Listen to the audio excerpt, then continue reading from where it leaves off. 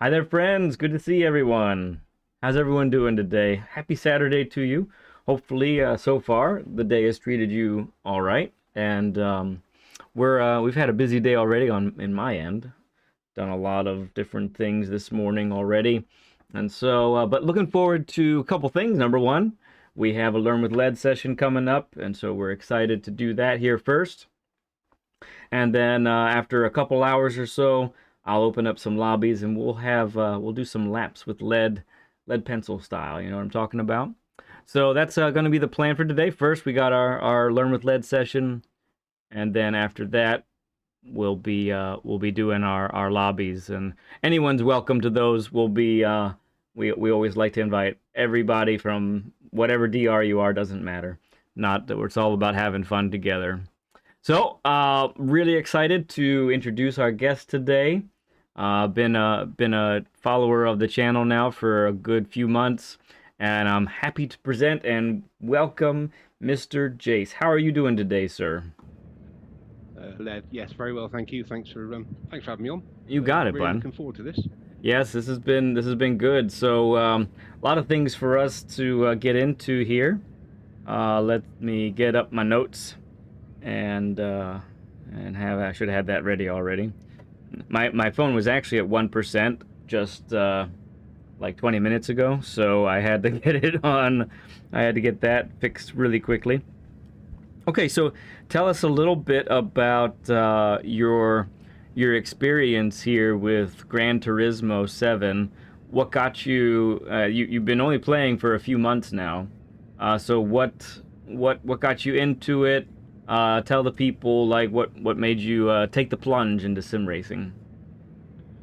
Well, I originally, I'm old enough, played Gran Turismo 1 on the PS1. Oh yes, I had a PS2. I've had every incarnation of the PlayStation.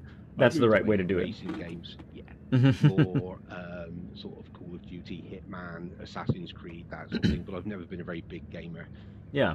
Bought a PS5 at the beginning of this year. I just needed distraction from things, and coming on into the year, I started getting notifications in my social media feeds about Gran Turismo 7. Yeah. Actually, I know I'll look into that. I'll look into that. So I spent a bit of time researching it. A lot of time on YouTube looking at it, sort of looking at Rory's stream and people like that. And I thought, you know, I'm actually going to get involved and have a go. There's no reason I shouldn't. I work hard. Why shouldn't I play hard as well? Yeah. There you go. And then after a couple of weeks of playing it, I thought, I work hard. I think I should play a steering wheel. Very nice. So you took the plunge on the wheel, and what did you end up going with? Yeah, I've got a Thrustmaster T598. Excellent. And a GT Amiga Apex wheel stand, so not a full sim rig. I do have an office chair that I sit in. So yeah, not upgraded to a sim rig yet. Yes. Keyword being yet. Right. Yeah, and many of us have been there, right? We hop onto this wheel, and we get the wheel, we get the pedals, and whatever else. But you know, it's usually quite a little bit of chunk of change right there at the beginning, and so often we do put off that that full rig, so to save a few bucks at least in the beginning. I was that way as well. Before I go any further, though, I have made a grave error, and I haven't said hi to the friends in chat yet, and I can't believe I did that. I'm usually spot on with that. But Blankenship, you get P1. Steven sells P2. Nielsen P3. Rob, you get 4th place energy. And our very own Jase, he's in P5. With, waiting for it, Chris Wood in P4. Sorry, in P6. My fault. Great to have you guys with us. Who else has come in that maybe I missed? Le Mans, good to see you, friend. And there's Wicked Quick, great to see you. And BL, still going and catching up here. All right, and then there's Slick. Good to see you guys. Appreciate you coming in, nice and early today.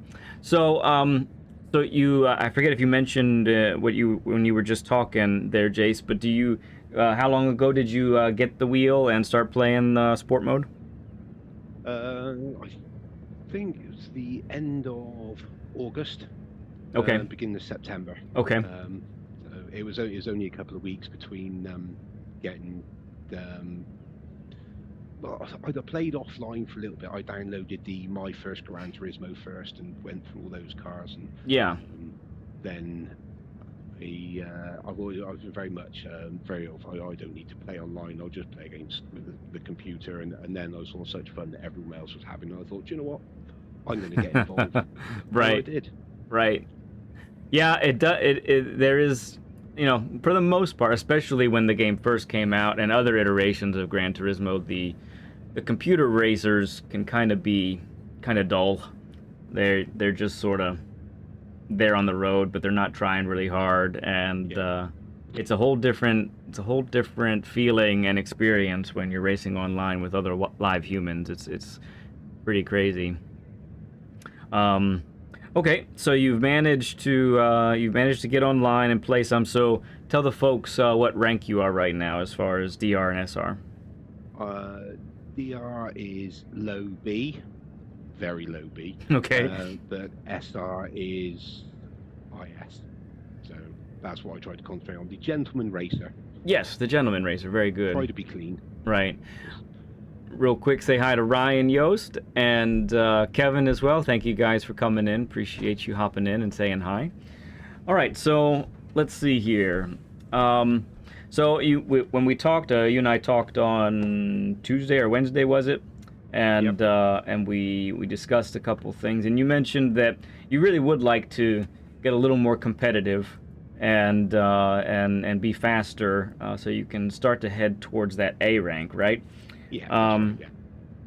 Yeah, and so that's one of the things that we're gonna kind of look at today, is to see in what areas are you and what tendencies do you have that are actually slowing you down. One of the things that I told Jase, everyone that's listening right now, is being often when I have a guest on, it's someone who's been playing for a year, 2 years, even, or since the beginning of the game came out, right?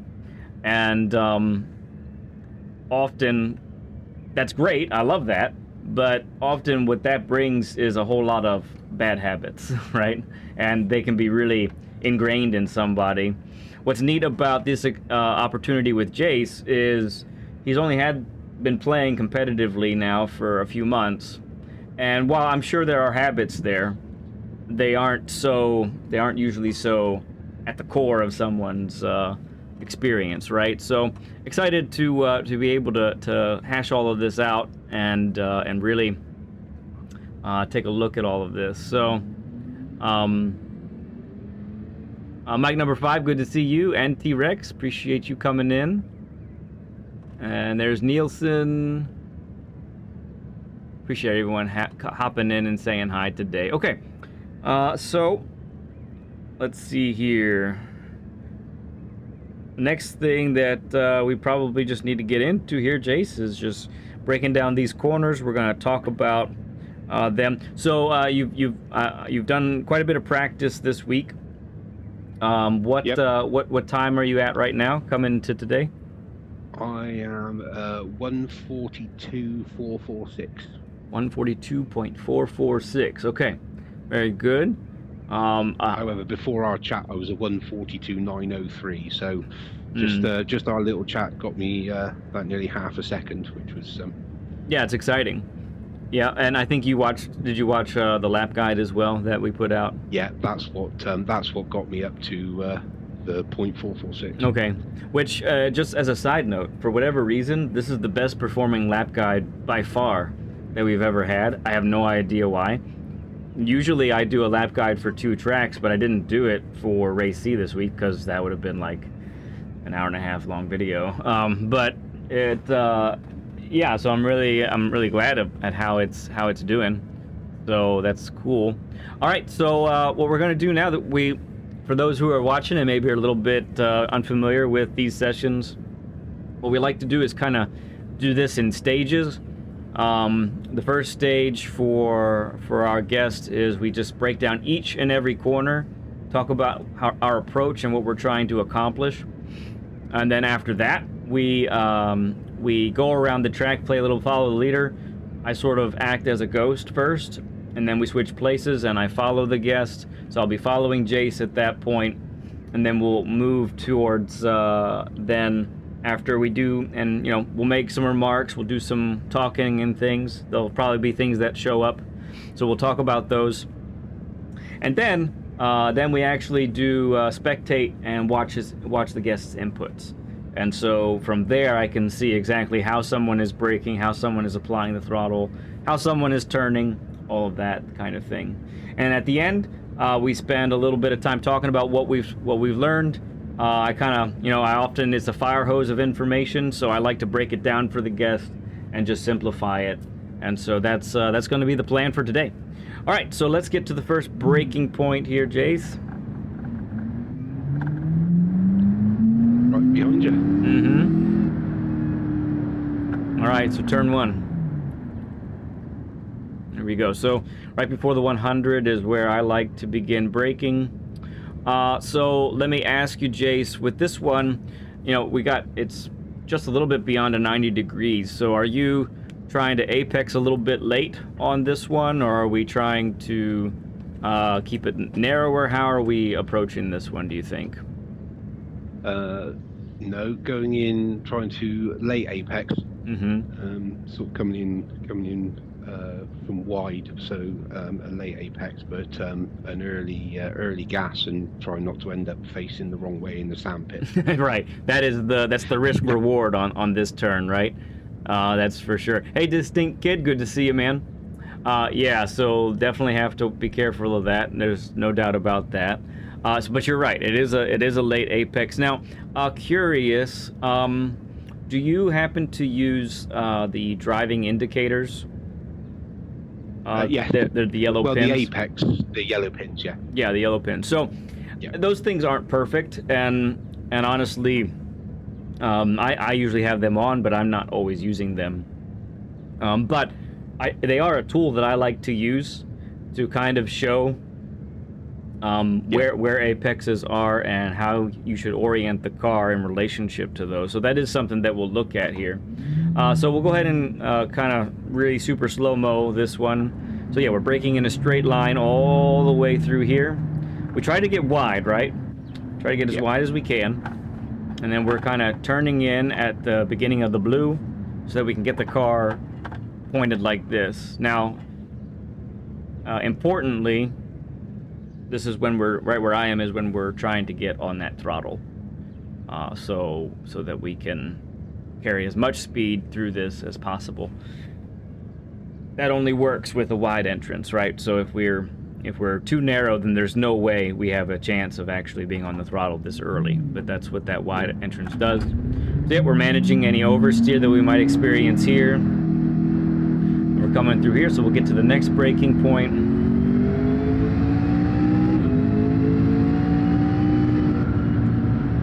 So when practicing, Jase, how has this left-hander and right-hander been treating you? What have you been experiencing here? I actually quite like it. I'm not going to say I get it right, but I get it better more often than not. Possibly there is more speed to be had through here, but it actually feels all right. I'm coming out over to the left to set me up nicely for the following corner. Yep. I don't think I'm braking too early. Everything seems to be, that feels okay. Okay, good.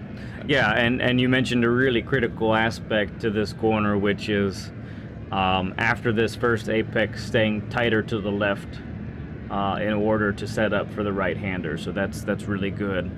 Yep. So we're at the braking point right here, right about where my car is. A late brake and a late turn in really helps with that objective of keeping it tight to the left, right?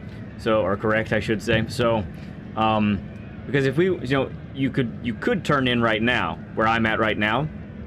Yeah. But that would almost certainly keep you closer to the right-hand side because of this angle of the entrance that we're looking at right now. All right, so we want to avoid that. I want to say hi to Peranouf and SBC69. Appreciate you guys coming in. All right, so that's why, let's kind of go super slow-mo again. We're braking through here. We turn nice and late, and we're decelerating all the way through this part. And it isn't until about right here that we actually get on the throttle briefly, right? Now, for the McLaren, do you know what gearing you're doing at this point? Are you in second, and do you keep it in second until you get to the next turn, or how are you approaching that?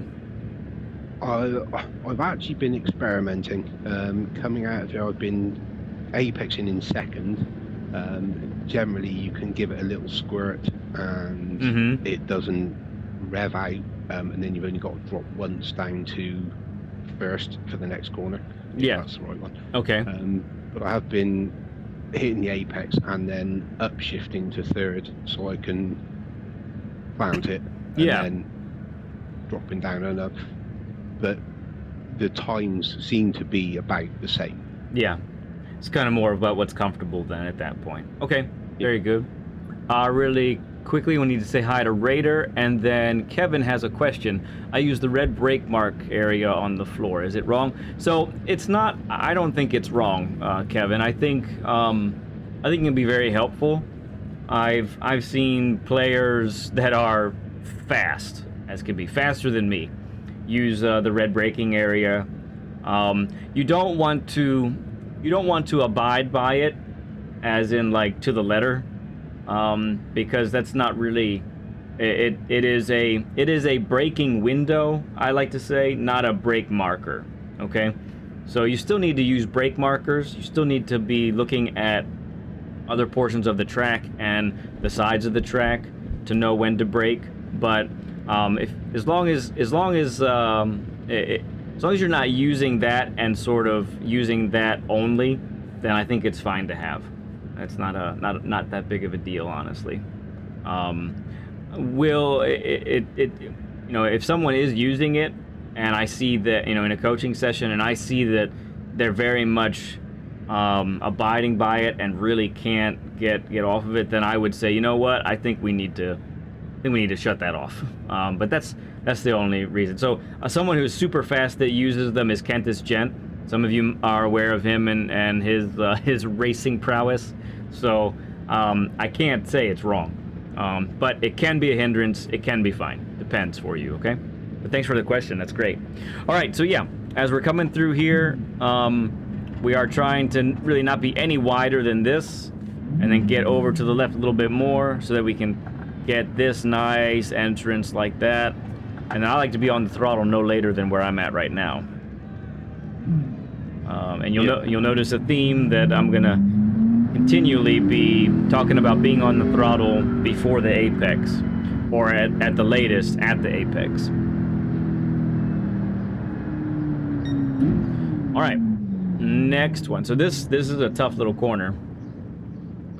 I like to brake just as I pass that second PlayStation board on the right. And basically the one reason this is tough is because your exit is blind. You really can't see it, and it makes it really tricky. So the key to this corner really is that wide entrance also, because even if you're a fraction too wide on the exit, you're gonna hit the wall, right? There's no other way around it. So getting this nice wide exit all the way around, basically following these tire marks just like this, and then we're waiting to see that break in the trees right there. Yep. And then once we see that gap in the trees, we know as long as we're nice and wide like this, we can plant it and be good. So how you know that you've nailed this one, right, is if you are... Oh, I hear bells. You hear that? I don't know if you're hearing the bells as well, but I just heard bells in the distance. How you know you've really nailed this corner is if when you get on the throttle right here, you actually are still tightening to the apex. Yeah. Right? You clip these, the curbing there, and then your momentum carries you out this way. Easy to talk about. It is really difficult to execute, but that's the idea. Yeah, was a bit of yellow paint on the outside of there from earlier on when I was practicing. Okay, good.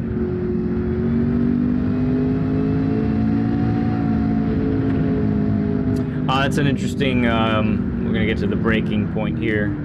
Interesting by T-Rex. He talks about how there's no wind in qualifying, but there is wind in race, and that does affect it. Yeah, I actually had an NRL final at this with F1 cars, and the wind was all over the place, and it made it really difficult, and it changed things heavily, severely, as far as braking points even. So you can even see now it's high, it's 19 feet per second, but it makes sense. I mean, these wind turbines are on here, and that's there for a reason, right?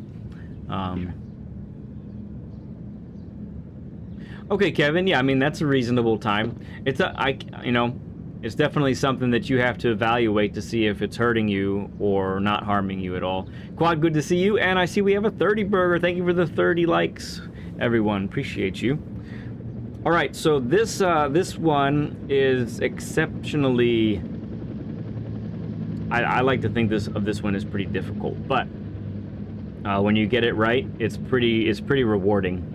So once again, with this one, we're trying to brake as late as we can and go deep for a nice wide entrance once again, right? So braking right before the 100 where I'm at right now, getting on the brakes, and then really going wide enough so that we're on this curbing is pretty important. All right. And getting this nice wide entrance so that we can be on the throttle no later than this part right here. And this is where there is a little bit of risk, but a whole lot of reward. So the earlier you can get to full throttle, the better it is for this exit. And there's a lot of time to be either gained or lost here. It really does amount to how much you can manage the power oversteer, right? Now, I find that the McLaren and the NSX both are very planted cars on exit. And so while you might find a little wiggle, it's often quite catchable. How has this turn been treating you, Jase? Not too bad. Okay. But then it tends to be a case of I tend to grind a lot slower than I should because I've either braked far too early, far too well. Okay. So I've not released the brakes in time to keep the speed up, or I braked too late and I'm going very, very wide and need to slow down to bring it back in. But a couple of times I have actually got it what I would class as fairly well spot on, and it's coming out of it has been really good, and you do notice the difference in the times. What's really important on this too is opening, being brave enough to open the steering early, so that you don't get too much weight transfer on exit, and it really makes the car want to spin. So you got to open up and really plan to be with your tires out here. Like, that's really where you got to be. It can feel risky, but it's worth it. Renzo, great to see you. Flick says he remembers that race. Yeah, that was something right there. Okay, we're gonna stop right here because this is kind of where the setup for this corner starts. So this is, in my opinion, the highest risk, highest reward spot on the whole track. You definitely, this is a tricky little section. So talk to me, Jase, about this one. What are you trying to accomplish through here, and in order to be safe, but also, be quick at the same time? Just to carry as much speed through as I can without getting the dreaded tire squeal and going to meet the barrier. Though, I mean, I'd still be flat here, very, very close to turning in. I very much base my driving off of the lap guide here. To the barriers on the right hand side, the blue and orange markers on the right hand side. Drop, little dab of the brake, and turn in immediately, even though you think I'm turning into the barriers. Because if you leave it any later and you get the tyre squeal and you're coming out of there Yeah. at 110 rather than 120, and there is a lot of time to be made there. But I'm just trying to be as smooth as possible. Yeah. Just get the lines right. Good. Yeah. For in race, you know, this is a corner where you have to find something that's comfortable and repeatable. And if that is a little bit slower than what you try in qualifying, that's okay. But in qualifying, yeah, you got to really work it out so that you are really, you know, to use an overused phrase, you got to send it. You definitely have to send it through here. Yeah. Okay, so yeah, what that line looks like then in super slow-mo, then we're keeping it nice and tight. We're braking later than we feel like is good, and we're turning later than we feel is good, but pretty much once we get to the orange and blue, like you talked about, we're braking, little dab of the brake, and then really, you know, the quicker you whip the steering wheel to the left, the quicker the weight will transfer to the right side of the car, and that's what you really desperately want. The timing for that is something difficult. If you still turn too early, then you are gonna end up you'll end up clipping the inside of the wall, or you have to make an adjustment so you don't, and that just slows you down. But that's definitely how you want to do that. All right, last major turn there. This one's very similar to the hairpin at the top of the track, where we're braking. We're planning on braking deep. We're planning on turning late and getting a nice wide entrance because we got a really long flat out section afterwards, for sure. So let's see. So how do you feel about this turn? Like what have you been experiencing for this one? To be fair, it's very similar to the hairpin at the other end of the track. I've got it what I feel is spot on a couple of times. Okay. But I'm caught between upshifting to fifth or leaving it in fourth. Both seem to be okay. Okay.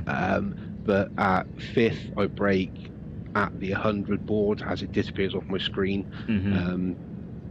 Sometimes that might be a little. I think it's just inconsistent with my braking boards, only by a meter or two maybe, but enough to make a difference at the other end. Right.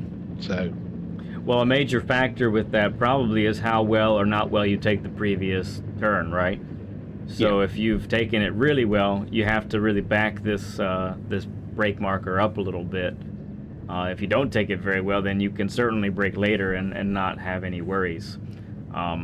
And that honestly, you know, I don't talk about it probably enough, but it's one of the key factors in time trialing and getting consistent is understanding when you've really nailed a corner and how that affects the next one, or vice versa, how when you've taken a corner very poorly, how that affects the next one. So that's for sure. Okay. So let's go ahead and look at this then. We're just braking in a straight line all the way through here. Turning in nice and late. You see that driving marker and you really want to widen enough so that you can kind of be parallel to this part. And you really want to be on the throttle no later than where I'm on right now. It might not be full throttle yet, but you're definitely working your way towards that as you come through this. And you plan to be on the right curb there, but you want to get back over to the left as soon as possible so you don't hit that dreaded wall there, right? Yeah. Which can happen. Yeah, I've been in that one. Mm-hmm, yeah. All right, so our tires are ice cold at the moment, so let's go back into the pit. And we'll play a little bit of follow the leader here when you're ready to get back in the pit. Okay, so I'll lead us here at first, and what brake balance have you been using for this? +5. Okay. I'm not sure whether that's right. I'm not sure if it actually makes any difference in my ability, but it might be. It might be. We'll see. We'll investigate that. All right, so we'll kind of go just kind of a little bit of a as far as a race car is concerned, we'll keep it nice and slow compared to how we would normally do it. Just really focus on the lines here for a couple laps.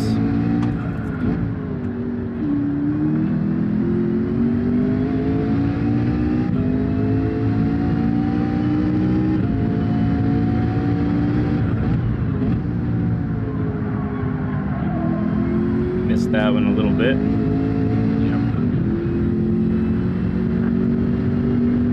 Okay. Up we go, up the hill. A lot of tailwind in this lobby right now.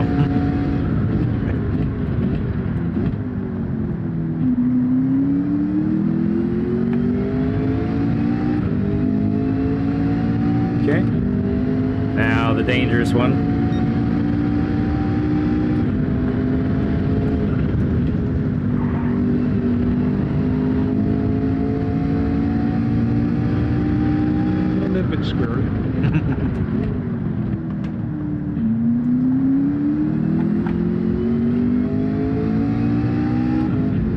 Okay, here we go.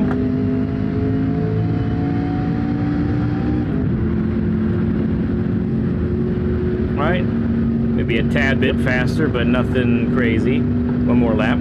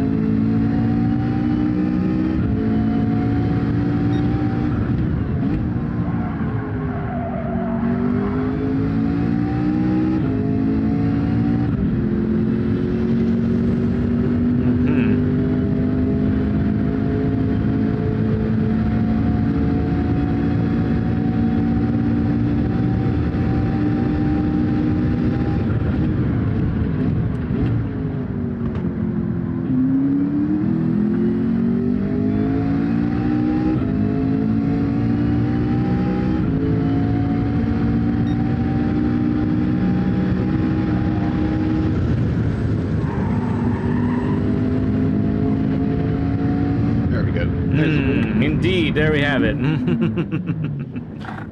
Well, it was bound to happen eventually. At least. Yeah. Might as well get it out of the way. Yeah. Okay. And I'm surprised I didn't do it on the first lap, so... Is that right? With that. Alright, you go ahead and take the lead on this straight here, and we'll see what we see from behind. You know?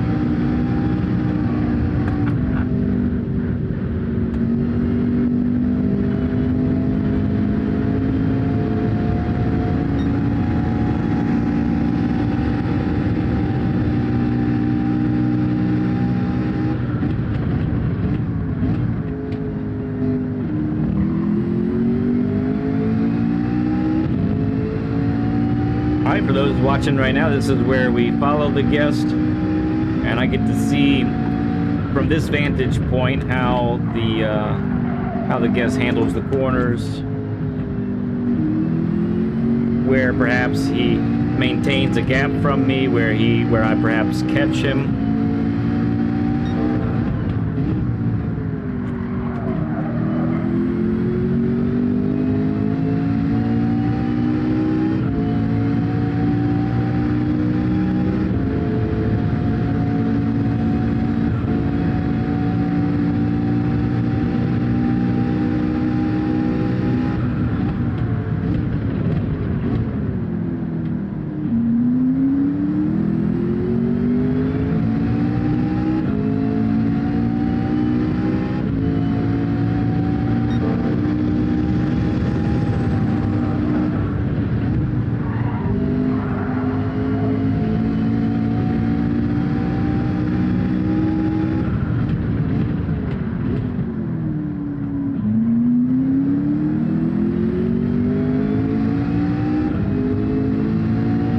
Really do like to stay cool here. Yeah. I'm showing, oh, the left front's 58, and the others are still in the 60s.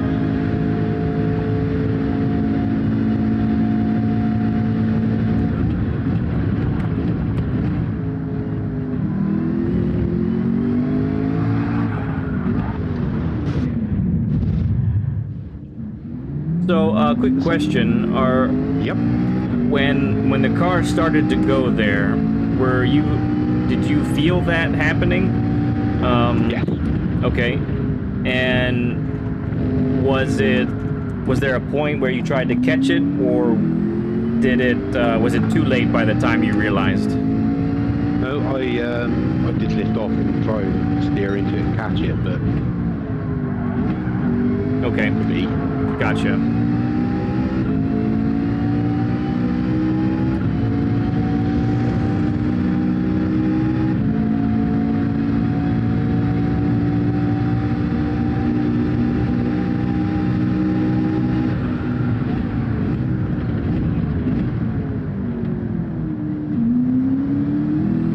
that's one of those turns I was talking about. I've got most too deep. And Yeah.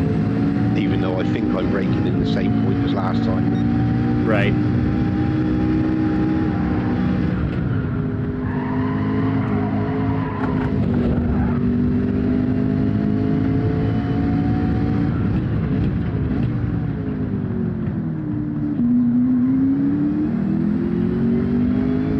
The belt-driven wheel like yours, better when FFB is strong. So the wheel feels tighter. It's better for it to be strong, Kevin, so that you'll be able to feel more of what the car and the road is telling you.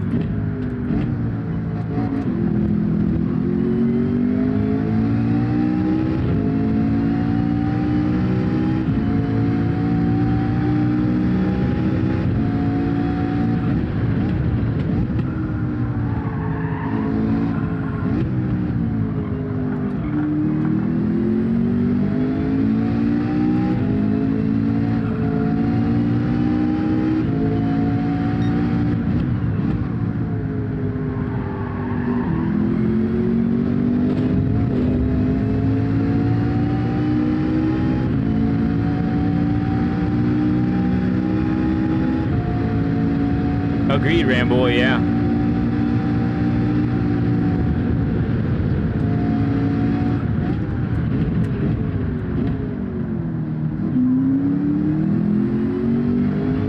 Jase, Ramboy is asking, does he detect a Somerset accent? Very, very close. Wiltshire.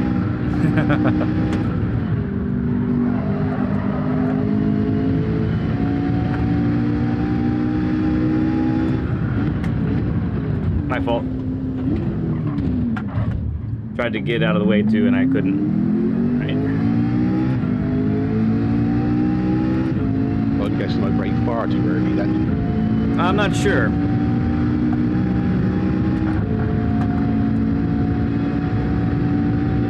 Judo, good to see you, man. Appreciate everyone coming in today and hanging out with us.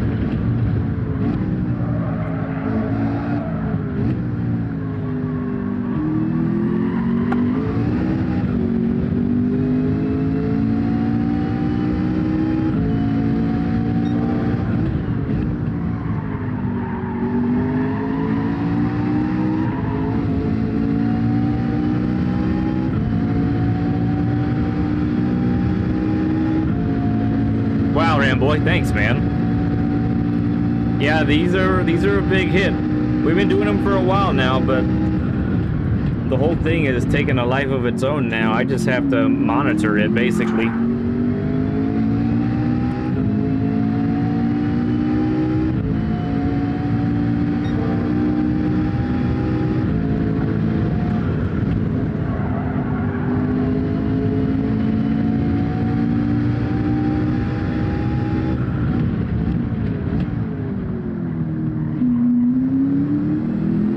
something I'm detecting, Jase, is Yep. everything feels a bit conservative. So are we pushing yet, or are you still just sort of going around and in a very comfortable method? What is your attack level right now on a scale of 1 to 10? Yeah, quite nearly 10. Okay. I don't know. I'll give it a turn it up to 11. Okay. And the reason I say is I realize that levels are different here, but yeah, I kind of like to see a mistake like that every now and then, to be honest. Oh, you will see plenty of those. Okay.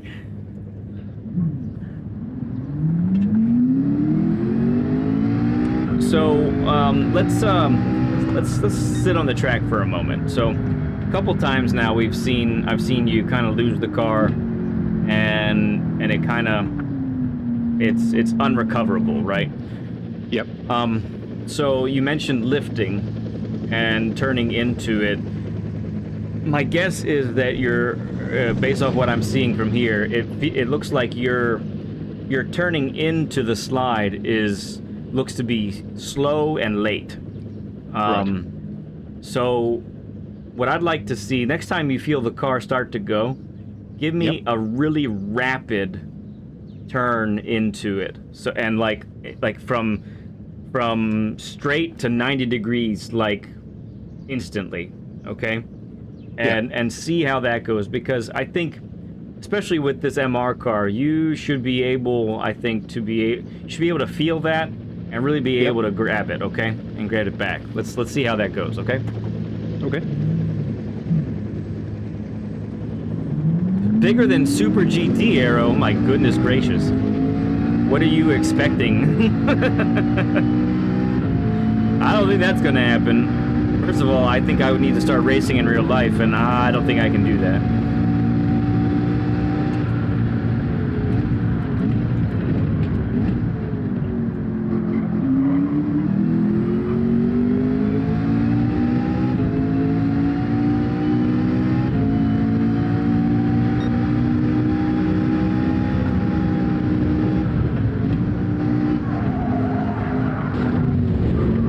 So easy to do there. We're not going to worry about that one too much.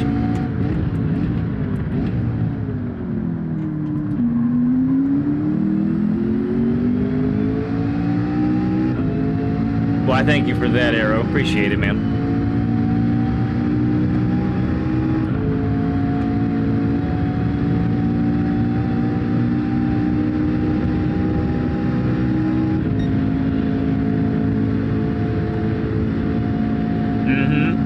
I like it, Ramboy. I'm gonna have to miss you again. All right, go ahead, back in front.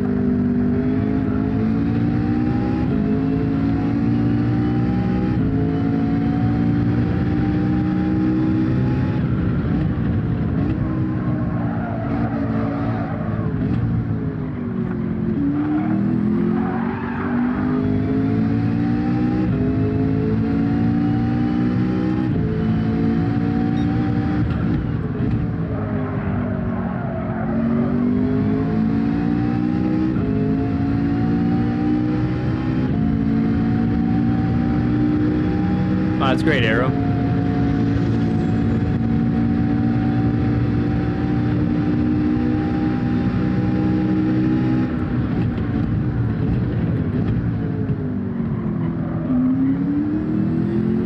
All right, so I'm gonna mention the next big thing that I've seen enough now to talk about it, because it looks like a typical thing rather than a one-off.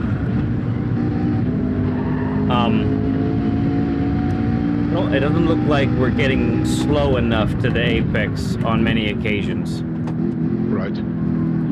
So when you're wide of the apex in some places, you are carrying more speed through it. However, because you're wide of the apex, you aren't able to get on the throttle as early as I am, for example. Okay. So let's let's really try to do whatever it takes to be able to clip all the apexes.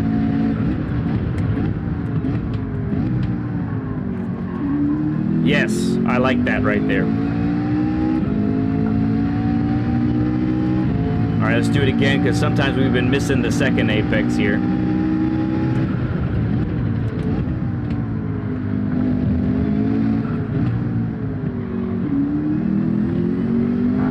Good. All right, this one's tricky too. Let's try it again on this one.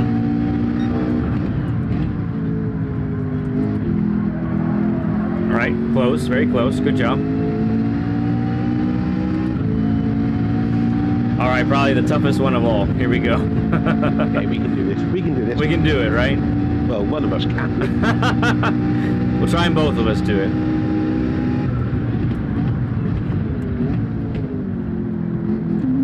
Yes, excellent. Very steady on exit too. Okay.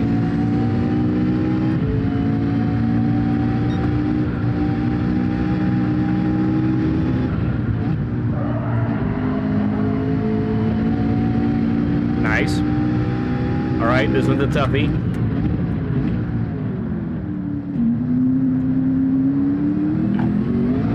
I was so close to the apex, I thought I was going to hit that inner wall. Very good. So, I mean, I don't know what just happened. I said do something and you did it for every turn after that. Let's do it again.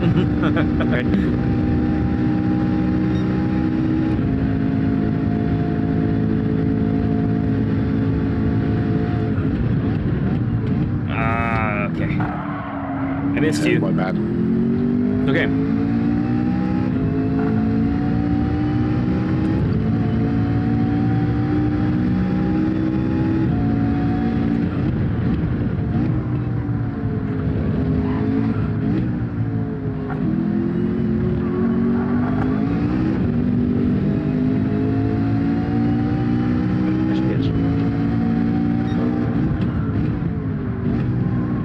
Cool stuff, Antenna. Appreciate you coming in and saying hi. Yeah, when we do a Learn with Lead, we always try to do it with one of the dailies, or sometimes two of the dailies. That way everyone watching can kind of easily relate to what's going on.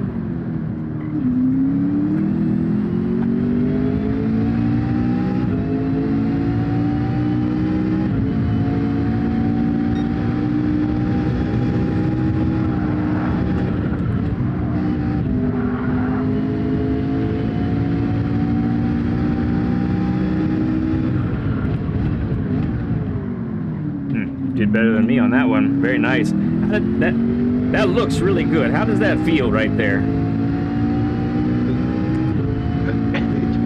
It actually feels slow and more kind of, slow is smooth, smooth is fast, and I understand, slow in, fast out, but I think it's something I've got to get my head around. It's actually a slower, smoother, more controlled entry. Yeah, so every corner has a minimum speed that you really need to get to. Yeah. And a tendency that many of us can have is, like you said, it feels slow, so we avoid doing that. But what you're doing is compromising exit speed when that happens. Yeah.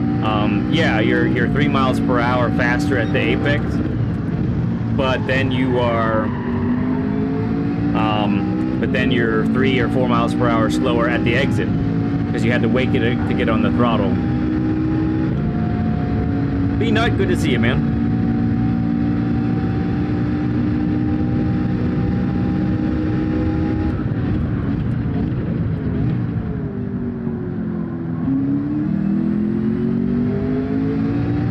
That was rapid.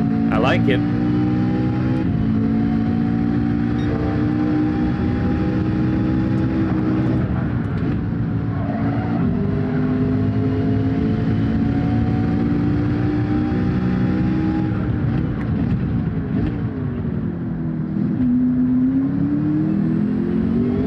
Nice. That's really good, Jase. Getting there.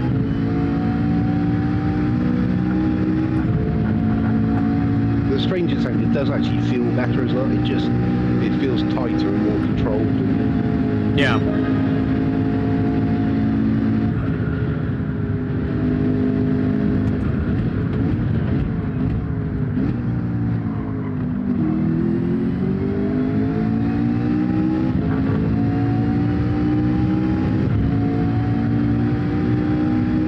LG, good to see you, friend.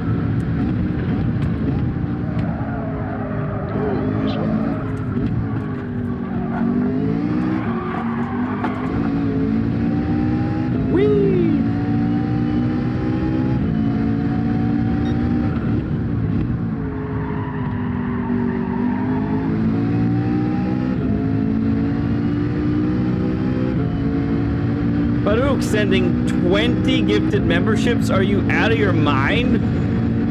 Oh, everyone throw up a stud emoji for Farouk, please. Oh, thank you so much, man. That's way too generous.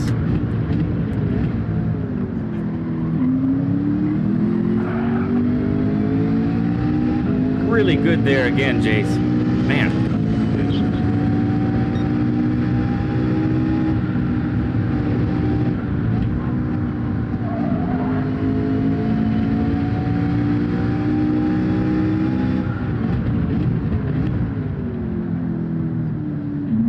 All right, we're gonna play another game here. I'm gonna take the lead.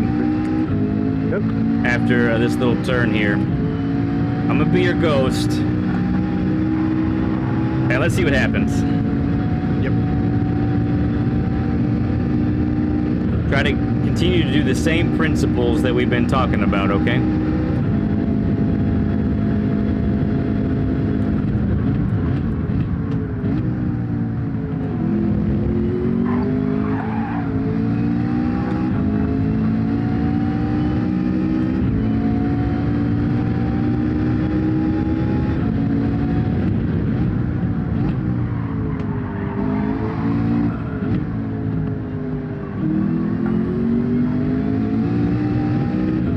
Nice.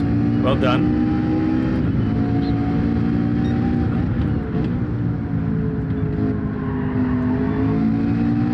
Ah, too early. My bad.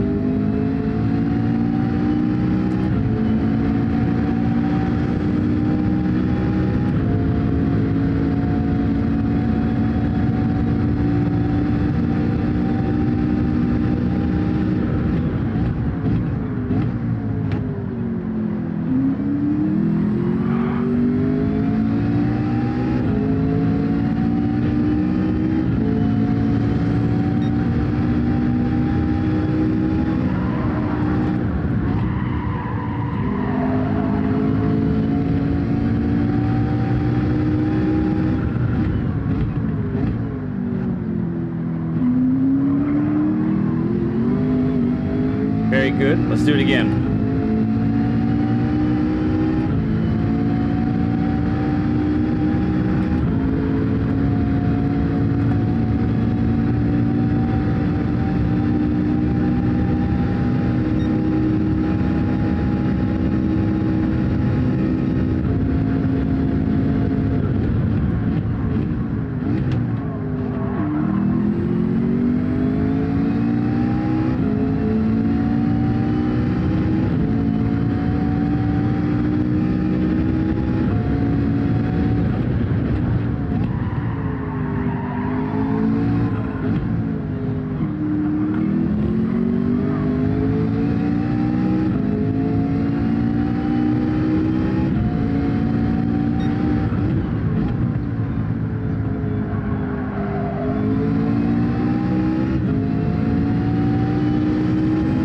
Yeah, turning in later is often very much faster than turning in early, because you can carry that speed with the wider entrance.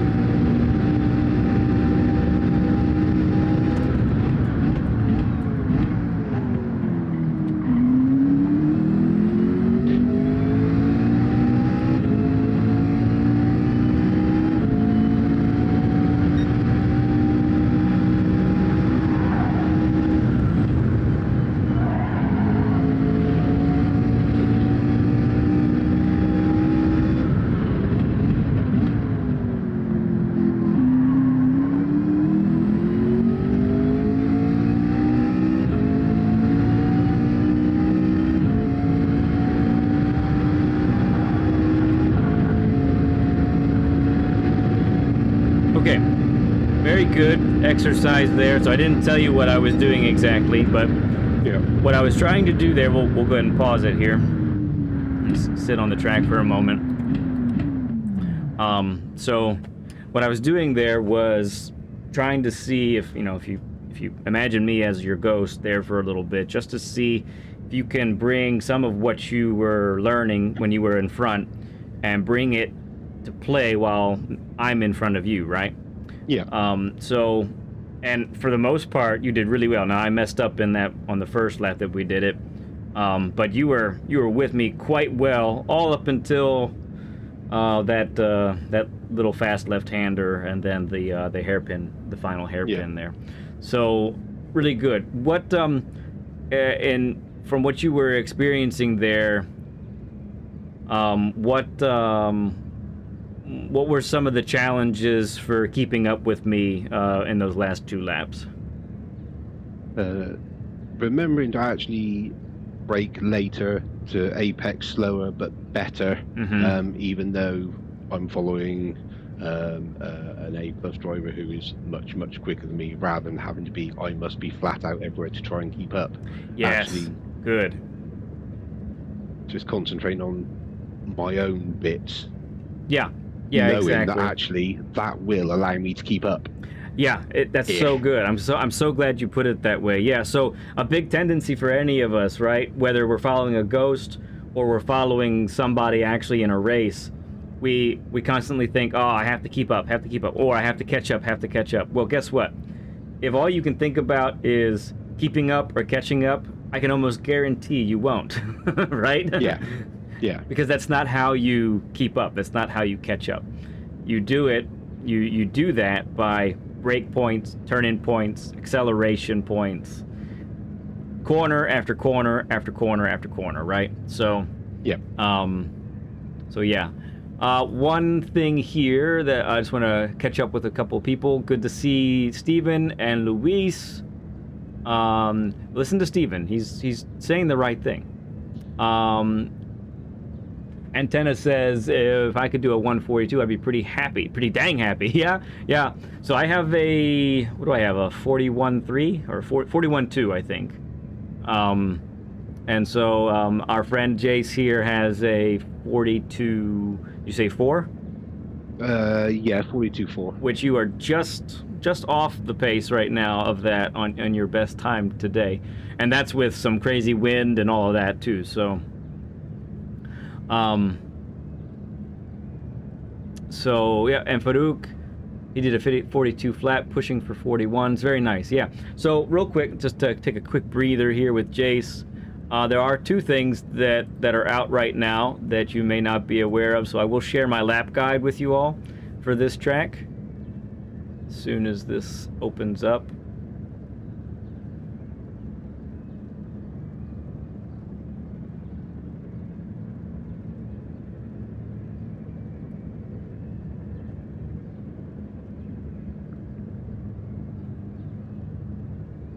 Meant to do this earlier.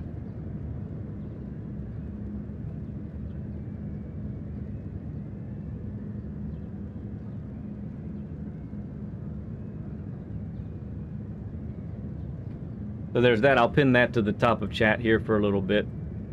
So in case you're looking to improve your time, that lap guide that we did on Monday that I released on Tuesday, that might be of help to you. Okay. So Jase, I think, are there any questions or anything that you're thinking about so far in the session? No, just thinking about doing what you tell me to do. That's fair. Yeah. And it's working. Following the lap guide, I was really chuffed with my 142.9 at the beginning of the week. I followed your lap guide and did what you said on a 142.4, and I'm like, wow. And I haven't been able to master that every lap, but sure. I did a 10 lap run earlier on. I think there was a couple in the 142s. Most were in the 143. Yeah. 0.3, 0.4. I had a few wobbles, but they were only high 143. So, that was just the lap guide. So, yeah, it's all helping. Yes, excellent, very good. Yeah. So So yeah, it's just about putting that together. Now, again, for those who are just watching right now or just joining, Jase has been playing the game for about 4 months, or since August. Yeah, 4 or 5 months. Yeah, about almost 5 months then, and so we're trying to be, you know, there's a lot that you are still in the process of learning, and I didn't mention this in our conversation, but there is something to be said too with a relationship between the driver and the sim wheel and the rig that they're in as well. And so honestly, you know, you've had the wheel for a while now and you might feel really comfortable with it, but the truth is, if I'm being honest, you are still learning in some regards that wheel. Oh, absolutely. Yeah, you're still learning what it's telling you. And then, you know, as you tweak settings here and there as well, then that can change your feeling as well. So one of the things I wanted to ask you about your wheel and the settings is, do you how strong do you have the force feedback at right now? Do you know, off the top of my head, I couldn't actually tell you. That's okay. Is it then? Have you not messed with it at all, or just left it at default? No, I did change it on one of the dailies, or one race I did. I had to drop it down a little bit because the wheel was trying to snap my wrists. No, so I had to back it off a little bit. Okay. It sounds like I have upped it since. Okay, I like that. It sounds like you've tweaked it some. Yeah. What I wanted to make sure was that it wasn't too light and fluffy, No. so that it feels like you're driving on clouds type of situation. So that's important. Really quick, let me catch up with Chet, because there are questions coming through, and I want to make sure it's part of what we're doing this. Lap guides, they're good, but don't great drivers figure it out on their own because they know the science of racing? Well, sure, yeah. But I find, so in the first 2 years of me driving in the dailies, I was watching lap guides nonstop, and often I would watch more than one, because I found that when, you know, somebody might cover something that the other one didn't, so I would often watch 2, maybe 3 lap guides on Mondays and Tuesdays, and honestly, what that did was it helped me become a better driver and a better analyst of tracks and cars and that sort of thing. Yeah, no, I get you. So they have benefit. Now, I will say at this point, I will only check a lap guide if I'm not positive on gearing for a car. But if it's a race car at this point, I can pretty much manage it on my own. I might watch a fast lap replay for gearing as well and that sort of thing. But honestly, as part of the learning process, I think lap guides are really important. Yeah. Yeah, I appreciate that, Sarah Gone. I explained why corners are taken a specific way. So if you see a lap guide of mine, you know, my lap guides are easily twice as long as anybody else's, but I do it that way on purpose because I'm really trying to talk about each corner. And my goal, it really is to try and talk about what you do want to do, but also what you want to avoid. Because often I found that if I also talk about what we need to avoid, someone watching will inevitably be like, oh, that's exactly what I'm doing. Oh, nuts. I need to not do that. So that can be really helpful, right? So that's the idea there. Consistency is massive. Just keep trying to have a... Yeah, Ramboy, you're quick. Now, I think you've been getting more time to practice. I have not. I put up my 41.2 on Monday, and I haven't tried it since to get it. Well, I tried briefly on Tuesday or Wednesday, I think, and that was it. But I don't have as much time to grind out the qualies. Oh, fantastic! You found us by the lap guides. That's so cool. Excellent. Okay. So the next thing I want to do, JC, is we'll stay on this track. Let's go ahead and get back into the pits so that our tire temps can reset. And then what I'm going to do is I'm going to spectate you from here, okay? So, Okay. you go ahead and once you're ready to get going, we'll go ahead and do that. And we'll be able to see your inputs, and that's really the goal in this regard here is to see our friends' inputs. Got to display all if we want to see the inputs.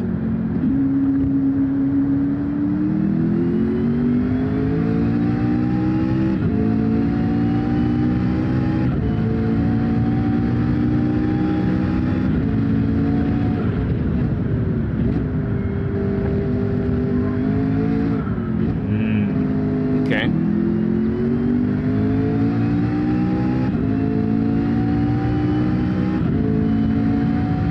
So while you're going around on this outlap, Jase, I want to talk about a couple of things that I think are really good, especially for a newer driver like yourself. Your trail braking and the way you brake is honestly quite nice, and it's more refined than a lot of newer drivers are. Even right here is really good how you end up. Really, you're using the whole range of your brake pedal, which is honestly pretty rare for a newer driver like you. Right. The other thing that I want to commend you on is you are really good at using the width of the track that's given to you. Also unusual for a driver that's newer.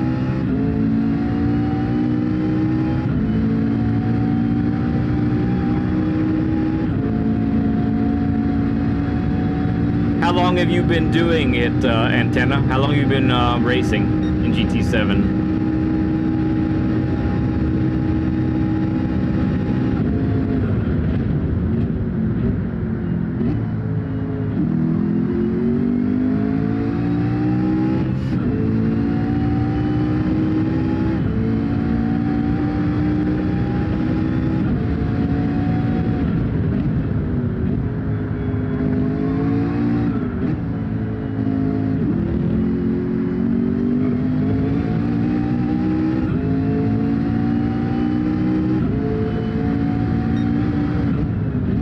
About a year, but didn't play a lot at first. Okay, quite a lot now. Well, the fact that you're taking it a little more seriously now, you really got to be able to identify what it is that you're doing that's making you slow. And if you're unable to do that, then that's often when people ask me for a session. But if you can identify what's making you slower, then that's really a big part of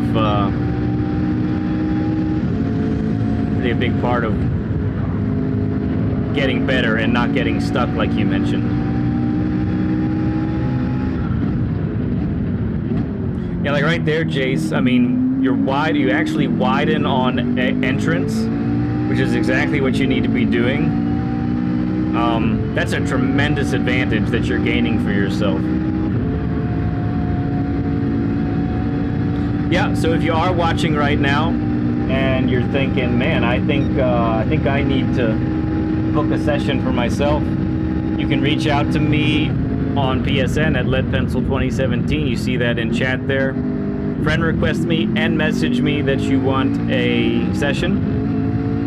The other way you can reach me is to find me on Discord, join our Discord, and direct message me on Discord. The link to our Discord is in the description on this stream.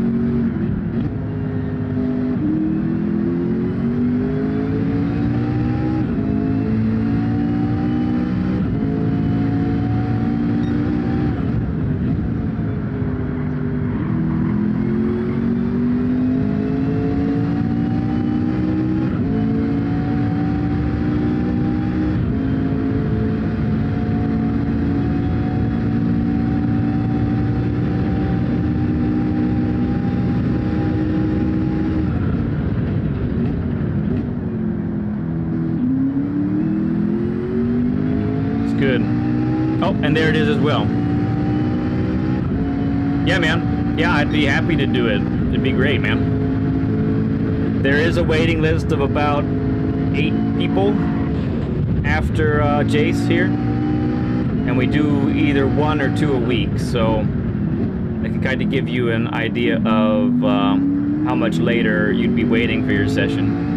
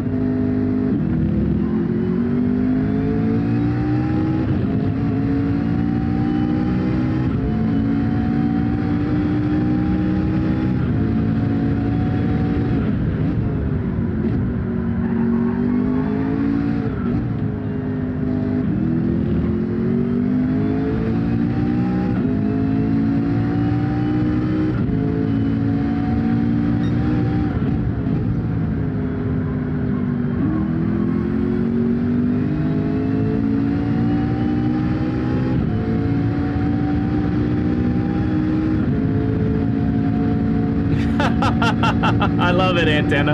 Antenna says, Jase says, well, you should know, I'm kind of a big deal, so I should go to the front.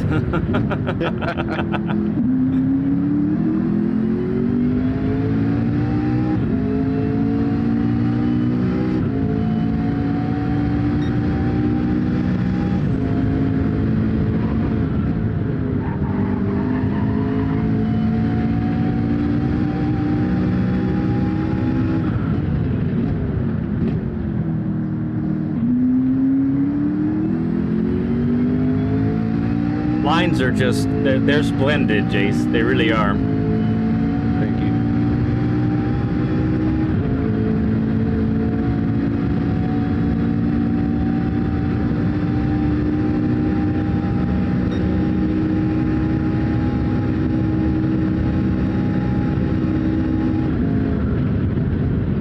All right, so let's talk about gearing for a moment. So don't rev the crap out of the McLaren in 5th. I'd like you to shift to 6th a little bit sooner. Right.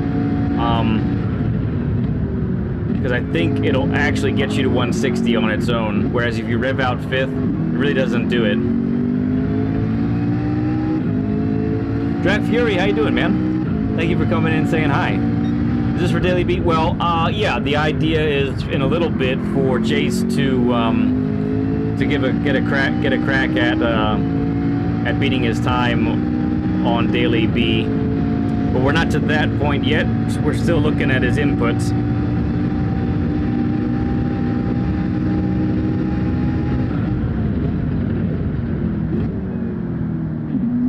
It's the first time you've missed that apex in a long while.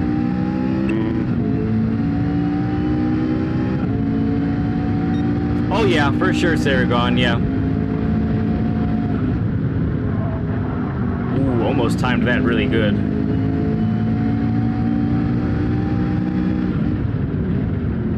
Alright, so let's experiment with that gearing this time through, okay? So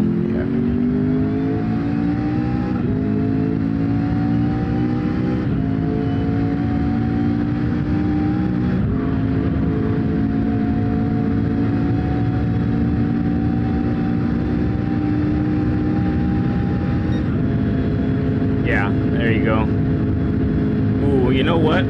You might need an oil change on this car. Or, oh no, you know what? It's a headwind. That's what it is. That's what's going on. You have a massive headwind going down there. Okay, that's why. All right, so 5th it is, but in the actual daily, I think we'll be shifting to that sooner. Yeah. All right, and pretty soon I have the next major takeaway that we can talk about. Okay. We mentioned in the daily race, I'm completely unnerved and wild. It's so different to a TT. Yeah. So one of the other things that I offer free as well is a Essential Racing Strategies dearies, I will, I'll take and, I'll post that here for you. If I can spell. All right, go ahead and take a breather, Jase. You can take a breather. You've been going hard here for a bit. So real quick, while Jase takes a quick break. So this, what I'm pinning to the top of chat right now is the Essential Racing Strategies course that I offer free on my channel. It takes you through the DR system, DR ranking, I should say, goes from starting in E rank all the way up to A+. You might find that pretty helpful for some of you, because I do agree, racing with others is a totally different discipline than racing or driving by yourself and doing a qualifying time.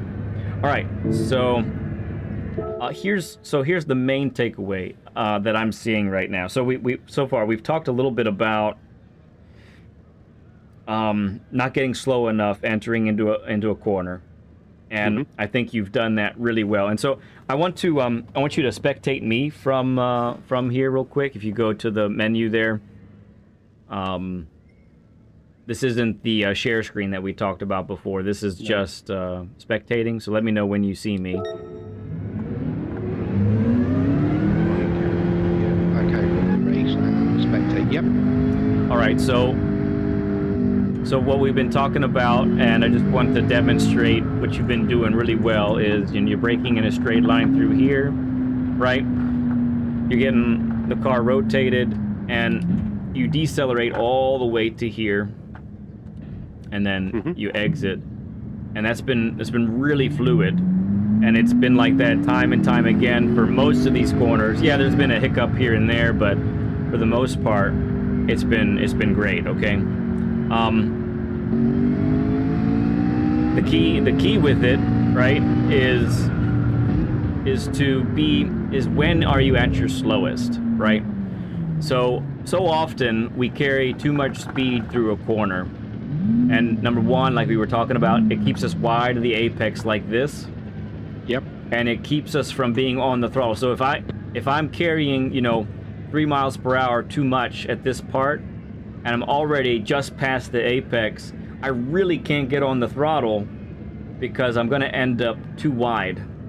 So I have to wait to get on the throttle, which is just killing exit speed, and it's just not going to work very well, right? Yeah. So that's why, we can't be at our slowest here.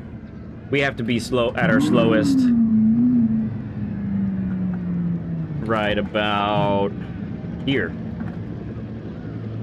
Now we can, and the way I like to describe it is, we aren't just trying to hit an apex, we are trying to accelerate through it, the apex. And I think that's really critical.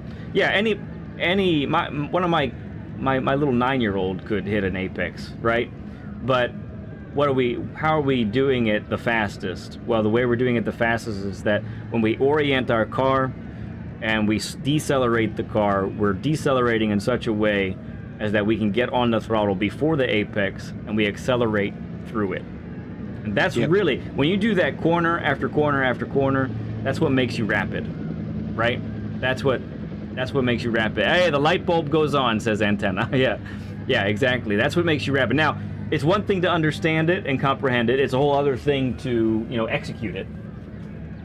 But that's the plan, right? That's what you're trying to do, turn after turn after turn. All right, so here's the thing, right? You can stop spectating me now. So what the deal is here, okay, Jase? So I'm gonna put it to you nice and plain.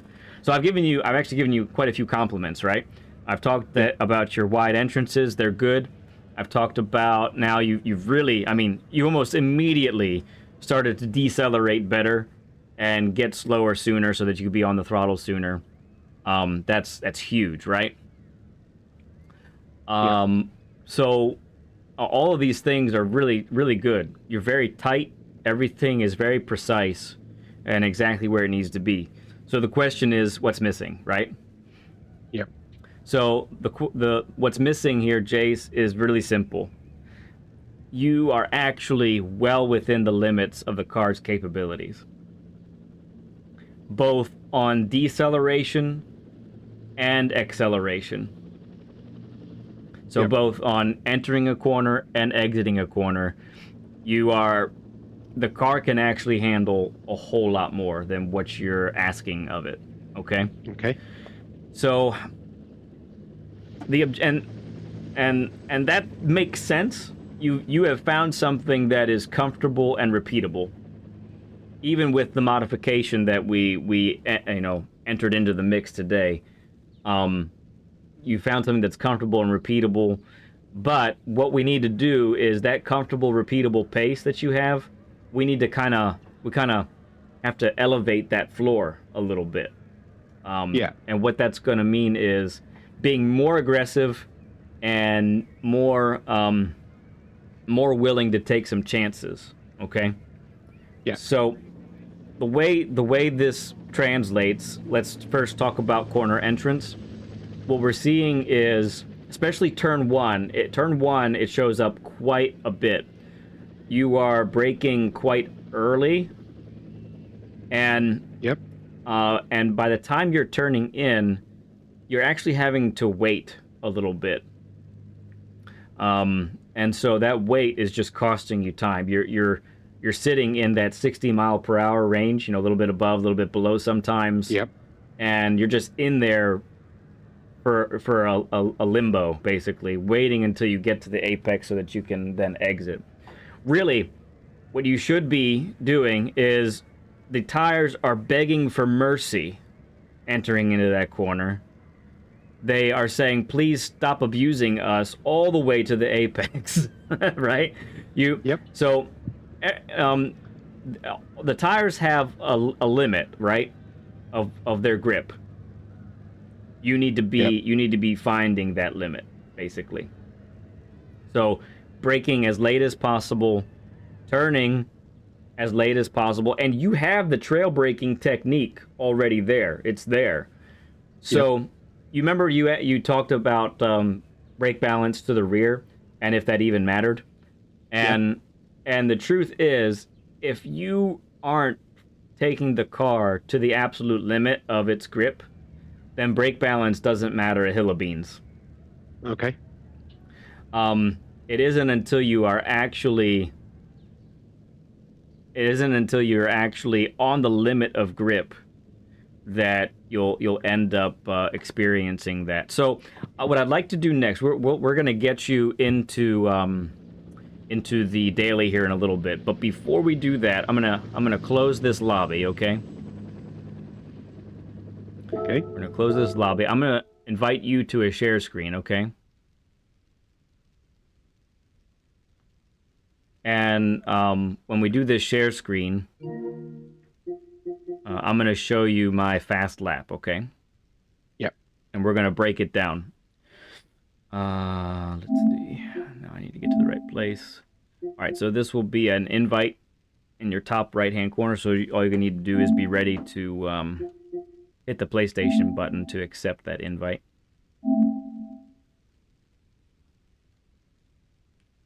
Yep, not too far away. We're almost there, Drac. Multitasking mode or full screen? Full screen would be best. Full screen. There we go. Hey there, the commentator. Increased tire sound. Yeah, well, you don't want to be exceeding the limits of the car, right? But you want to be just at the limit is what we're talking about. Yeah. All right, so let's get over to my replay here. So this is the time that I put up on Monday. At the time, it was top 250. I think it's outside of the top 500 now, but it will give us the idea.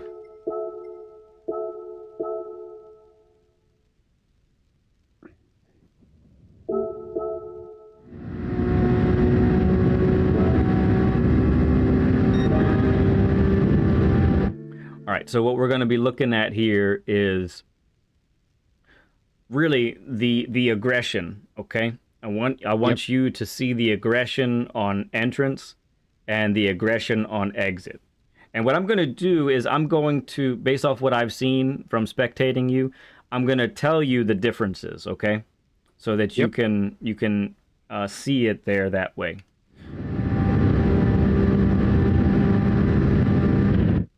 All right, so just on the brake, as I clip the 100.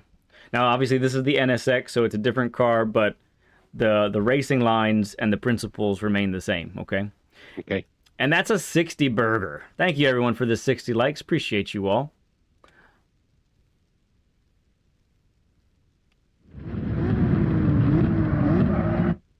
Okay, so interestingly enough, I'm braking pretty hard all the way to this part. Most of the time, you'd think, wow, the car's not going to want to do that. But the reason that braking this hard all the way to the apex works is because of the banking that turn 1 has. Yep. So you see my input there. I'm nearly 100% all the way to this part. The other thing, I'm going to back it up one more time. The other thing that I want you to see is watch the rear end of the car on entrance.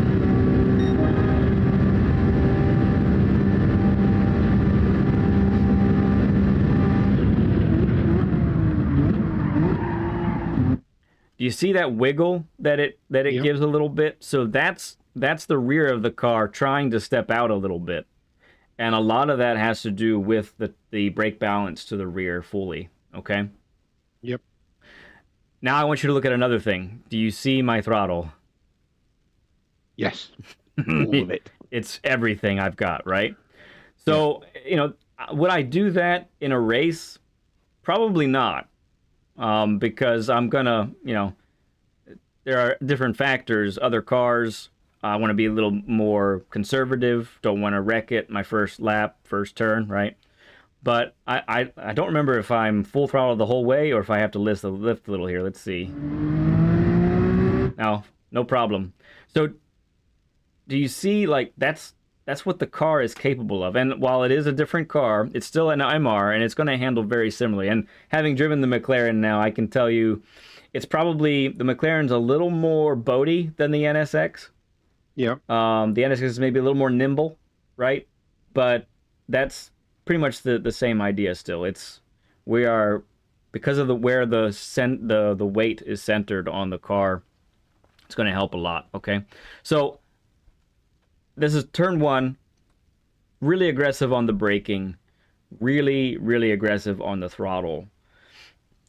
The differences are twofold in turn 1 for you and for me. Yep. What I've seen on the regular here is right about here, you're at 50% braking.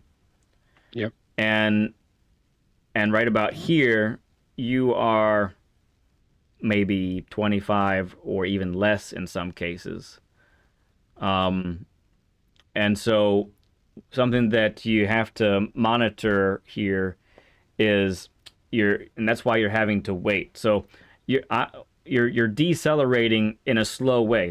I know that sounds kind of weird, but does that make sense? Like, Yeah. you're decelerating slowly, which, if you're driving to the grocery store, that's fine. But we're trying to, kill lap times here. So it's totally different. And then same on exit. On exit here, you're very tentative. I think you're probably frightened of power oversteer, and I totally understand. But really, I think we need to get to in order to get to the next level, you have to experience some of that power oversteer and live with it. Live with the mistakes, live with that type, and start to be able to wrangle it. Because here's how you're fast, okay? This is the fastest in the world. And I don't do this as the fastest guys in the world do. What they're doing is they're gaining rotation on the entrance of the corner and the exit because they're on the limit of grip the entire way through, okay? Yeah. And so that's the idea there. Don't drive my driving to Walmart, please. Hey man, you drive to Walmart however you want. So I'm gonna let the lap kind of go a little bit more.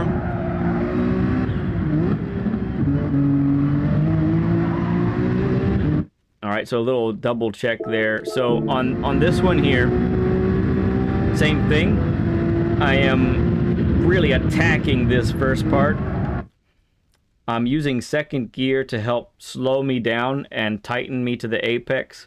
Whereas it feels like when you're in second gear, you're doing it more out of a courtesy to the car, if I might say.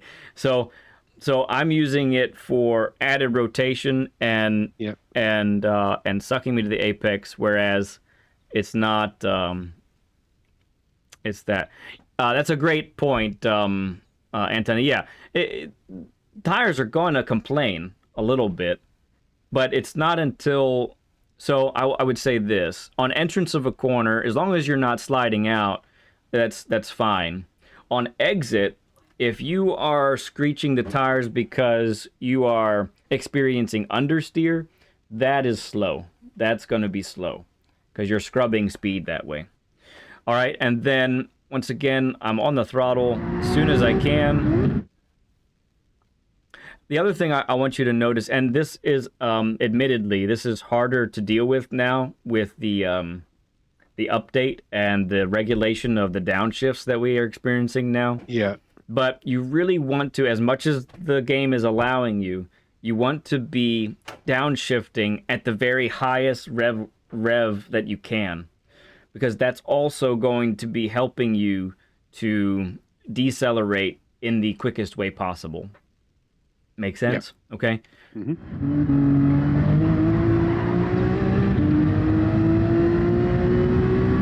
Another thing you're going to see when I'm taking these turns is how much the weight is shifting. That was close. And so that weight shift is also, it's making the outer tires grip more heavily because of that weight shift. That weight shift really comes into play in the fast left-hander coming up. Okay, so this one is another one that I want to contrast with you.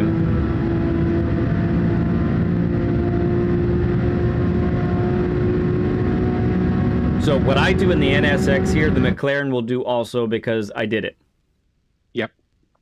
With it. So braking in a straight line, right? Getting the car turned. I'm on the throttle now. You see that? Yep. Okay. And then fully as soon as I dare, which is apparently right here. You're not fully, I'm going to tell you right now, you're not fully on the power on this corner until about here. Sometimes later.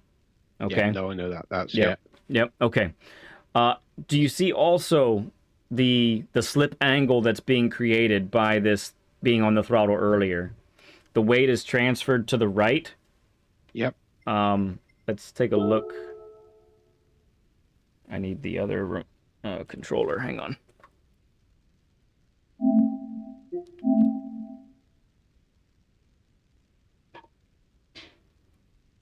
Yeah. So you see that angle there and how it's compressing on this side. Yeah. Whereas it's open on this side. It's getting all the grip on these on these right tires here. It was the left a second ago. Okay. Let's keep going. So that weight transfer really comes into play here on the left-hander. Boom. And so that little bit of and to be fair, you do this really, really well. It's very consistent. Minimum, I can't do that every time. Goodness gracious, 116 at the apex. But again, getting the car and being right at the limit of the car is what's taking place there. And you see that it's working. It's working. Last big turn here. Throttle. And I'm 75%, waiting to make sure I make the corner, it looks like. And then I'm on it.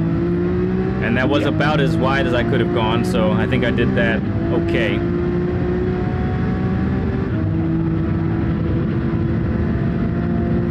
then that ends up being 42-2 or 41-2. Yeah. Okay, so that's the demonstration there, right? So we're trying to get the car to be at its very limit, and I think that's really what you need to work towards, because everything else is technically really sound, and the only thing that we can do beyond this, honestly, is to push it. Really, that's what I'm seeing. Okay, all right. So Okay. we're gonna exit out of this. Let's do a share screen from your end. You'll need to exit the share screen that you're doing right now.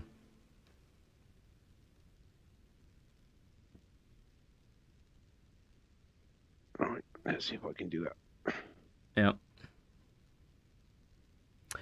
Braking first, then downshifting antenna.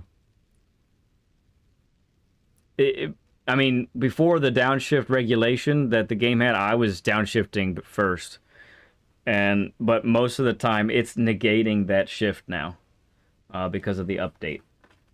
You can try it and it'll just say nah, and you'll have to wait way too long to get it down. Right.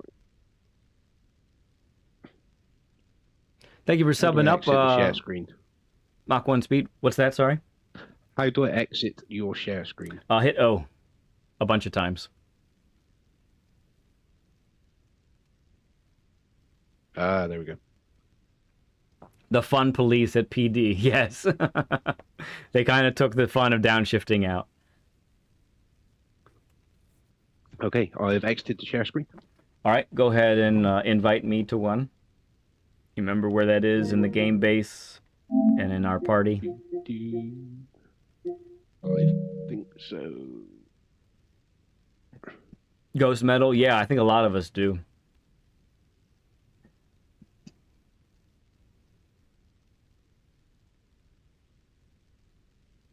Yeah, Ramboy, I think you're right on the cusp, man. You're right on the cusp of being there for sure, based off what you're accomplishing. All right, Jase, we see what you see now. So go ahead and head over to the daily, get your car, and do what you would normally do. If you follow a ghost, go ahead and do that as well. Okie doke. Apologies to everyone else. The game sound will be pretty much muted all the way. This is just sort of a byproduct of the share screen, but it's the only way we get to see him do the daily, or do the time trial for the daily.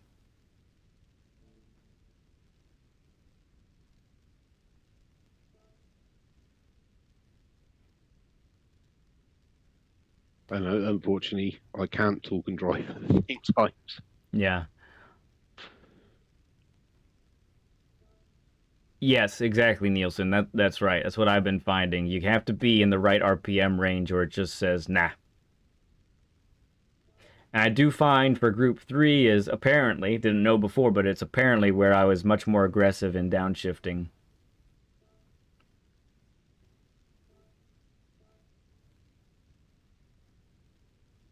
So did you want me to actually start a race and then do the time trial up until the race, or just do the time trial? Just do the time trial. Yeah, no race at this point. We hadn't talked about you doing a race, honestly. No, yeah, that's fine. Yep.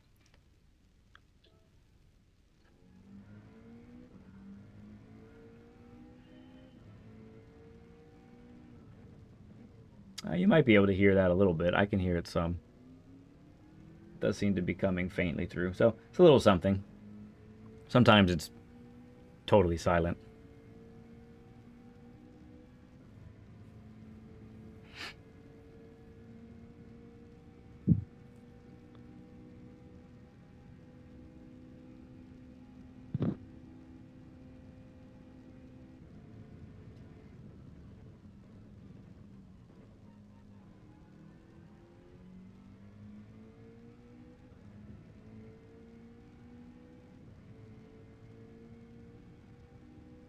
Yeah, but I can't get it anymore for you guys, the viewers.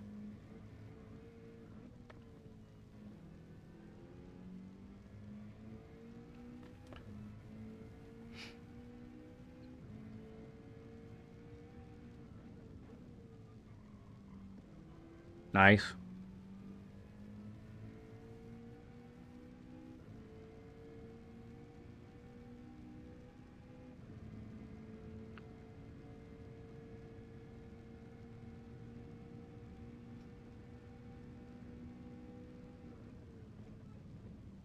Yeah, it's to the max. All right, I like that aggression there, Jase. I like it.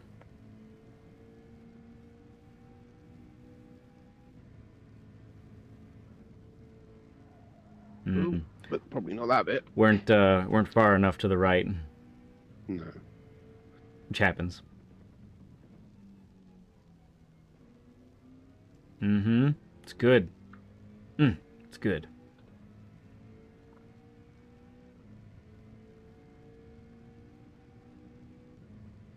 Did we move the brake balance? I might have missed it. We did. Yep. Okay. Yeah, I would suggest brake balance +5 unless if you're going for speed, I think it should be +5 to the rear. Unless under braking you lose the car, then dial it back some. That's my philosophy, at least, because you're gaining rotation on entrance. As long as you're at the limit of grip, you are gaining rotation.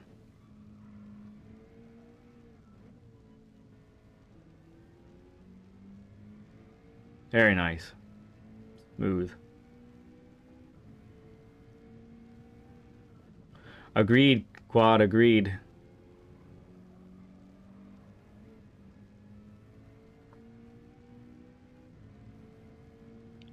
So I have multiple videos on brake balance now.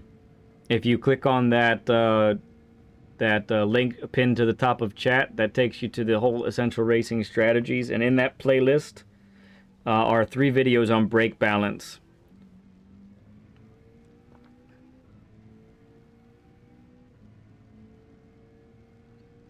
One focuses on tire saving, the other one focuses on using brake balance for control, and the other one focuses on brake balances to be fast for speed.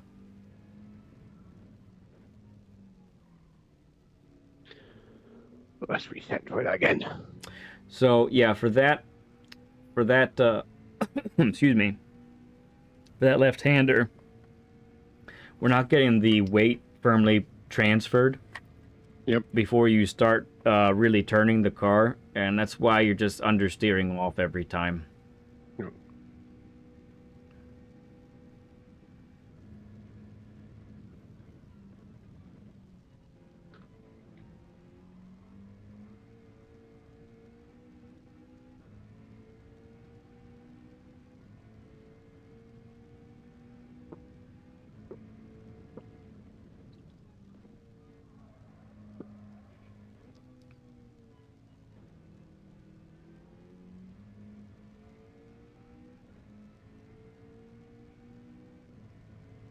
Oh, thanks, Steven. Appreciate you, man. And the series is growing. And more videos to come. Latest cornering video is out right now.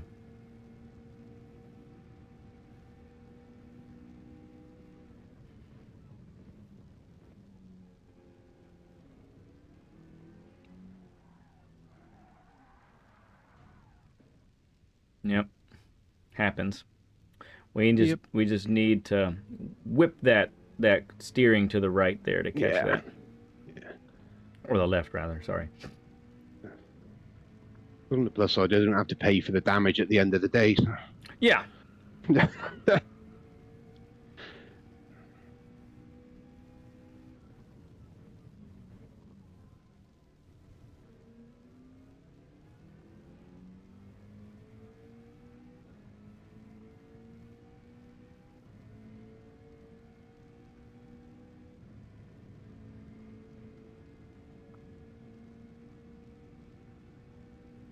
Aggression. Just a reminder too, once the session is over, we'll be opening up a lobby. We'll do, I want to do some more racing at Yas Marina and Gilles Villeneuve as well.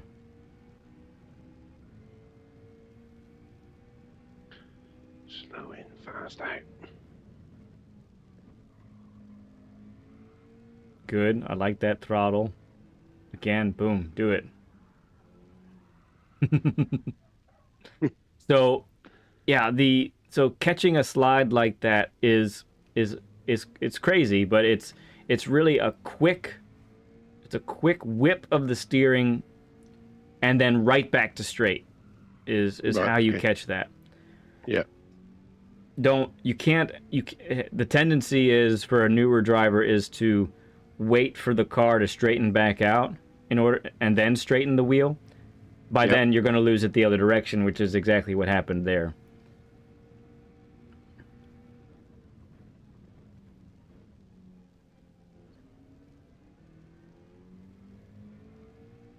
I like him with counter steer off.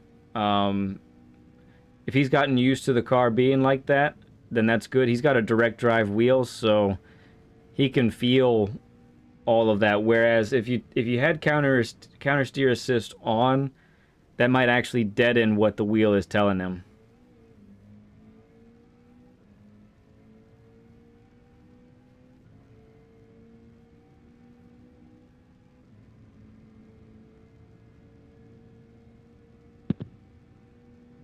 Thank you, Blankenship. Okay, Steven, sounds good.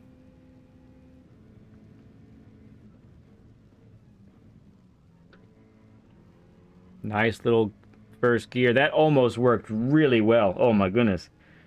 Okay, so hey, that just want to let you know that Yep. that was an elite entrance to that corner.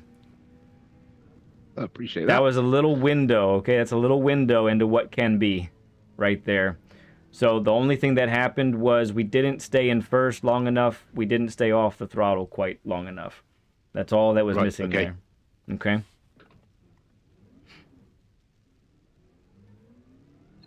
But yeah, that was corner entrance just perfection right there. You were up by 2/10 in one corner. You hadn't even completed the corner and you were up 2/10. Yeah. And I see what you mean there, because I got to the turning point and I thought, I'm going much too fast for this. Mm-hmm. And then the car did it, but didn't it was actually the exit that I was just happy that I'd made the corner, I think. Just a little bit overexcited. Sure.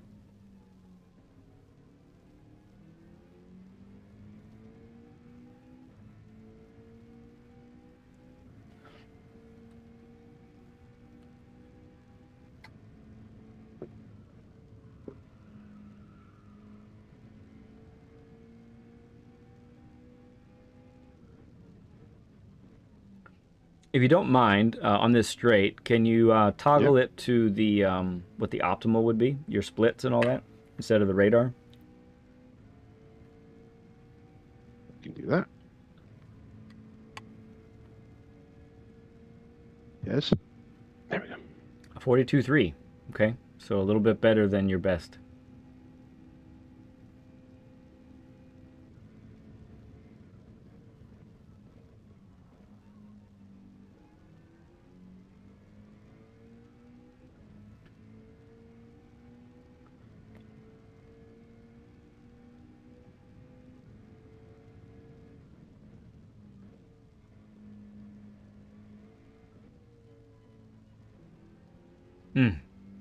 I love that right there. I know it's slower, but my goodness.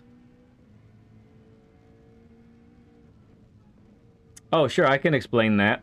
So what that graph is doing is it's showing you each sector time. And then what it does is it calculates all your best sector times and gives you at the bottom that optimal time. So it's basically telling you if you linked up all your best corners, all your best sectors together, you would get this time right here. So it kind of tells you what you're capable of, what's possible, technically. It's just a matter of stringing it together. Nice entrance and exit there, my goodness.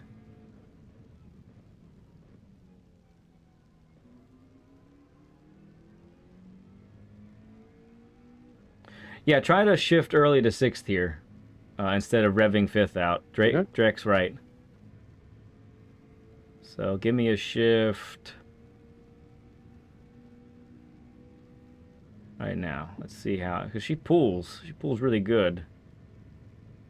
Okay, no, it doesn't get to 59, so I wouldn't shift to sixth at all. On the straight.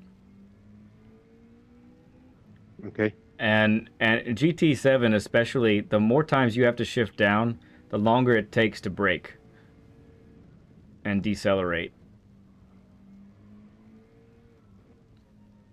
Nice entrance there. Yes! Nice recovery there. It didn't look like much, but I saw it, and that was important.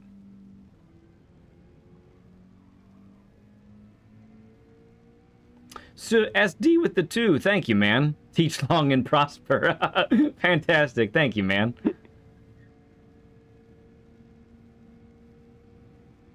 Yeah, if it's red, that means you're behind your previous sector time. If it's blue, it's better than your previous sector time. And right now, the calculator, it has him above, it has him better than his previous time, but he's currently losing a little bit of time.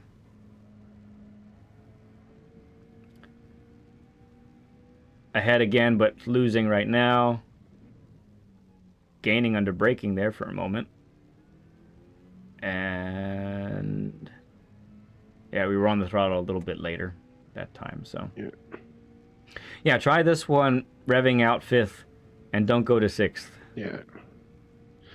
What I find is it gets to 160, but as you come over the brow, before you hit the braking point, it hits the rev limiter. So, there. I hear it. Okay. I see that.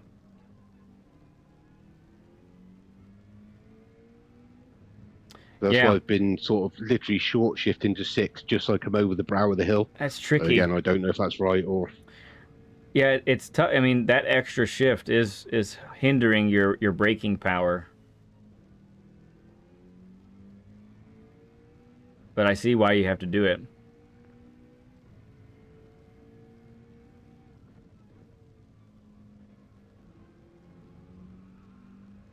Oh yeah, nice. Optimal down to a 42.2 now.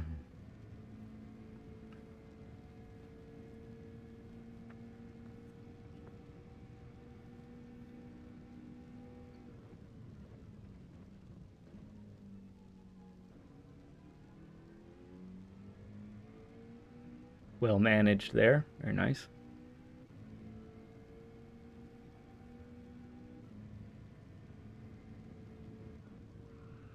No.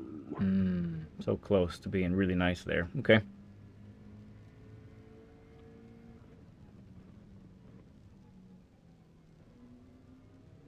I love that transition. That transition from brake to throttle is just a thing of beauty. And the reason that's good is there's no wasted coasting there in between. Yeah. It's good.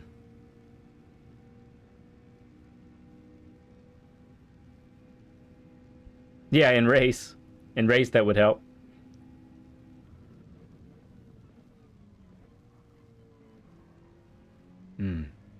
Just missing. And if we get that kind of entrance and you clip that apex. Yeah. Yeah, 2/10 up. Boom.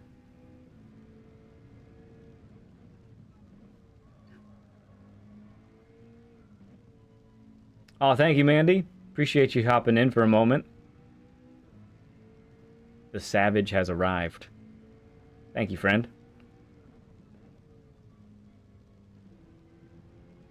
Yep. That was one of those instances where you could have been a little more aggressive on the throttle, I think. Right, okay.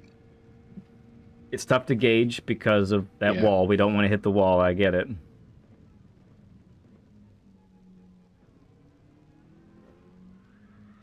Good. I like that mistake. That's good.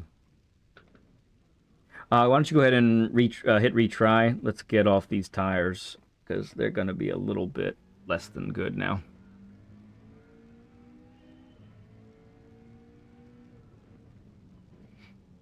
Yeah, that's kind of what I'm feeling. I feel like hitting the limiter there isn't so bad, Jace. Right. I think I'd rather see you hit the limiter than go to 6th, to be fair. Okey doke. That's just a tough thing. Like, if there were setups, we would re-gear this thing so you wouldn't have to do that. But Yeah.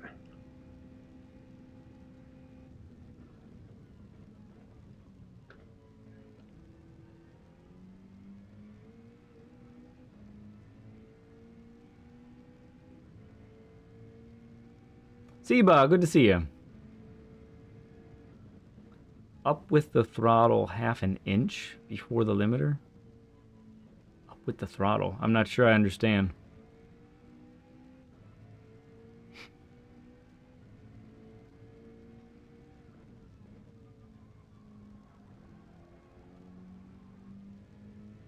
Give me a little longer on the brakes there. A little longer on the brakes. Mm-hmm. Okey doke. Yep, just a little longer. It'll tighten you a little bit more. That's why the Ghost is getting away from you right now. Yep.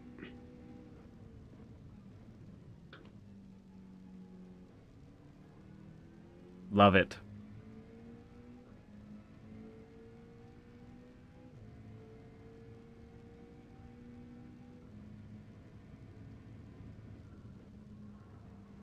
Nice. Great way to transfer there.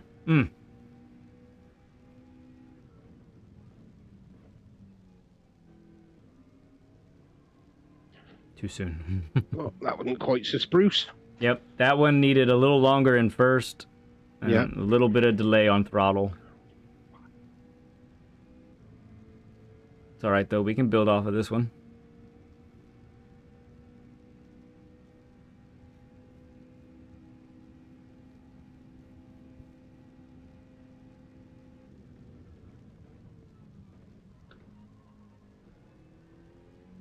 Good, I like the aggression on the throttle there. It's actually making it so you gain.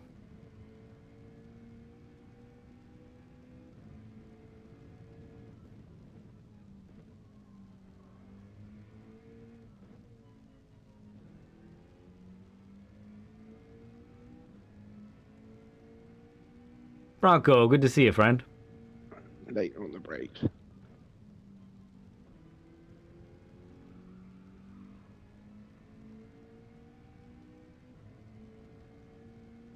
Oh, blank. Okay, a couple of guys are saying you could lift just slightly at the top of that crest, Right. so that it wouldn't hit the limiter that way. Yeah. That's not a bad idea.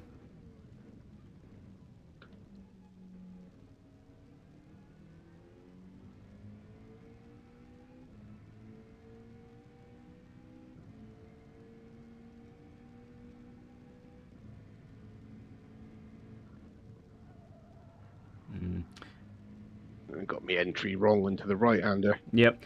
You know, it's worth it to lift going to the right if it means you'll be farther to the right. Yeah. It's worth so much more to be over there than fighting it.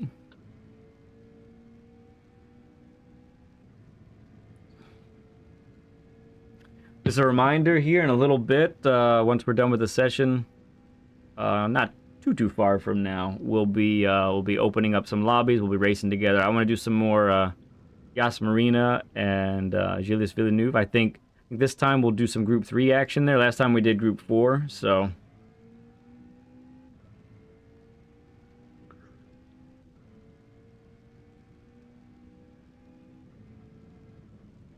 Yeah, on occasion, Drac. Yeah. I'm not too worried about that. Anybody can do that.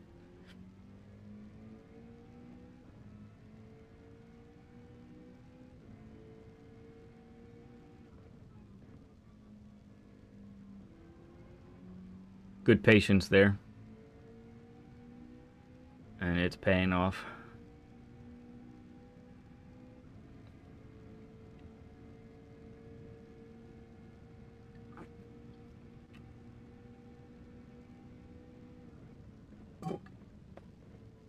The container sneezed there, and my lines went a bit wobbly.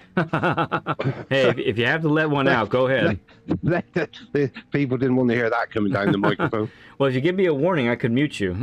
Yeah. Oh, that's a lot better. Yes! That's what we like right there.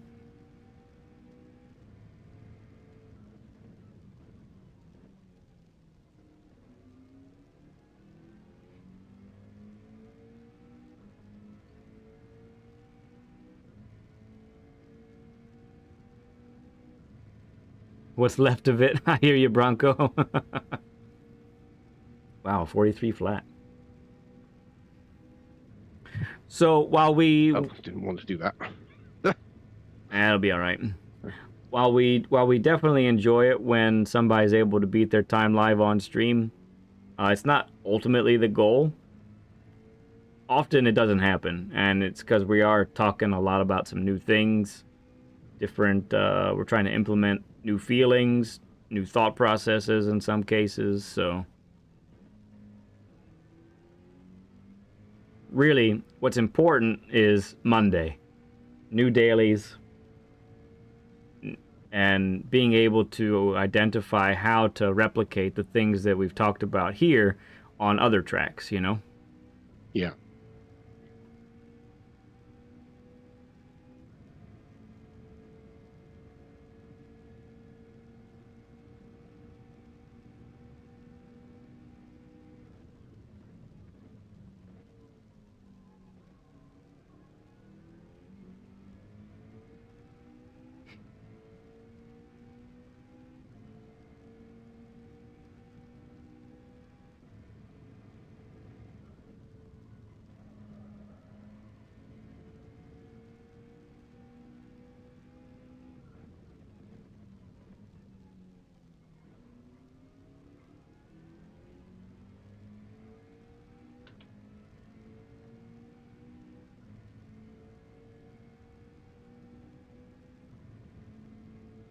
Oh, we're not having, sorry, we're not having Jase go into the daily race itself.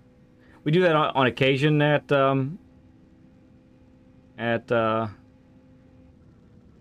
with Lead, but not this time. Jase has homework to watch Essential Racing Strategies. That's how we deal with that.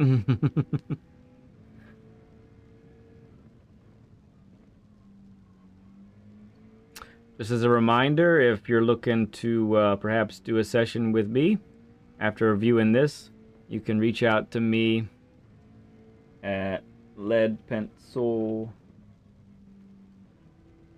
2017. That's my PSN. You can friend request me and message me that you want a session. And then you can also reach out to me on Discord.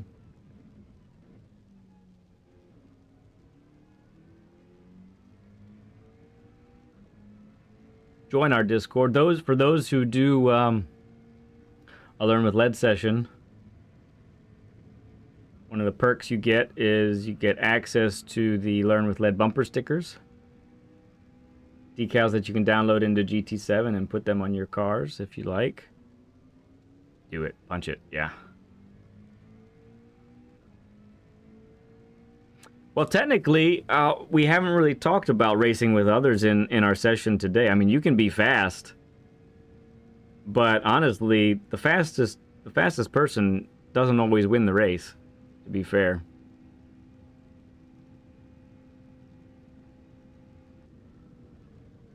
Typically, I only have the guests go and into a daily if they specifically tell me I am struggling in sport mode. I can't seem to rank up because I'm getting killed all the time and that sort of thing. That's usually when I'll have them race a daily live on stream. It would be carnage seeing me doing a daily. Yeah, and I think that you're new enough, Jase, to this game. For those who are just joining now, Jase has only been playing for 5 months, since August, basically. So that's most of you have more time in it than that, I would assume. And so there's still so much to learn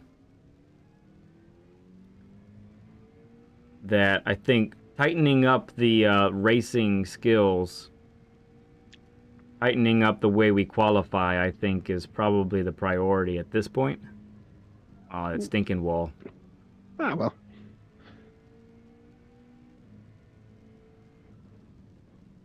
Live prey. Yeah, I don't.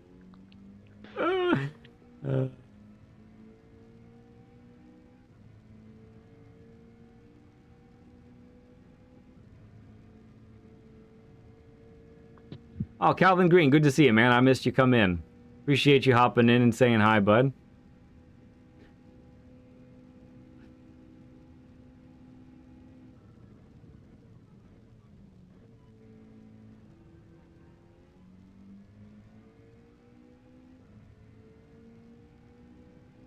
So it's not always translating to the clock, but I really like how you have really implemented a more aggressive approach to turn one.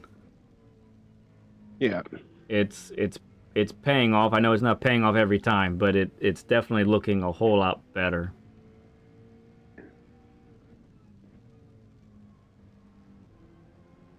Oh, definitely, Drac, definitely. So me as the coach, I have to, one of the things I have to look at is how much information is too much information for the guest. What is I have to prioritize what is most important. And based off the conversation during the week that we have with the guest, and then based off what I see live, is basically I have to make those decisions right then and there. Sometimes, I'm in someone's chat and they'll ask me for help. And, I could tell them, okay, turn 1, you got to do this, and turn 2, you got to do this, and turn 3, you got to do this, and turn 4, you got to do this, and turn 5, you got to stop doing that, and you need to do this. I could do that, right? But that would be overload information. So you know what I do when I'm in someone's chat and they ask for help? I watch their laps, and I see, and I have to identify where are they losing the most time. Let's focus on that first, right? And more than once, I've seen it a host of times now, dozen times, where someone will do it, and then boom, they've immediately improved their time. And it's fun. It's a lot of fun when that happens.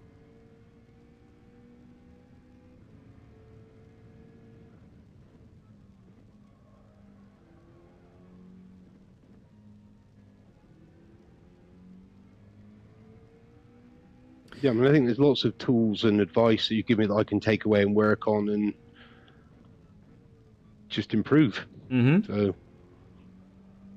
right now, honestly, Jase, there is so much time for you to gain. Yeah. In the qualifying sessions that, especially being a low B driver currently, if you can qualify and you're pole or you're second or third on the grid to start, that's going to make a huge difference right there at this stage, right? At this stage. So when you graduate to high B or low A, now the times that you're getting, they're getting you, 8th on the grid, 10th on the grid. Now it's something else, right? Now it's a different situation. Oh man, you were so much more aggressive in the braking zone. I know you're losing time right now, or you're gaining. You're right on the brink of both. You gained a tenth and a half in the braking zone. Yeah. I think maybe you hit the limiter there. Is that where we're losing time? I've done it. That's my best time. Oh, we did beat it. Point, we did. By a little bit. Yep, and your optimal's 0.2. Tell you what. We're at that point again where the tires are kind of nuts. Yeah. Let's try one more time. Let's do another 7 or 8 laps and see if we can't get a little bit lower.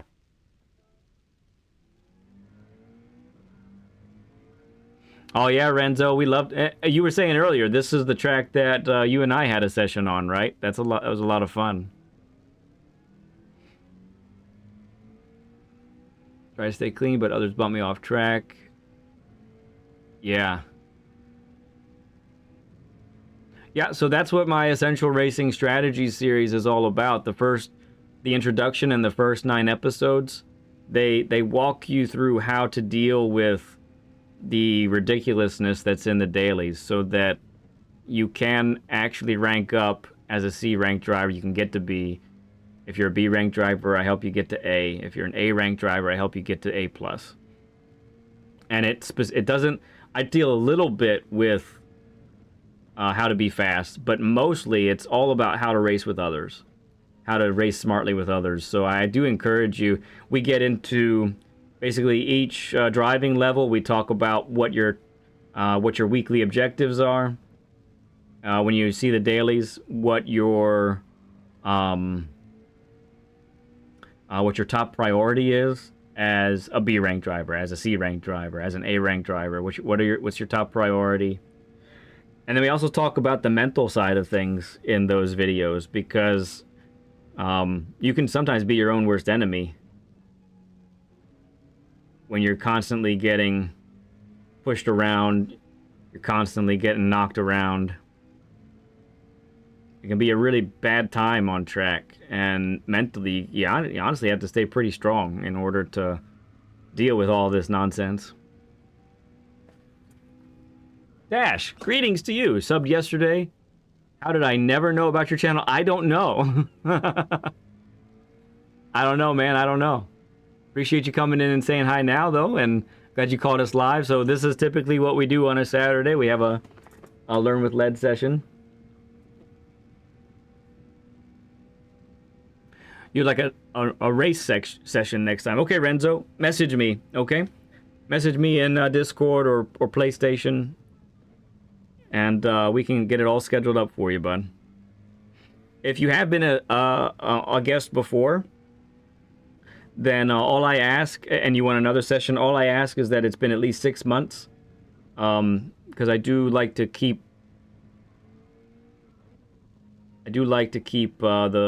I prioritize the new people that haven't had a session yet, so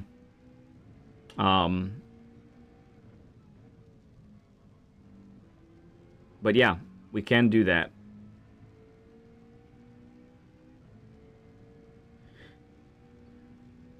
All right, keep everything nice and tight. Stick with the principles, Jase. We got this.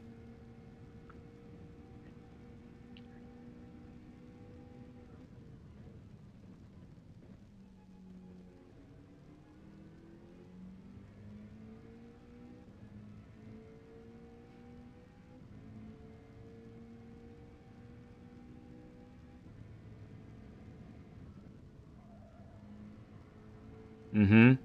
Very brave. I love it.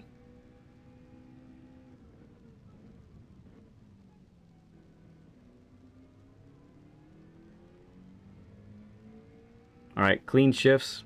No rev limiting. We're gonna just be right at the same time, it looks like.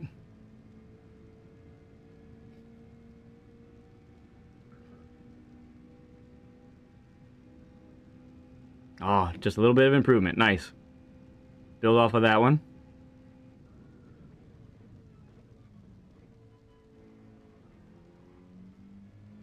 Good. Really smooth there. That had to have felt good. It did.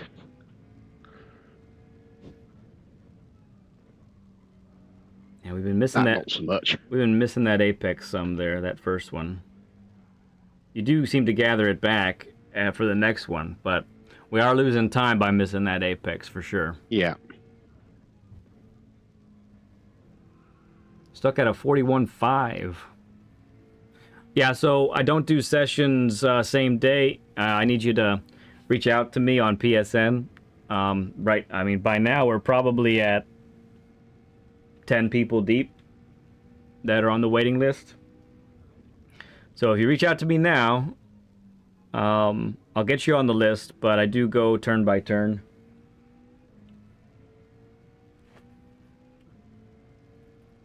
You can reach out to me at Lead Pencil 2017. Friend request me, ask for a session there. That way I have it, I can record it, and we can start the conversation. Track Fury says, that's fine, get racing.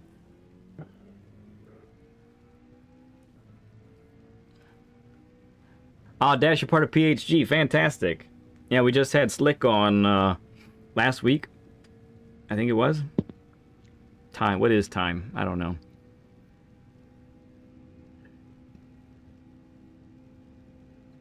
You can also reach out to me on Discord if you're on Discord as well.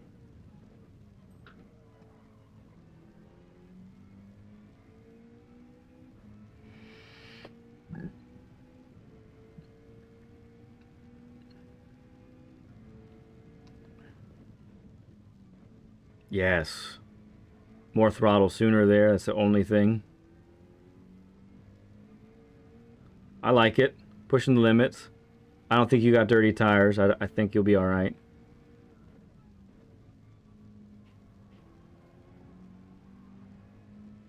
Good. Early on the throttle. Made the corner. No real drama on exit.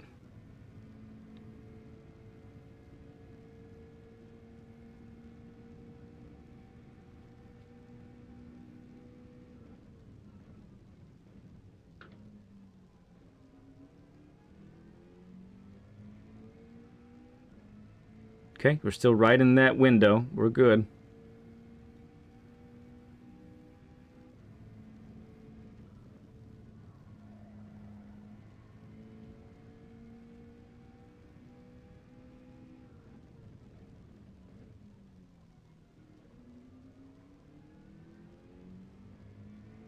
Nice exit. Better than the last one. We got an improvement coming. Just make sure we don't hit no limiters.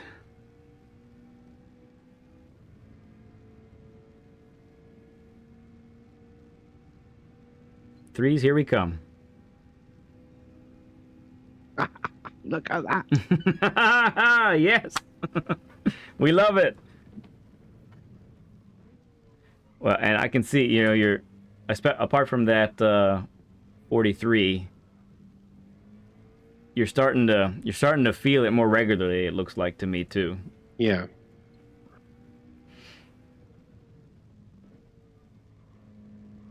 Yeah, Farouk mentioned, shout out to Farouk, what Viking King's talking about. Yeah, he came in and donated 20 memberships like a madman. Yeah.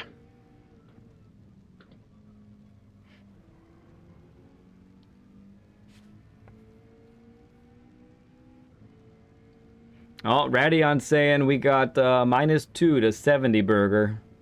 We have a couple more likes, maybe? Maybe?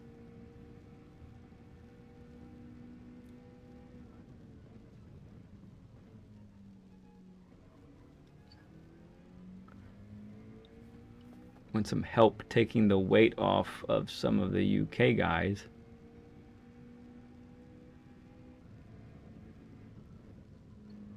Okay. Optimal is almost a 0.2 even.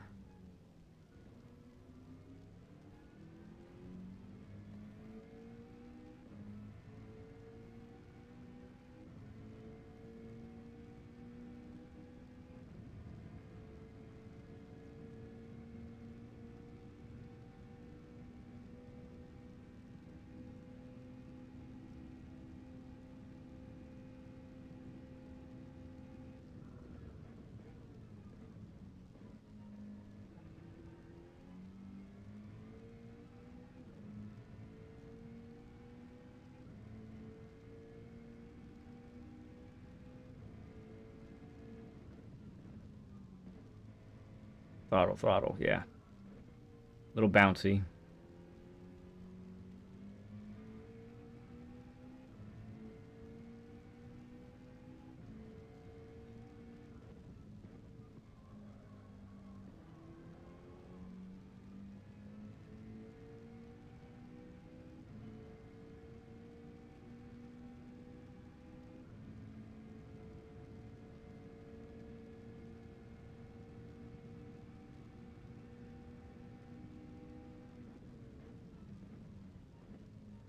Mm-hmm.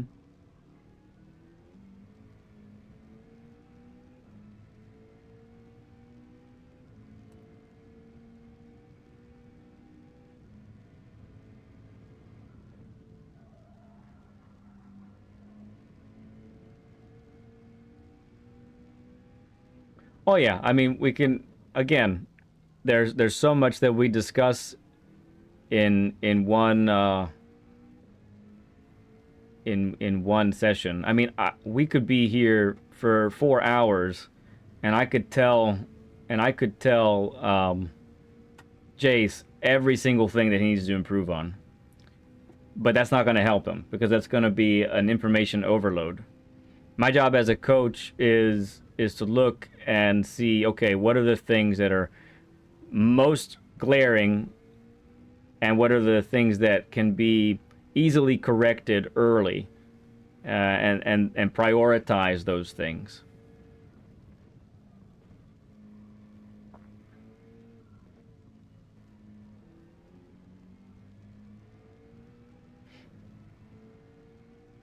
Nice exit, but we'll be quiet for now. Shh. Good.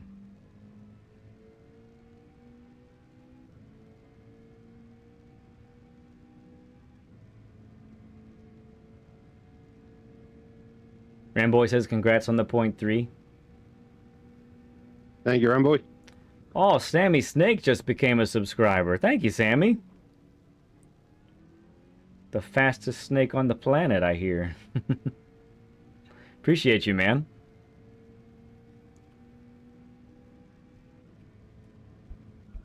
Ooh, a little rough on the entrance there. Managed it. Good adjustment mid-corner. That was good. Not so much. Oh, what a bummer. It's good. A 42 flat now is the optimal.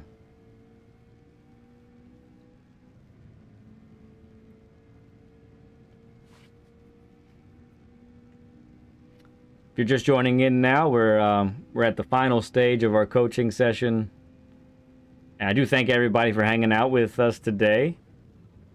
Just got a couple more laps here that we're going to be watching here. But yeah, we've had a good time here. We've definitely seen, you know, again, as a guy that's just, you know, a handful of months into this game, there is a lot of good that we can take away from what we've seen here for sure.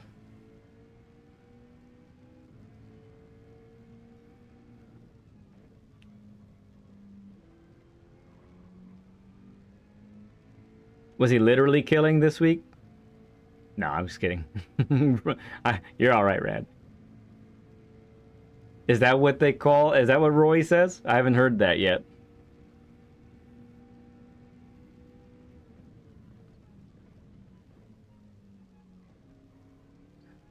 Hey, Turtle Shell, good to see you, man.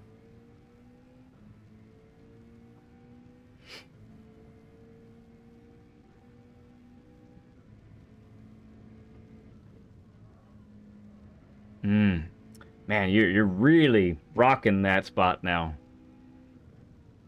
I can see the weight transfer. I can hear the tires slip and then grip, and then you're like on the throttle and you're golden.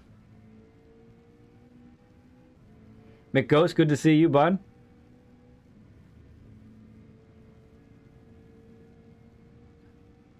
Ah, you managed it today, Rad. Excellent. Great work, dude. Great work.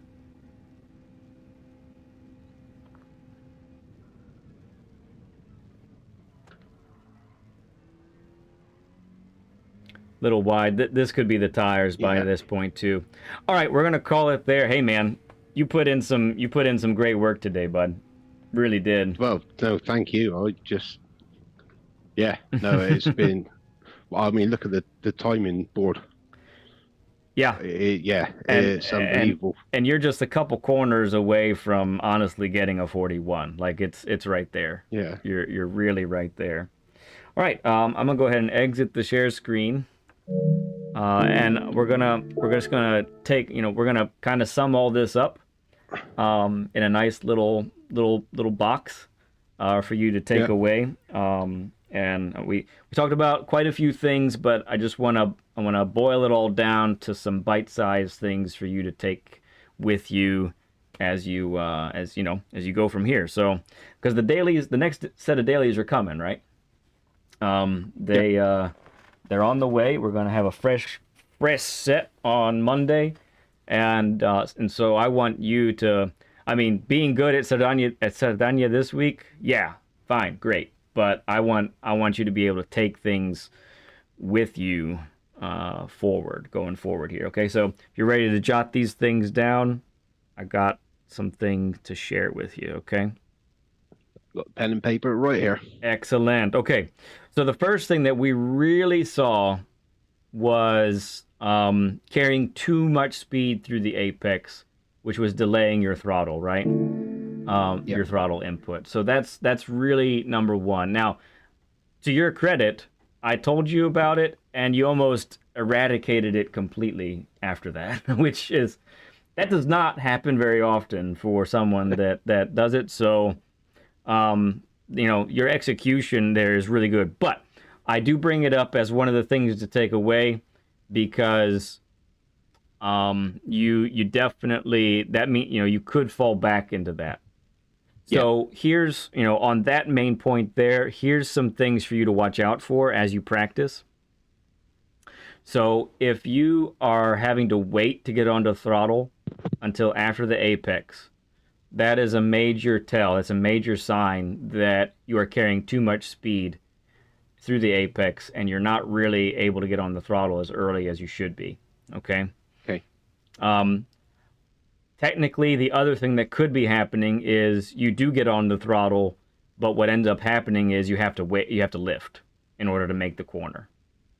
Right? So either one of those things, either lifting after getting on the throttle to make the corner or waiting to get on the throttle after the apex, either one of those is a sign that you're not getting slow enough soon enough in order to make it, okay?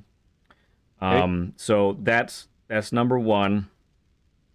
And number two, I've never had this as a takeaway before in this, but basically you are at the point where you can stop being conservative and start finding the limits of the car, like be at the limit.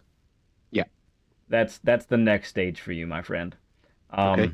What we saw, what I kind of suspected while we were on track together, and then what we saw when we saw your inputs, you were driving comfortably, but you were well within the limits of the car.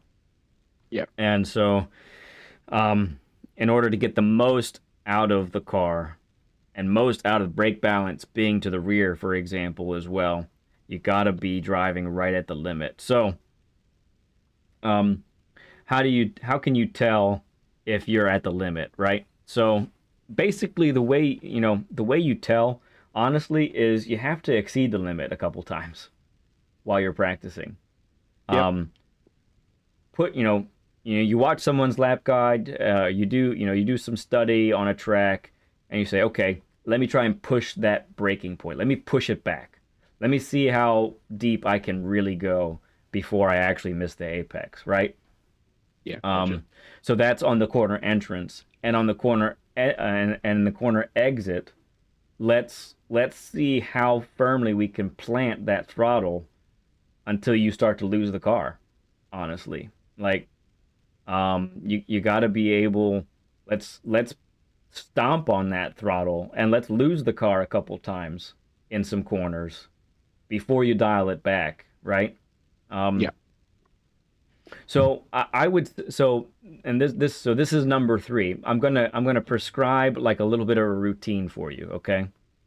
Yep. So number one, making sure that you're not carrying too much speed through the apex. Number two, drive at the limit of the capabilities of the car. Number three, here's a proposed routine. So you're still very new at the game, all told. So Yep. what we're gonna do is I'd like you to, when you first start to learn a track, Monday comes and you start practicing one of the dailies. Objective number one is go ahead and do the track rather, at your comfortable, repeatable pace, but then build off of it until you start to exceed the limits of what the car can do, right? Once you start to exceed, then back it off. And I think if you do that week after week after week, you're really going to see your times come down. You're going to be habitually in the top 3,000, and then you're going to start seeing top twos, and then even beyond that is possible as well, right? Yeah. So those are my three big takeaways, my man. No, that's yeah, it's brilliant. I will make sure I do that. It's well, it's been a massive. I mean, the 42,446 was after following the track guide. It was somewhat of an anomaly. I was putting in the very very low 43s after that consistently. Yeah. But then you've only got to look at my times up on the screen.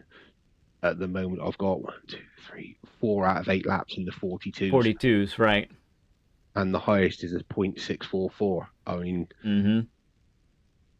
yeah, there's just the last sort of 3 hours. Well, it's put the yeah. Well, I'm terrible with words, but no, thank you. No, you're welcome. It's been a massive help. That's and great. So much more time to find as well. Yeah, for sure. I mean, this is just the next stepping stone, I think, and you know, you definitely have the basics down. It's just a matter of stretching yourself a little bit, you know, getting uncomfortable every now and then with certain things.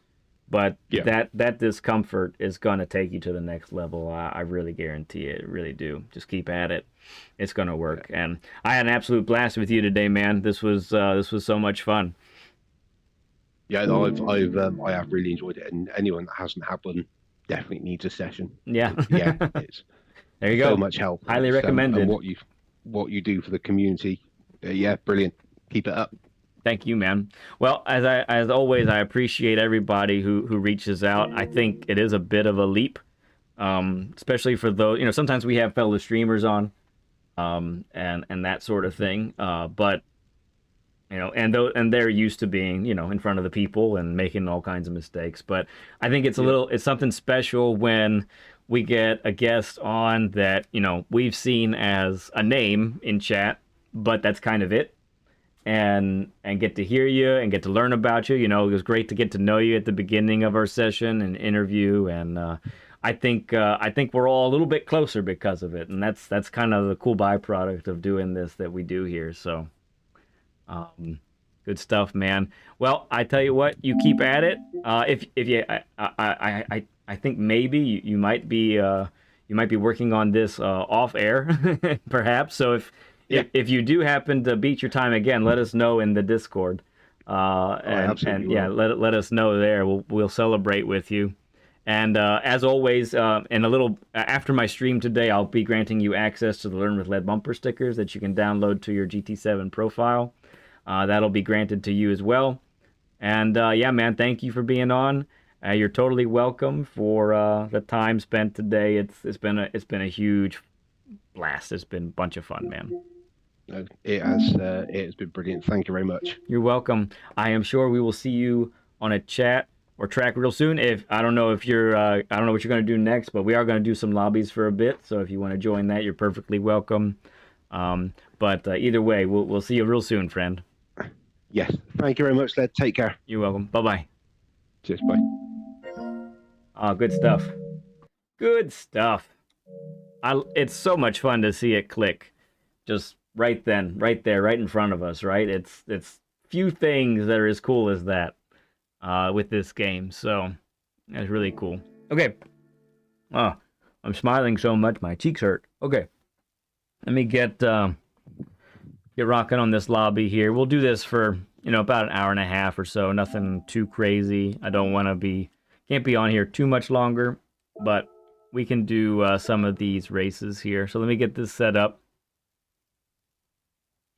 Actually, I'm going to do, let's see, I'm going to do an intermission. I'm going to do a little bit of a break, in fact.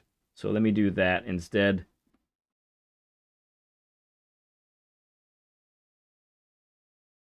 I'll be back in a little bit, so I'll see you real soon. Oh! Where's Dadu? Where's the Dadu? Pencil is my Dadu. I'm looking for him. There! Oh! Oh! Dadu is probably racing.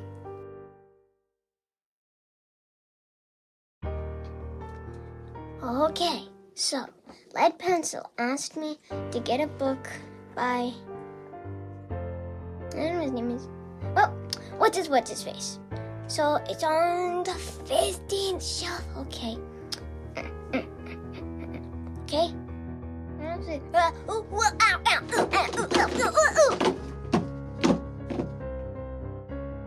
I'll just hit my way out. You most certainly will not. I'll just read my way out. So guys, do you know about gas? Because gas is really important for cars because cars need to drive, and if they don't drive, that's bad. Also, and make sure to put gas in before you go racing, because if you don't put any gas in before you go racing, your car will stay in the same place, and that's bad for racing, because in races you have to go really fast. And also, make sure to turn off the car before you put in any gas, otherwise it could blow up.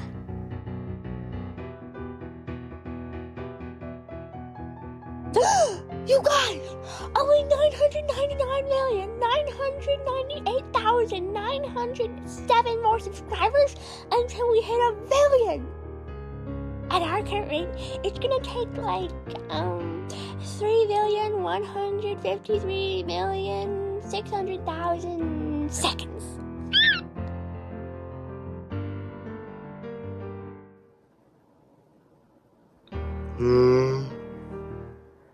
Oh, hi. I was watching Lead Pencil, but it looks like he's not on right now. We gotta wait.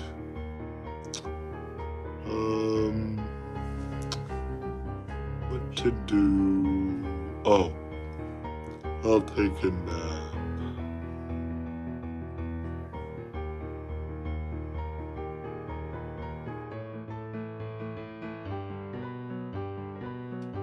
Hello class, welcome to the first day of Miss Neverfeather's Gormless Guidelines. Now, take out your driving journals and write down the first 6 tips on the chalkboard. 1. Apexes are predators and will eat you. 2. You don't need tires. 3. Always drive outside your limits. 3. If you want to accelerate, press the pedal to the left.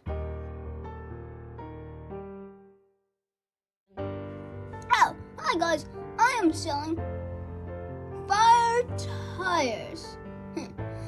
They make your car look smoking hot. Just literally and figuratively. I guess I don't need to use the blowtorch. Anyway, if you need to pick up a pair, visit Enzo's www and some more W's and another W.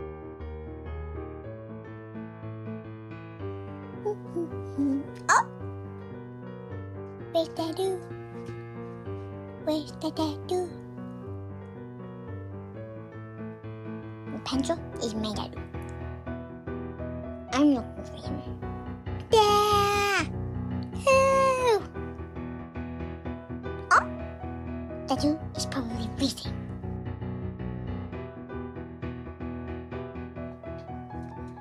Okay, so Lead Pencil asked me to get a book by, I don't know his name is.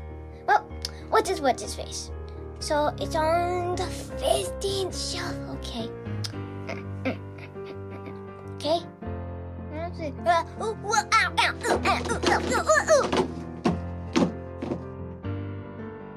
I'll just hit my way out. You most certainly will not. I'll just read my way out.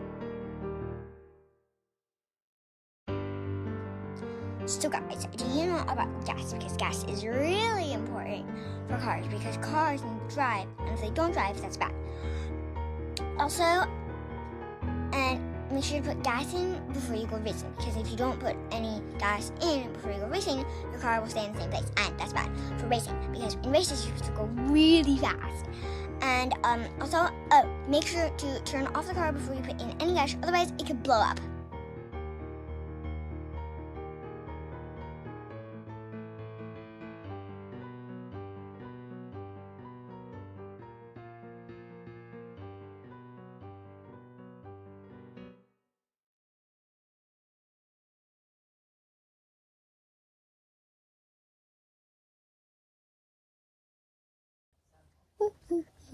Oh! Where's Dadoo? Where's the Dadoo? The pencil is my Dadoo. I'm looking for him. All right, we're back now, friends. Lobby is coming up. And here we are. Oh! Where's Dadoo? Where's the Dadoo?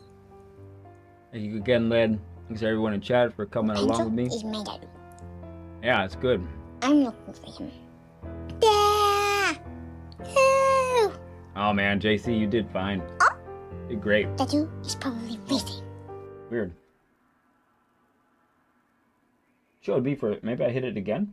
That's weird. Sorry about that, guys. We're back. Thank you. It was a big help.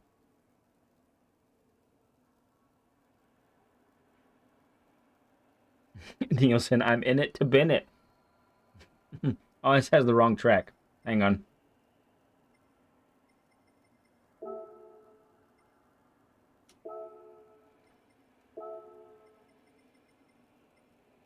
Where'd you go? Where'd you go?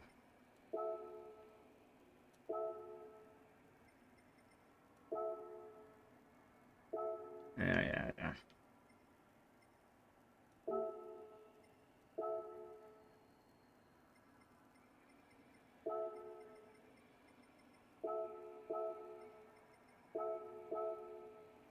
All right, we'll have to wait for a second.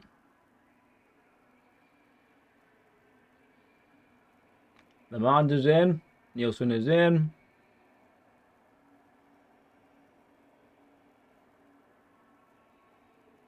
Try and switch it now.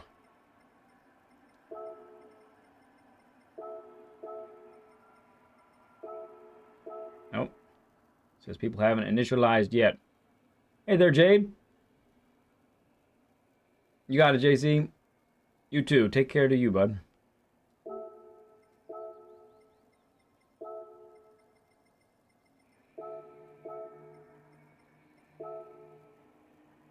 Almac number 5's in. Very cool.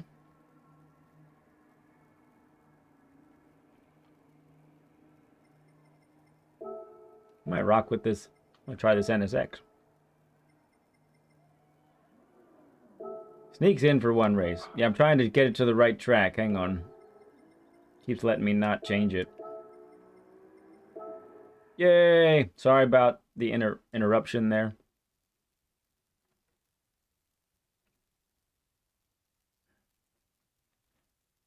Apologies for the delay and the incorrect track.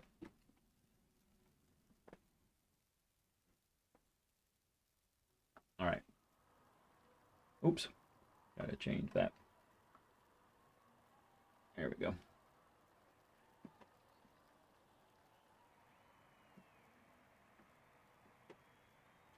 Just put away everything. All right. We'll see if we see if this fills up at all.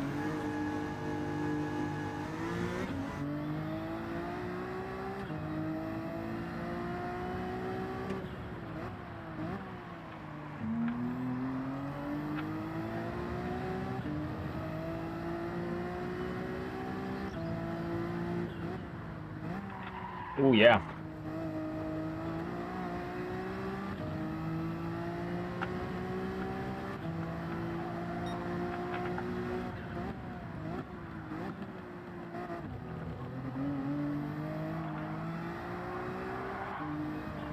It's a wall. I found it.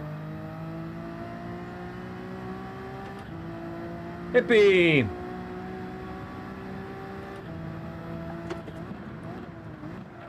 Oh, wow. Well, I think I did damage the car, so. That could be why.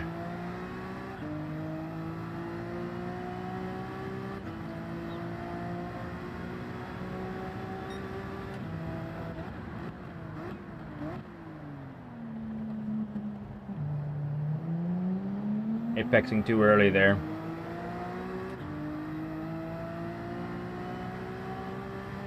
Hey there, Elsfire. I did not put up a time. I said I choose life, and I didn't even attempt this track. I stuck with Fuji. Wow, this is why we need to do this track more, because you can't see nothing. Oh, is it friends only? Did I make it friends only?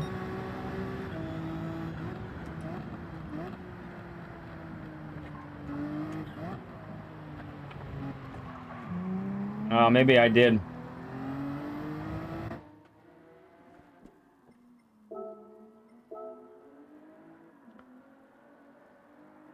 I can't change that from here if I did. Here.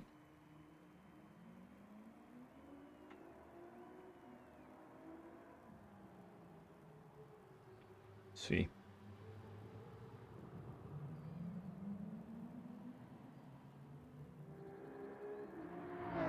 Texting and driving is tough.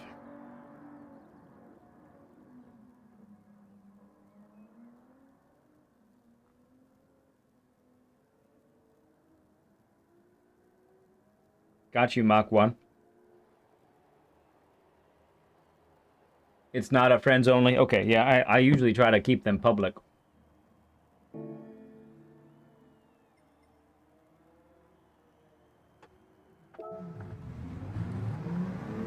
Alright, a little bit more time. We'll give another 5 minutes and then we'll do the qualifier.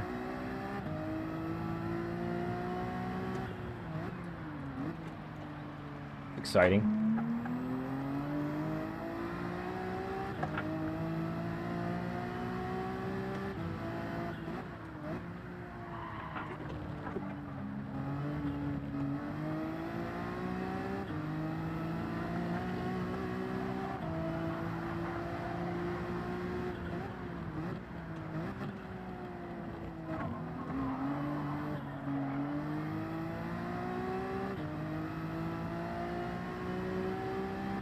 Yeah, okay, Lamont. Thank you, bud. Appreciate that.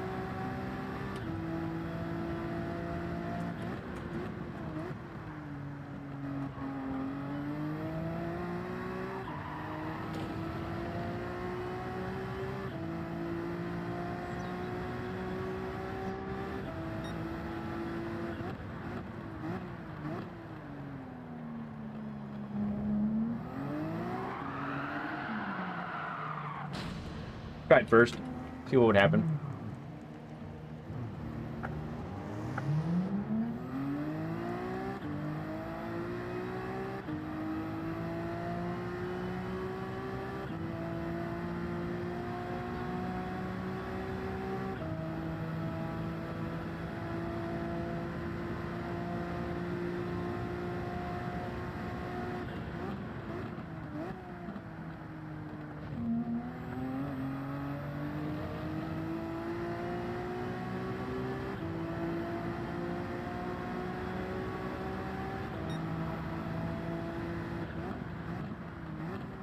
Oh, wow.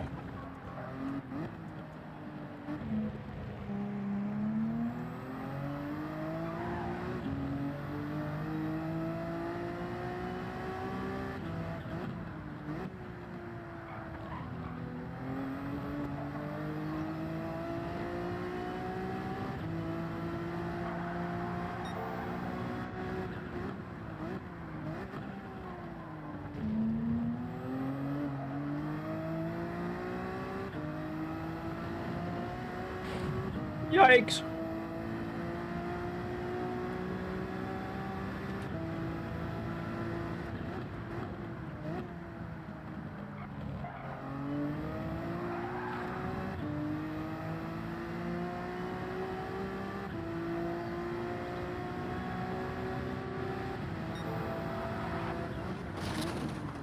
You're okay, Mike. We could have made it. We could have made it together. You don't have to give me that much room.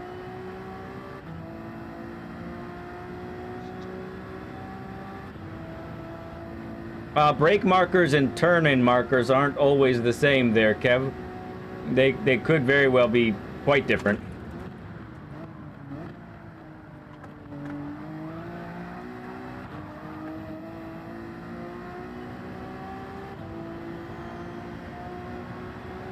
Hellfire Fox is in. All right. Let me let everybody know.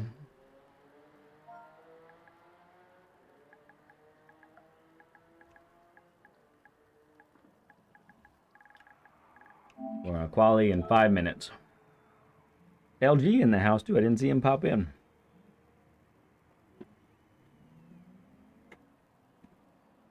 Dirty tires and damage, yeah.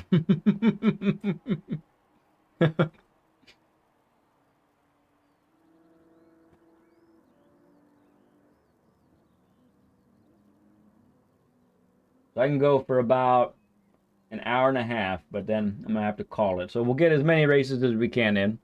We'll try and keep it going quickly, but I really like the quality format. It really feels a little more authentic. We don't get that enough.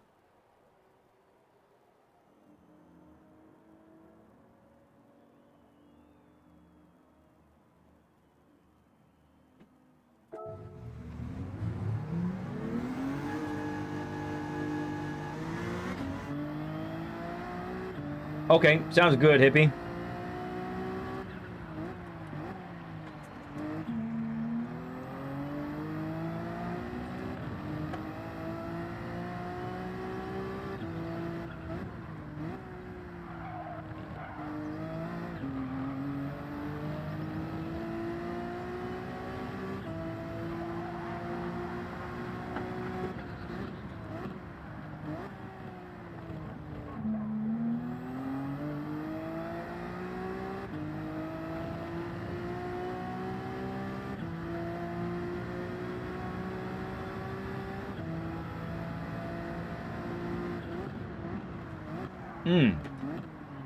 Man.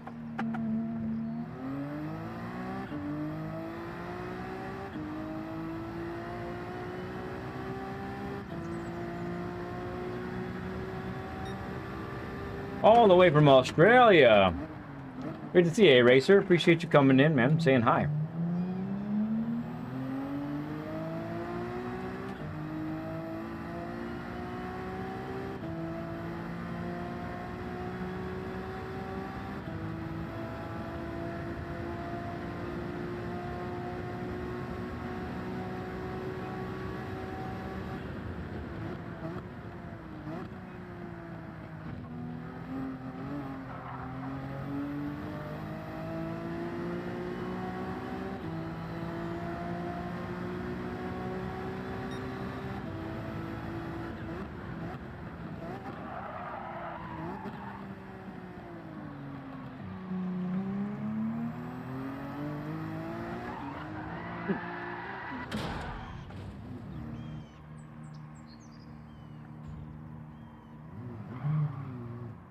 Queensland, still on my first coffee. Yeah, it's early for you guys, huh?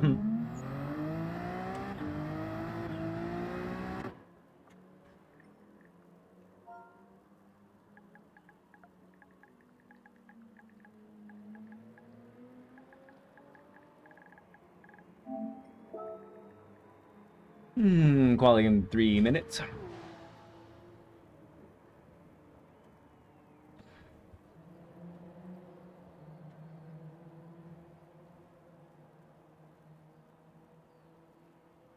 Steven is firing up the PlayStation now. Okay, sounds good.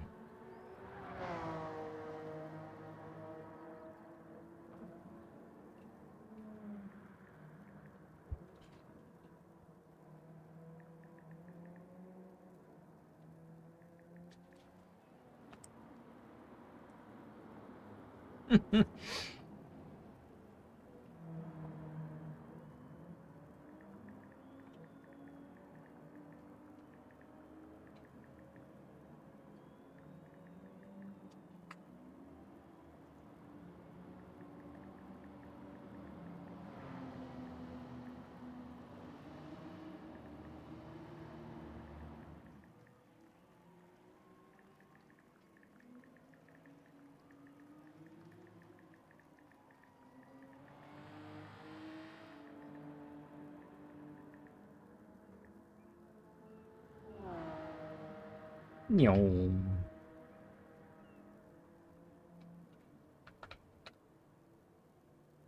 right, filling up now.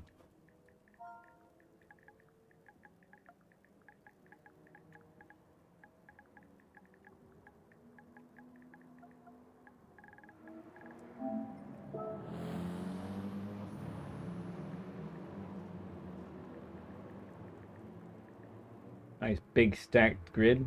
Oh, Steven's got my my lead pencil liveried Viper out. That's sweet. Oh, I bet that'll be good here.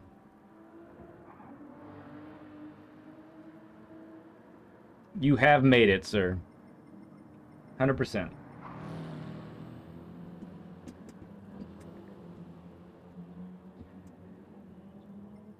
One other person coming in.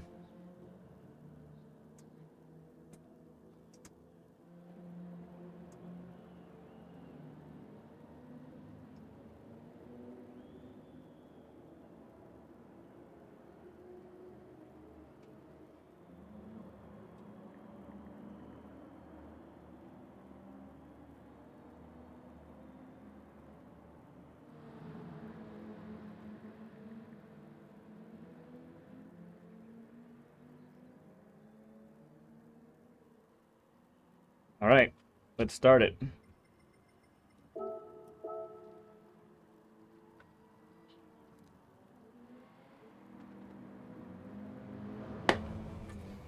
Good old-fashioned racing. Here we go. Hey, Slow, good to see you, man.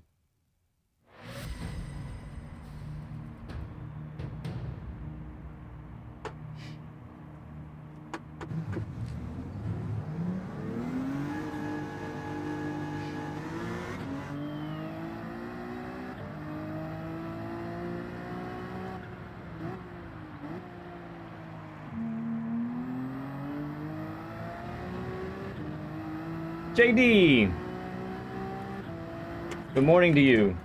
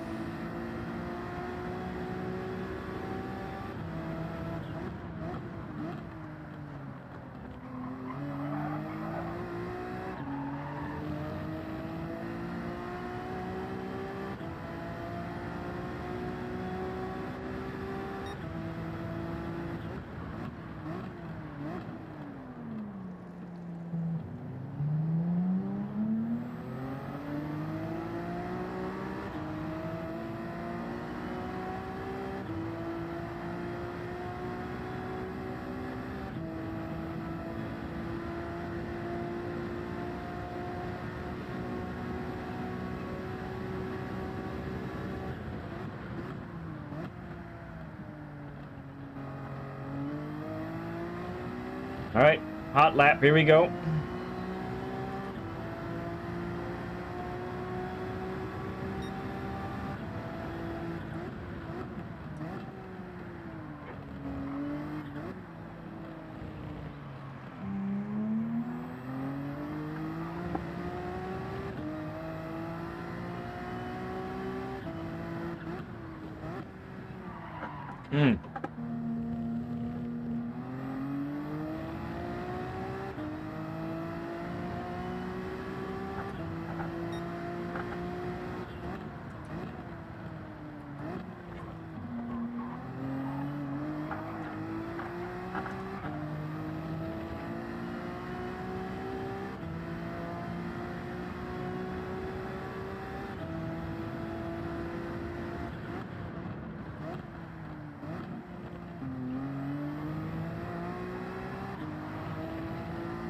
Ooh, he was in the wall.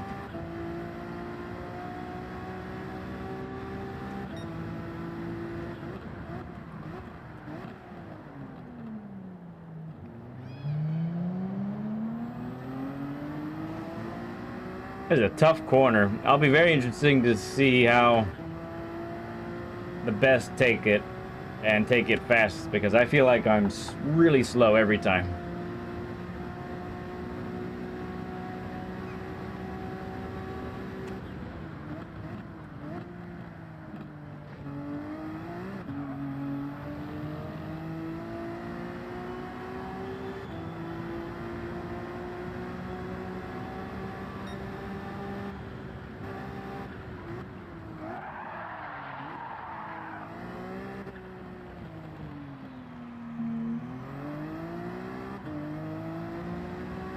Ah, Viking just came in.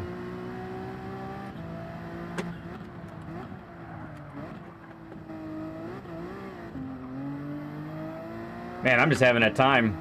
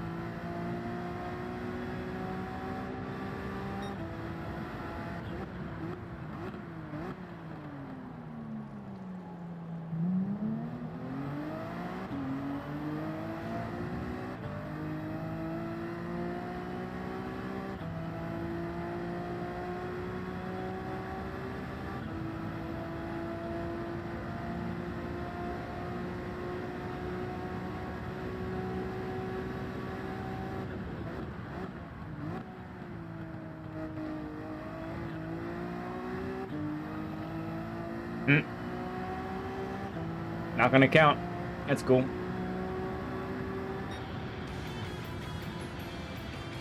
Yeah, we're about to get right into the race here there, VKG. But there's gonna be probably 2 or 3 more races after this one, if you can hang in there.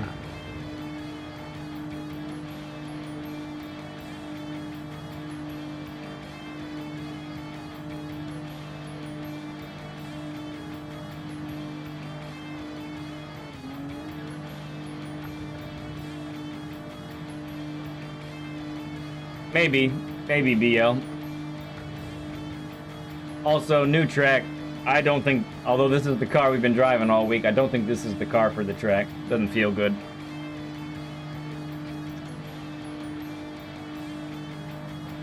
Okay. Sounds good, VKG.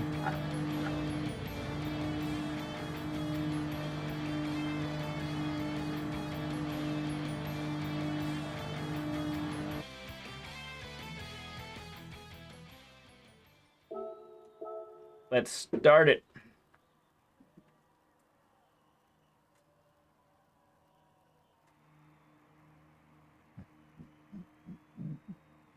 Bless me. Sorry about that. If you heard that, my fault. It's on me.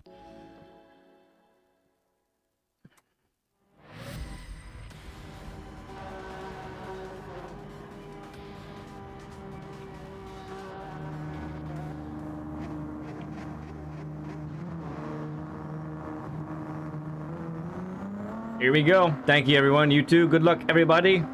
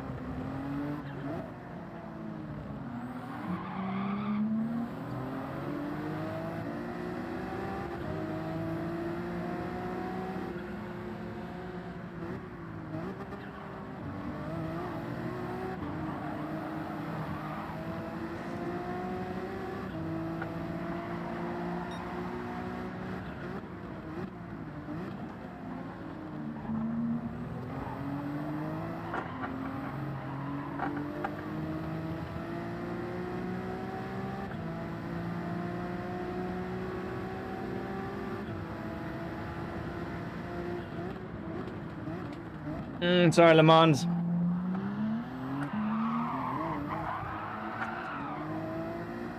I thought I had it all taken care of. Pardon the collision, sir.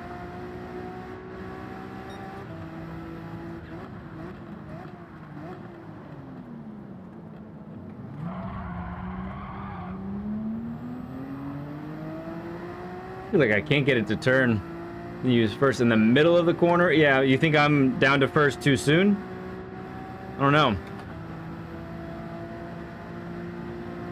Yeah, I couldn't read all of your chat right away. There's a lot going on.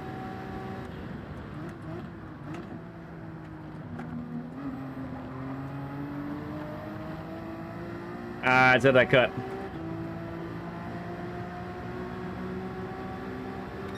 Okay.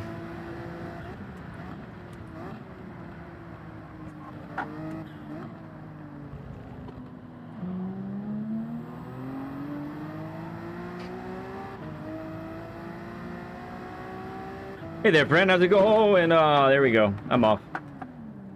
My fault for reading chat at the wrong time.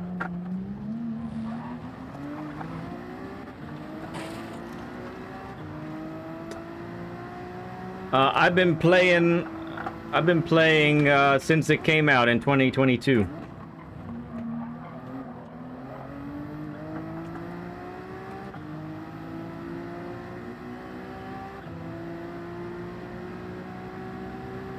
I don't know yet. That's part of the idea for us doing these lobbies is kind of want to spend more time on the new tracks so that I can get used to them. I feel like the Viper could be strong here, which is what's in front of us.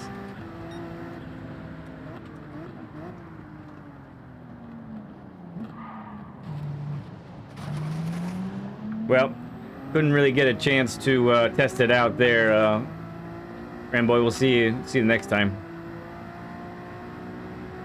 I'm an A+ driver.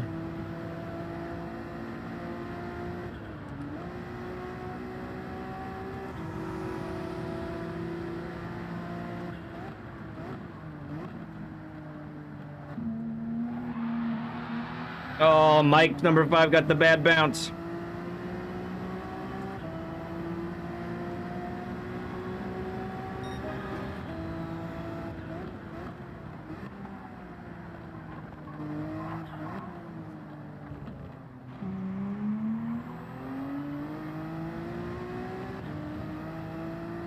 Number 5 is alive.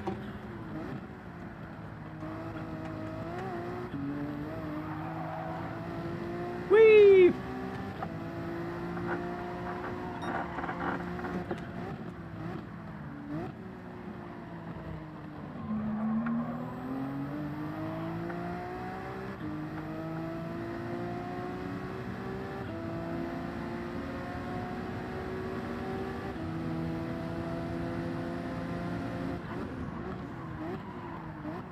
Now, I'm still trying to figure this out. So is Alan. Thank you, Steven. You're a gem, bud.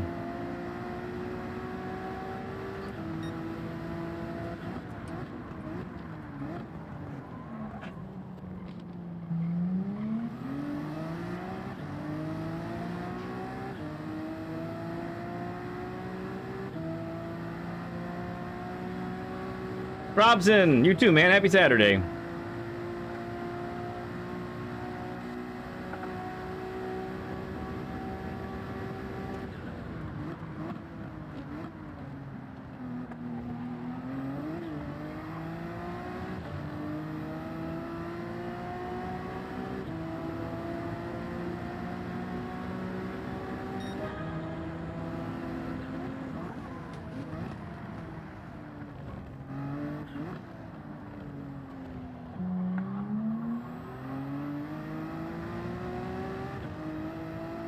No, there was not a lot of room.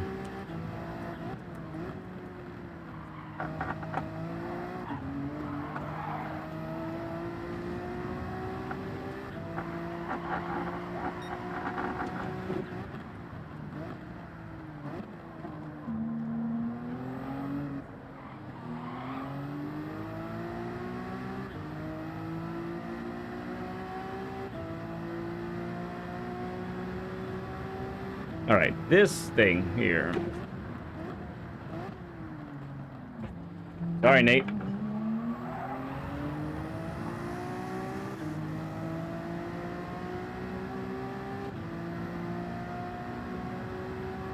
Which is funny with all the big braking zones, right?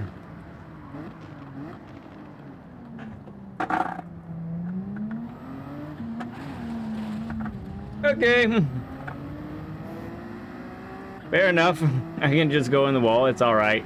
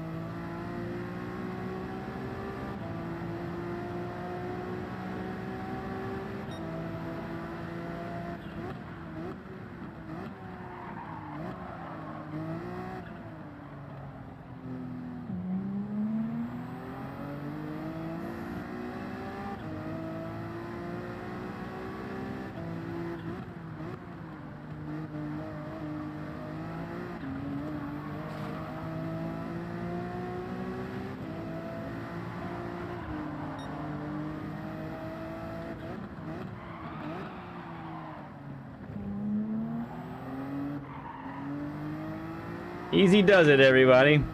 Easy does it.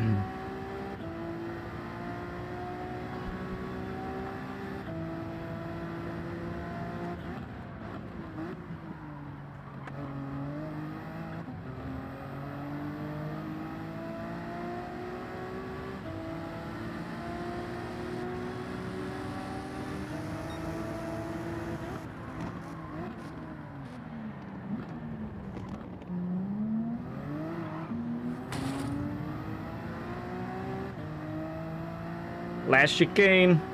Here we go. Ooh, will we get there in time? Maybe just. It's full right now? Okay.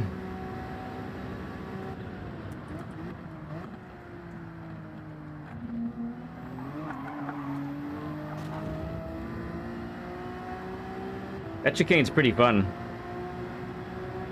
Nice win, hippie. The greasy boys up front. Wow, LG in the 4C. Interesting. Well, somebody might leave after this this race. Might open up.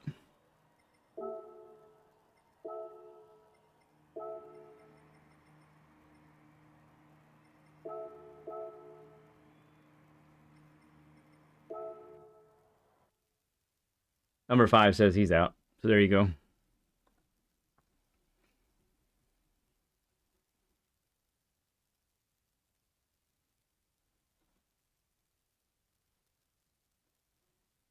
Peanuts here. All right. Yeah, looks like we have some spots now, Jade.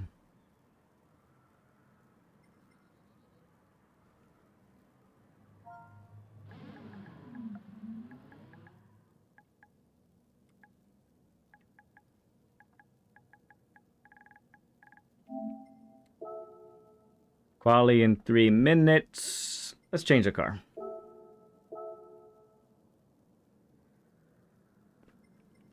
Let's do Ferrari.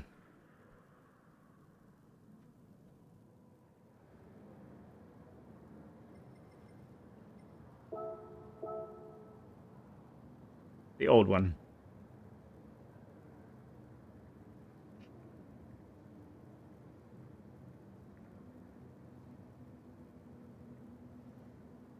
Ah, goes medals here too. Awesome.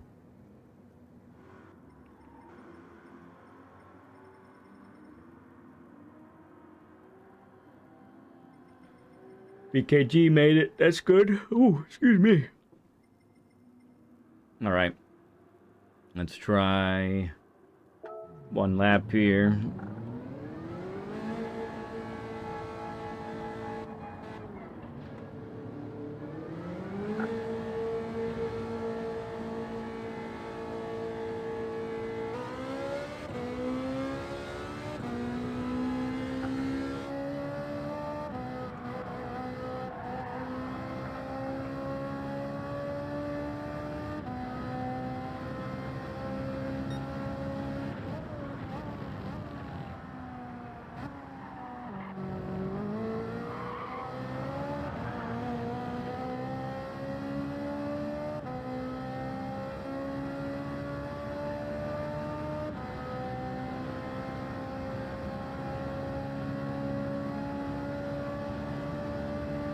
Vitamin, good to see you, bud.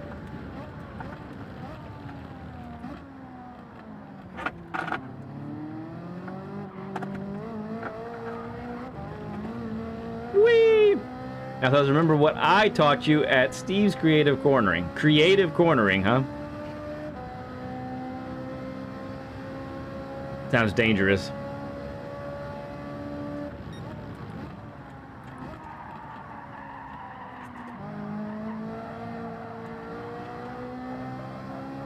That's fun corner, man. I love that corner.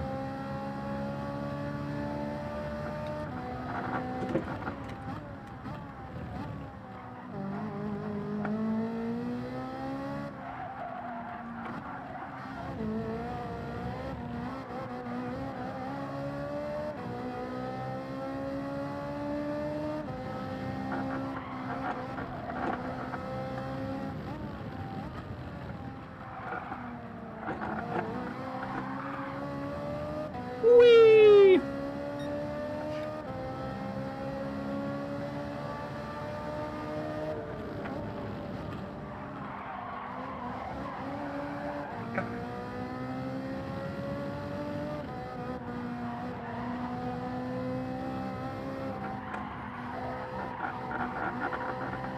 All right, push this wide, but it's all right.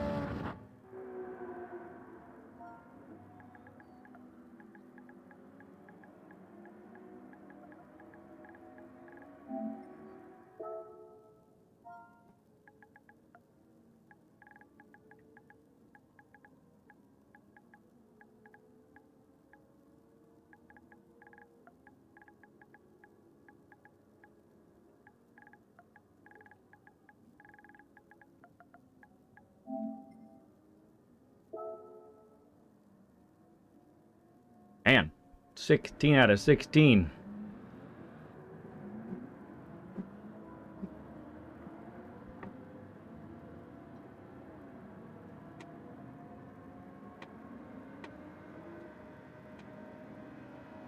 Robson's here. Man, this is good stuff. Big group of people. Germs is not entered.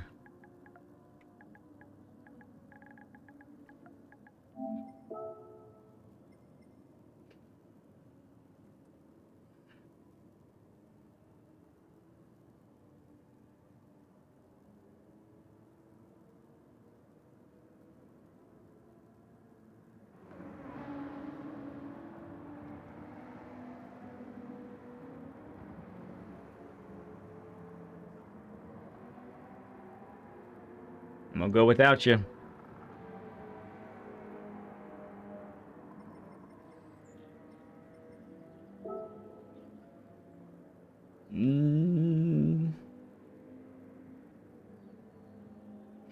Okay, we're starting.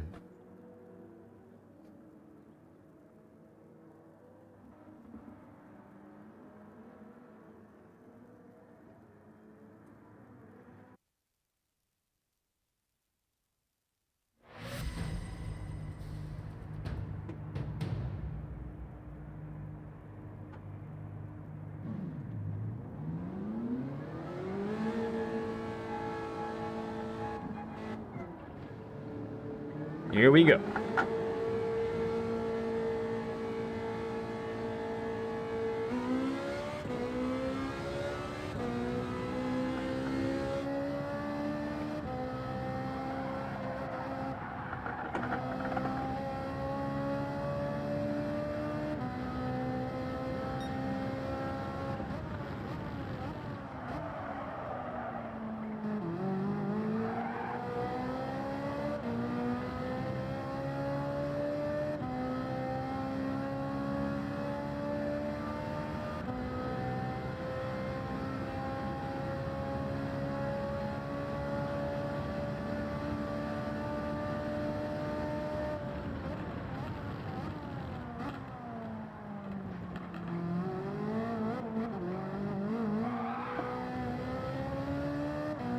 Whee! Okay, here we go.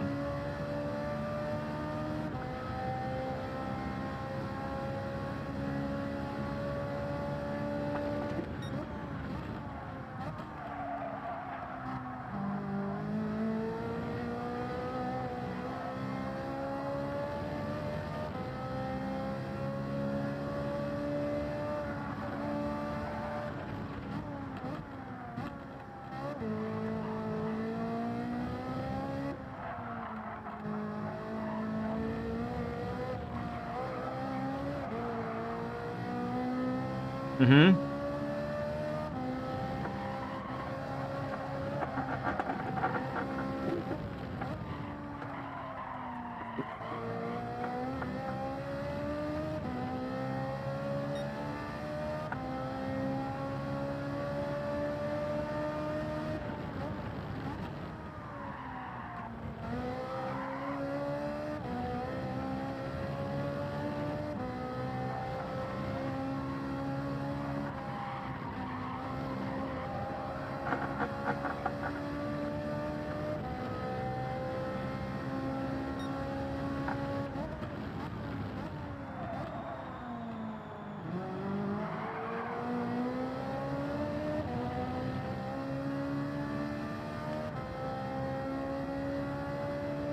Oh man, that's an 80 burger. We got 80 plus likes.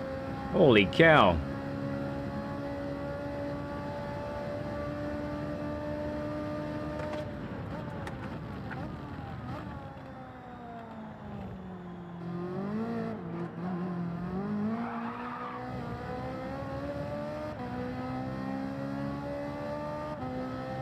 All right, we got to serve a pen, but we should get one more lap in, I think.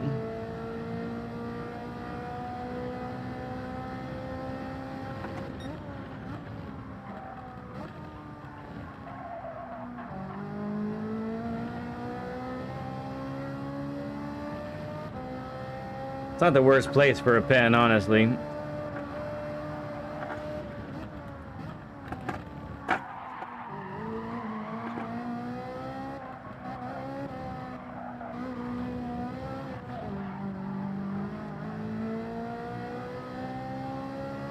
Le Mans gets time to put in an 80 burger.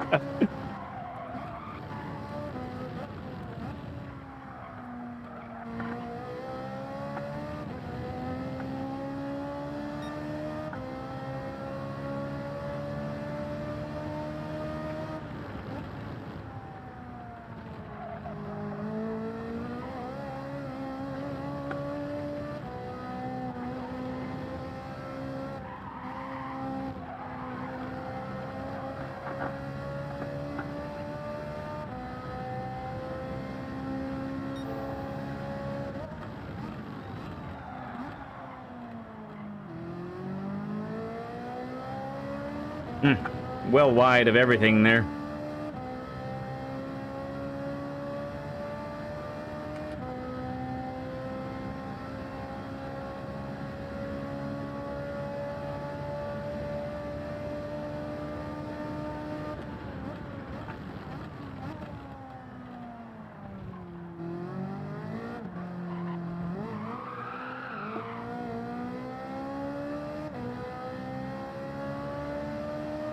Yay, the old Fanatec freeze!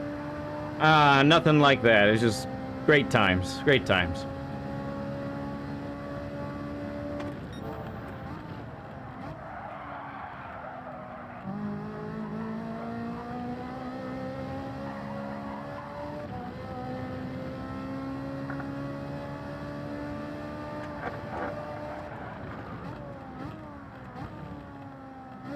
Ooh, that might be a pen too.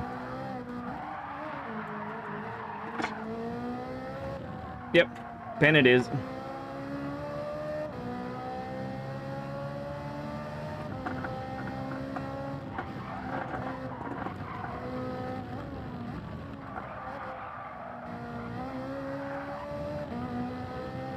What would it have been? 5.5 looks like.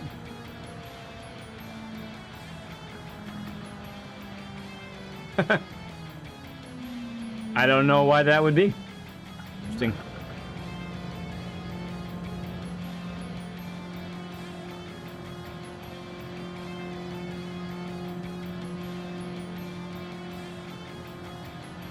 Wow, did everybody just get a bunch of pens?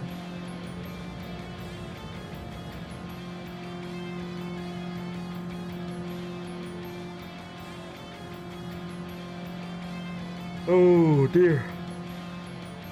Excuse me.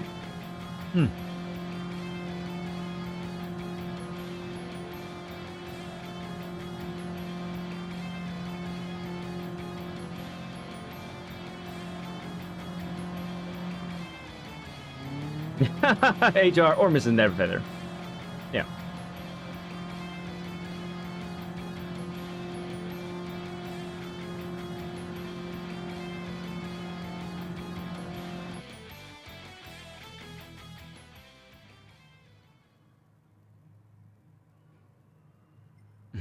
All right, we're starting. Here we go.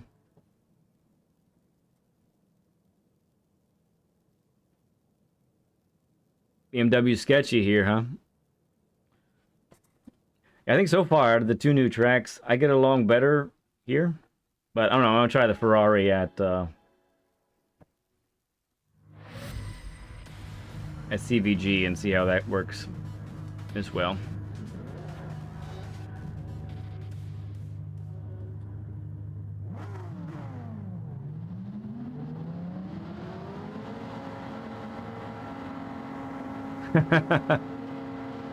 Good luck, everybody.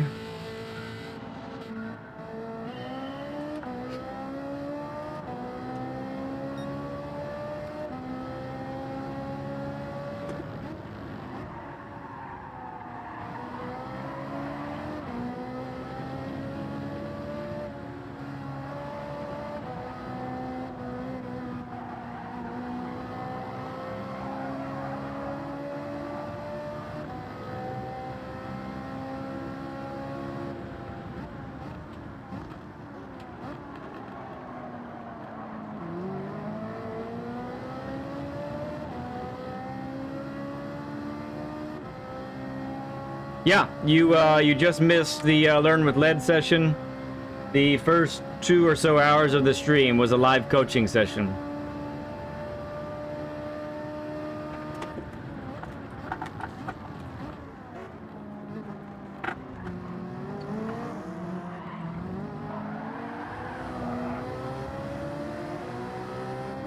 Now we're doing some open lobbies with friends and meeting new friends.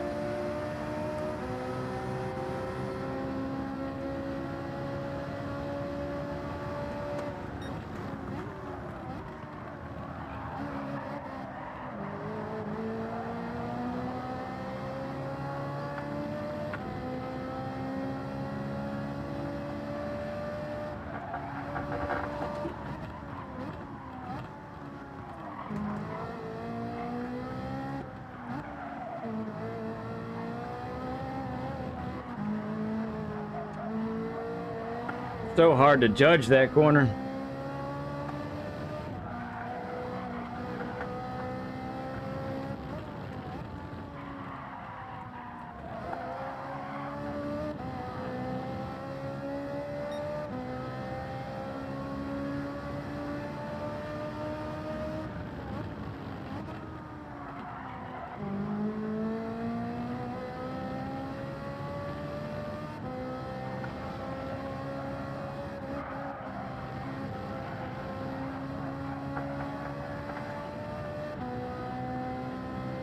New Submarino.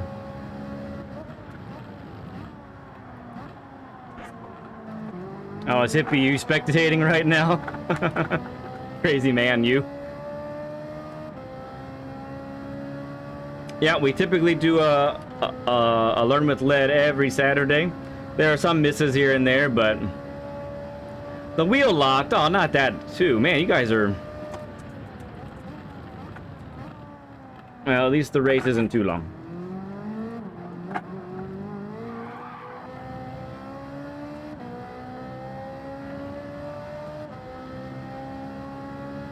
Nah, you're alright. I'm sorry for you, man. It's a bummer. Hate that stuff.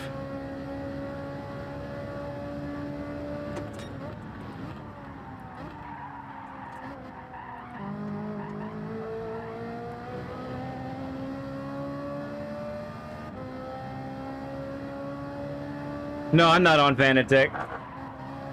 So I don't really have those types of issues, but I've had equipment issues. I've had mostly pedal issues.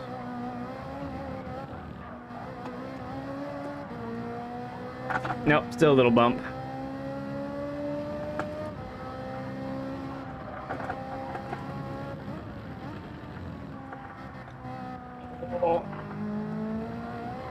Oh my goodness.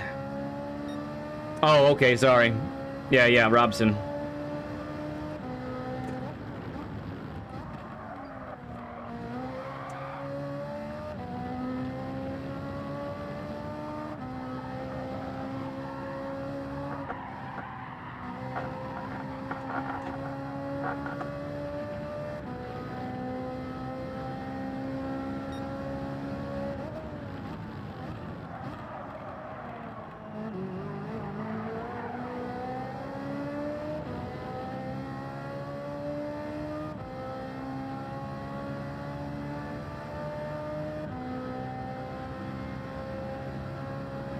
Yes, I have a G923.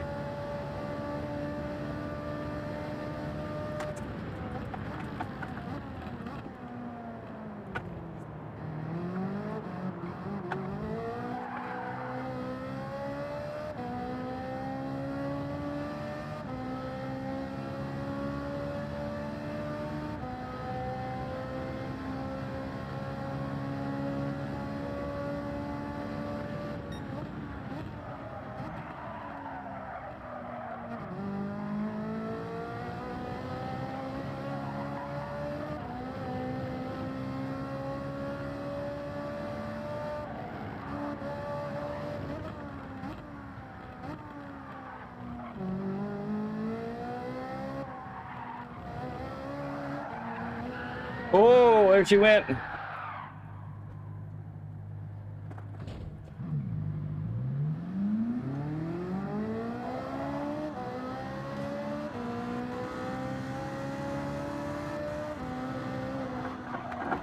Oh man, speaking of equipment issues.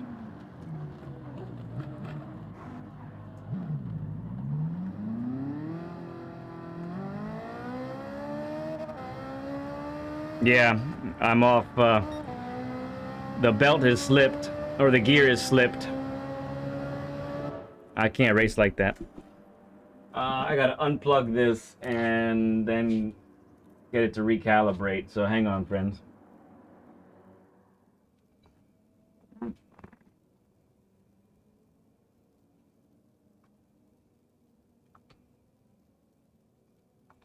Be right back.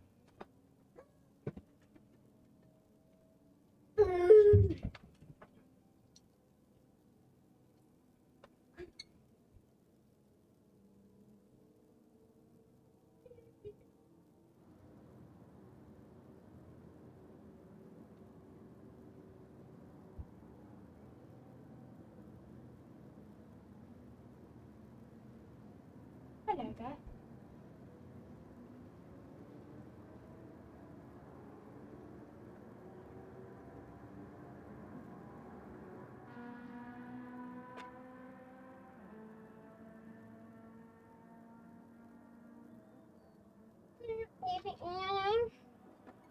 there.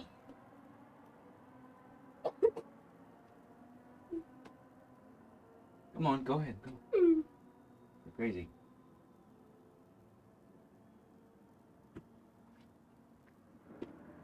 Oh, okay. All right.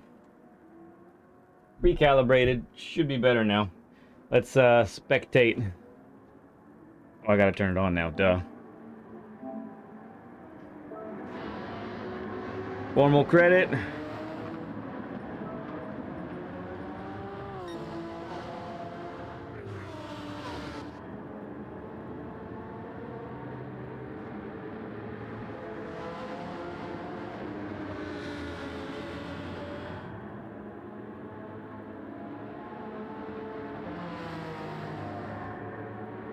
Yeah, so this happens every now and then when I end up, when the force gets really hard and I've held it steady, the to go straight, I gotta have it cocked over like this or like this, and it's just a pain. Oh man, it froze. Hang on. Gonna bring it back.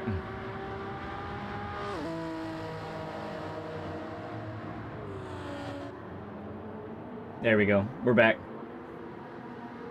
Ooh, Labine and Viking at it, going at it. This is fun stuff.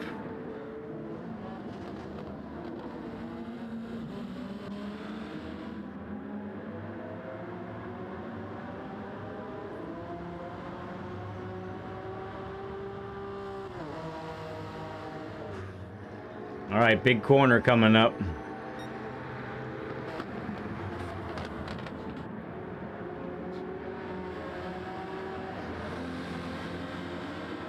Nice, man. You hear that V8 Corvette?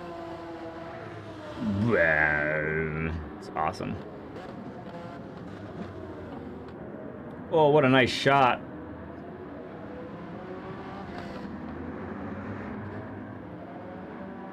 Wall, yeah. I think he's got it, though, unless he makes a huge mistake.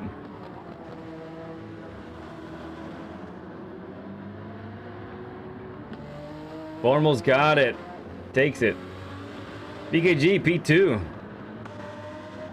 P-Nut, P3. Oh, LG loses it at the end. Nicely done, everybody.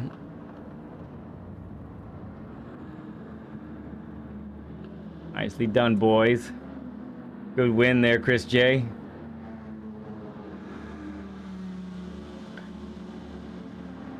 Oh, yeah. I was feeling good. I'm interested to take the Ferrari to CVG. And see how that feels there. Great racing, dudes. Oops.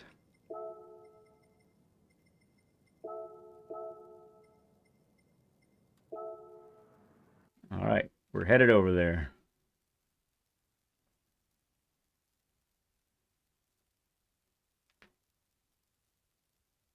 Ah, he's no E-rated driver. Don't you remember he was with us a couple Saturdays ago when we did the laps then.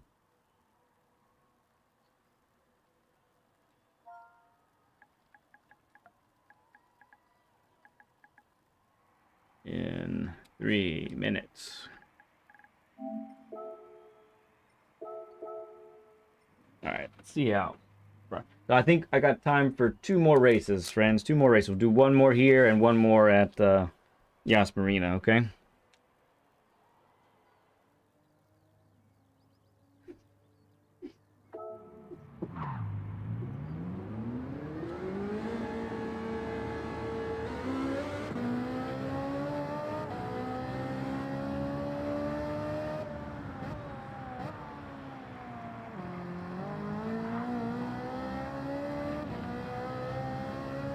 All right, LG, thanks, man.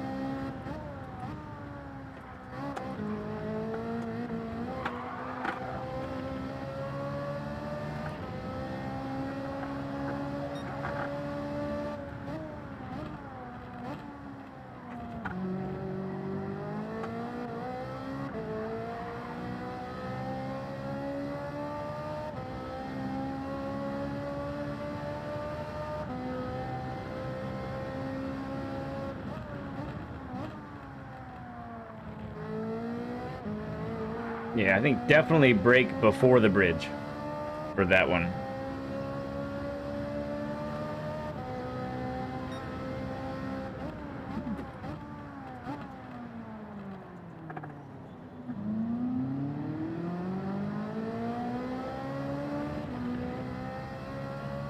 It's just me. Good to see you, man.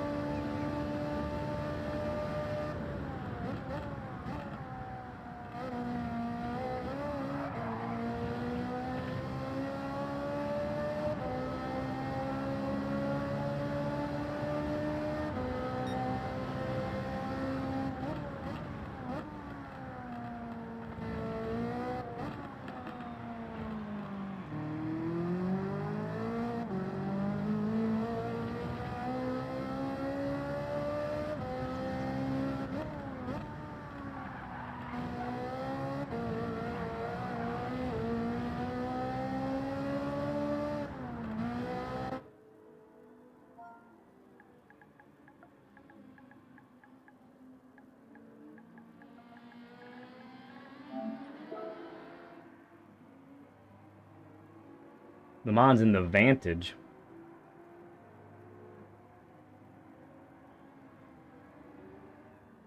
3 hours later. Oh, it's so true, man. The time can just get away, can't it?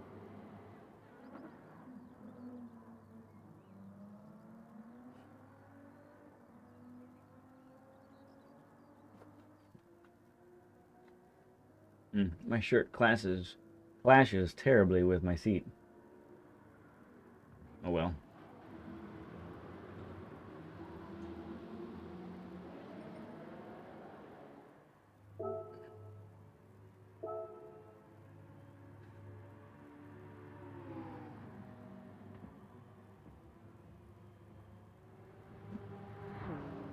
Here we go.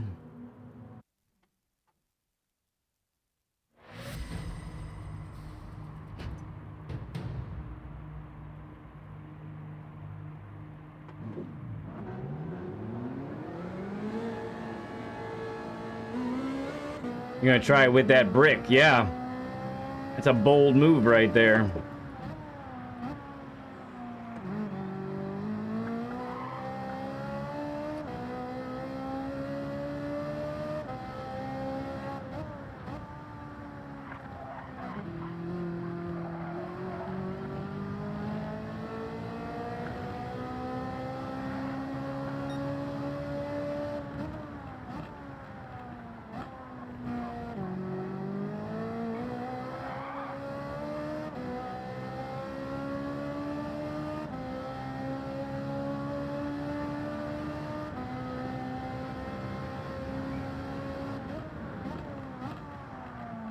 Yeah, I did it again. Before the bridge. Before the bridge.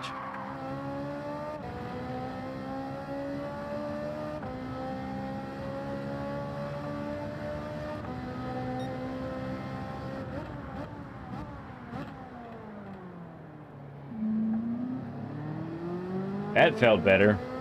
Maybe it has a little bit to do with the car, huh?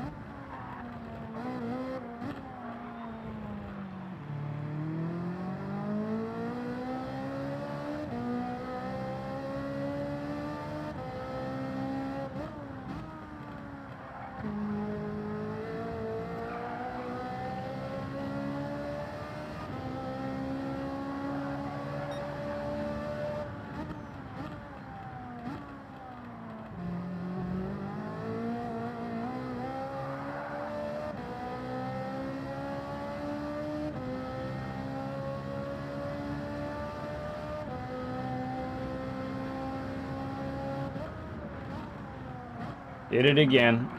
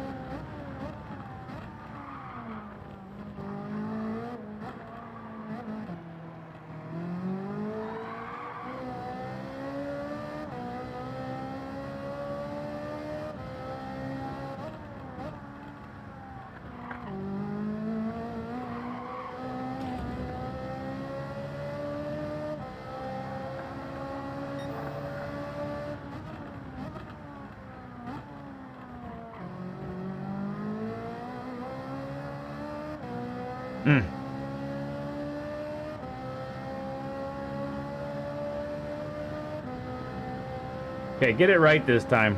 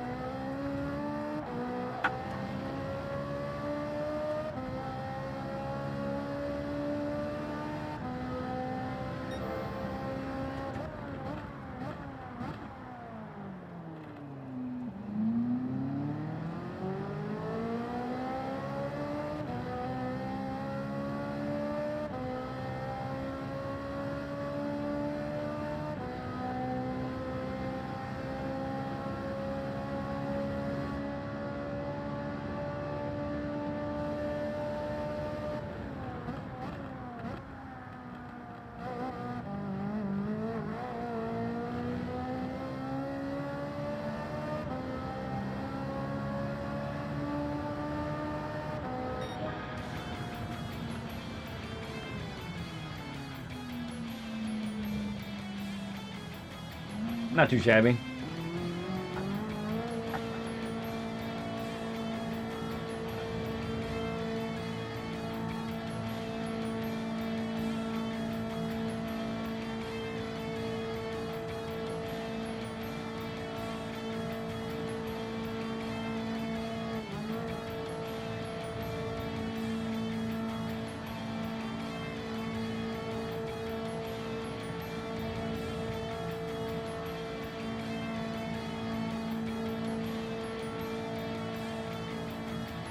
Oh man, do we get to use a 90 burger again?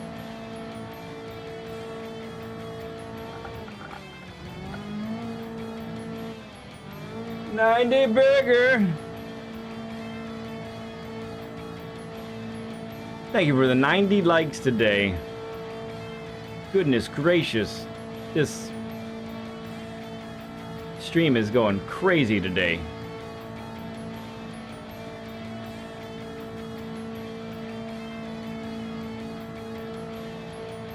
Okay. Here we go. Here we go.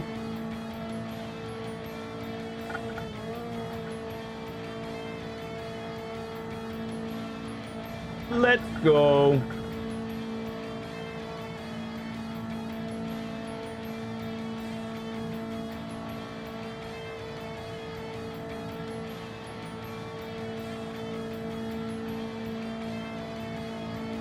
All right. Here we go. Oh, it is. Okay, resetting. All right, starting the race.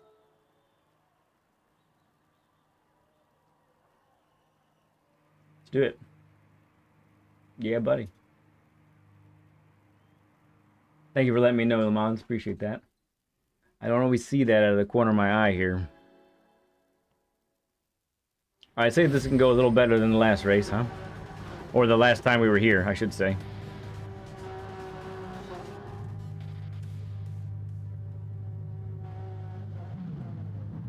Last race too, I guess.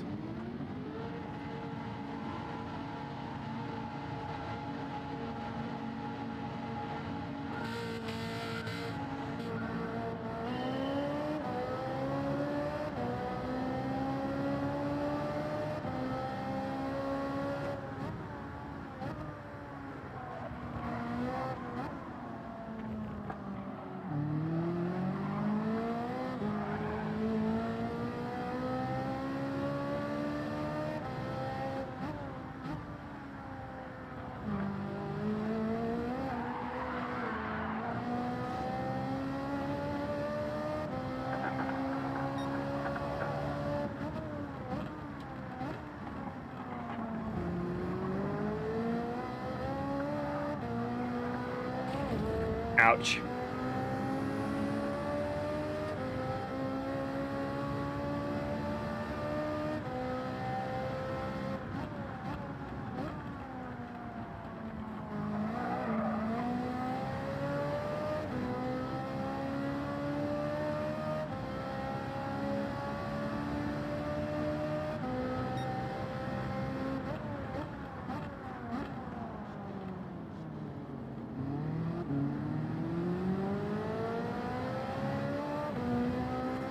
Nice raise in there, B-Nut. Appreciate you, bud.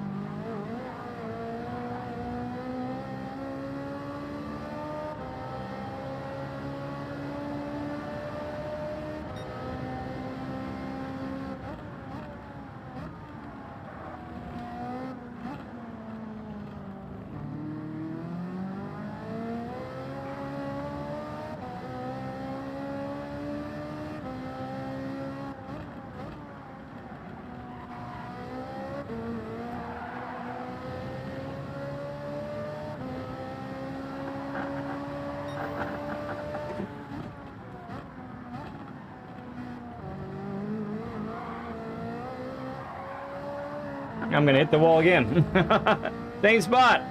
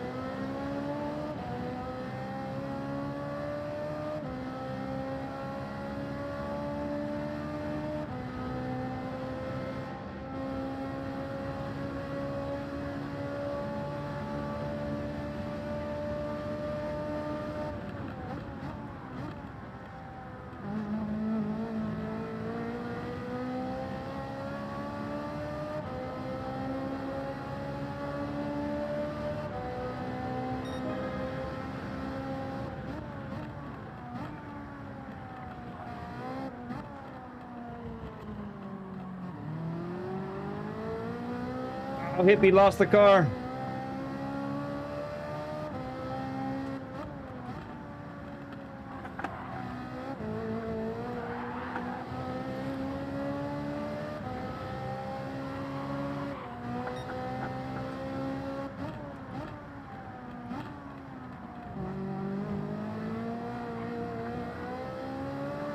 Yay, I didn't hit the wall.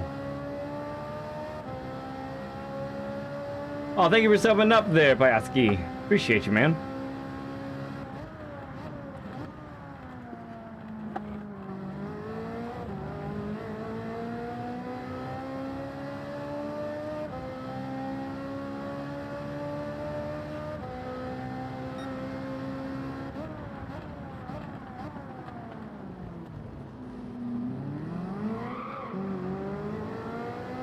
Went for a wee bit of a dive there.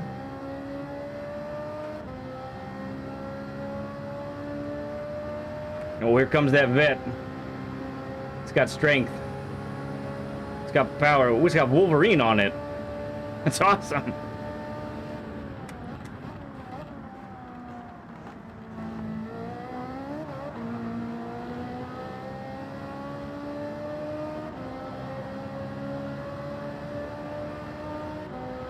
I've been too friendly with the wall, you're right.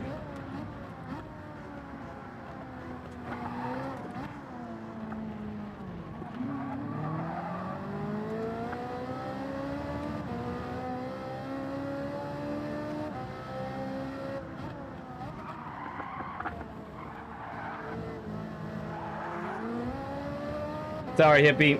I lost it.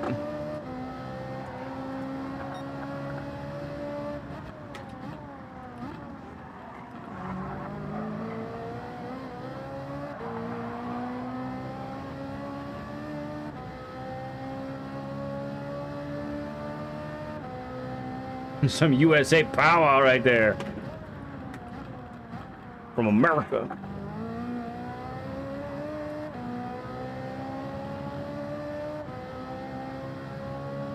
Yeah, so not much use passing at the hairpin.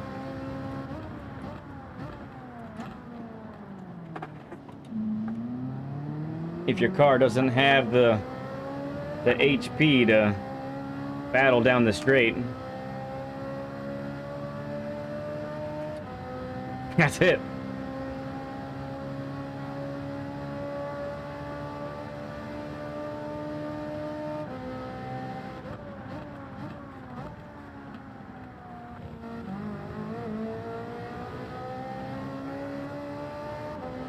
Final lap.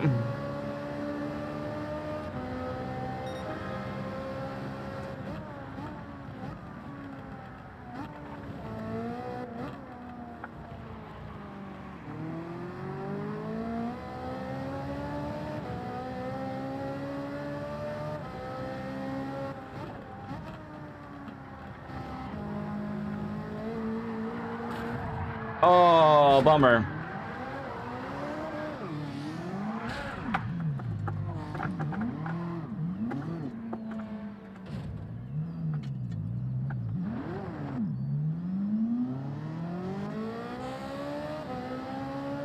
Just that crazy little ping pong effect.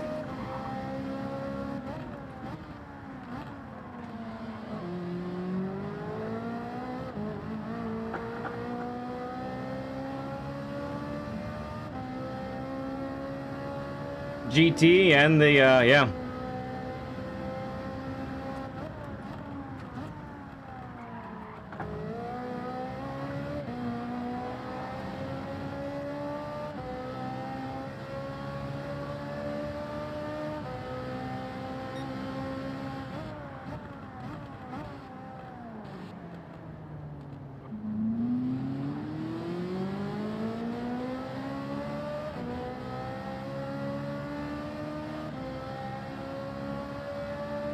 Oh, is that right? You're gonna do the Hoggy 200?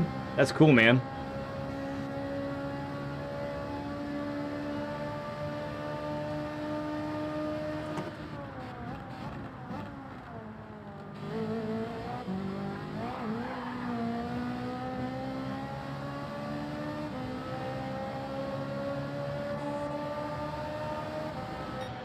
All right. It was a bummer at the end. That was some good racing all around.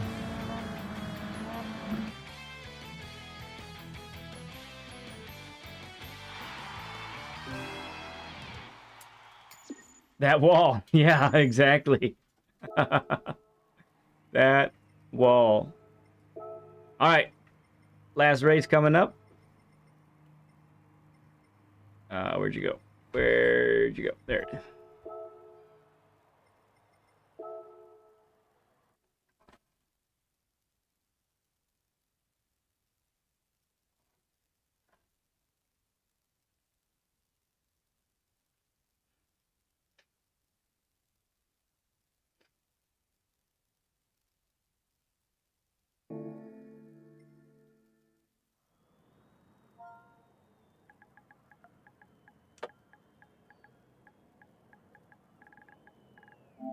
Nice. Let's do that. Oh, man, thank you for racing, bud. Appreciate you, man. All right. Sounds good, Nielsen. Always great racing with you.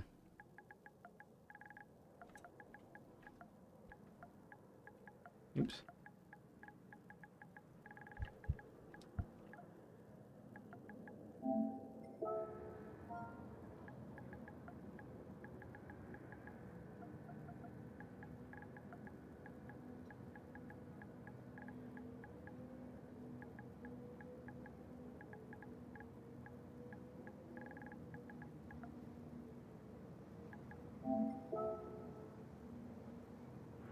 Got some fast dudes here for sure.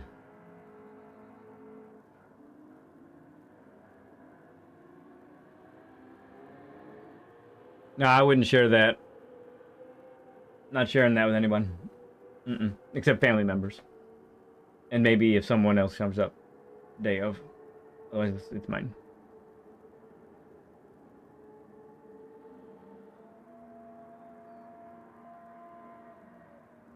Alright, I was driving like a beast last time. Let's see if we can avoid the mistake and the equipment failure.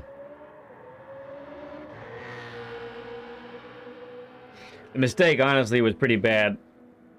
Even with the equipment failure after, I don't know if, even without that, I don't know if I was going to catch up. Well, I need to enter in my own race, huh?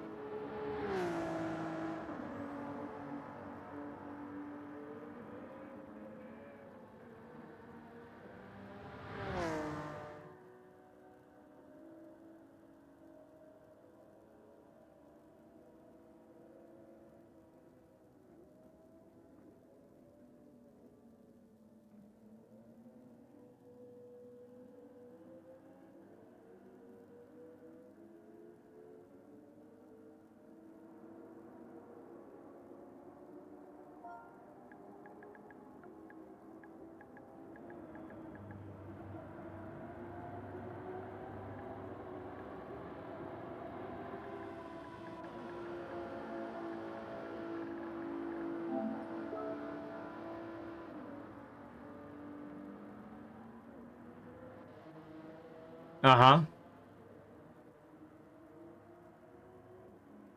That's pretty generic, saying the best car. The Lexus. Well, not for me, I can tell you that right now.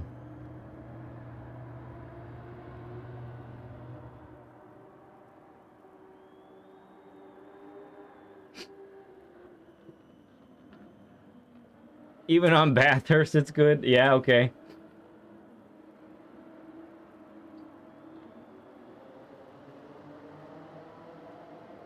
Yeah, okay. All right.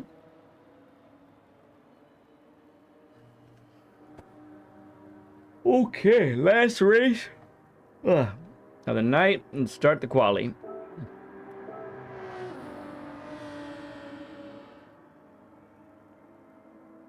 Yeah, the sort perform for super formulas, yeah.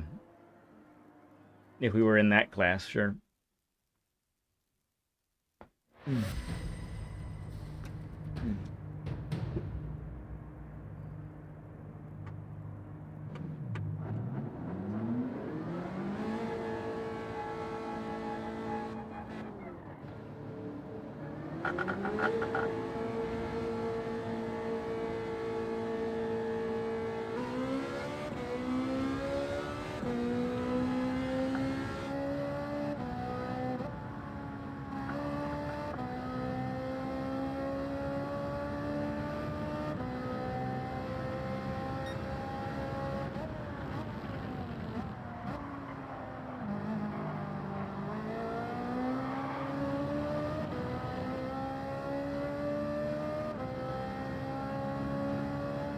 Sweet. Sounds good, Le Mans. Yeah, the notifications turned off here, but I'll get it on my phone after the stream.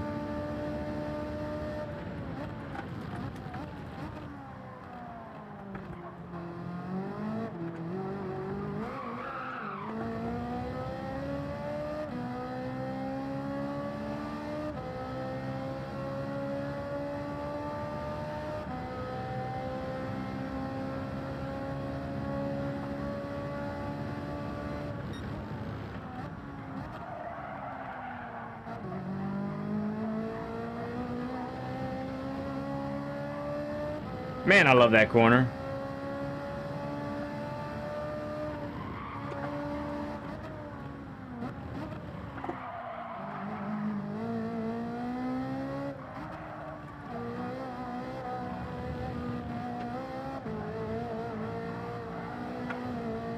That wall, too. Pain in my butt.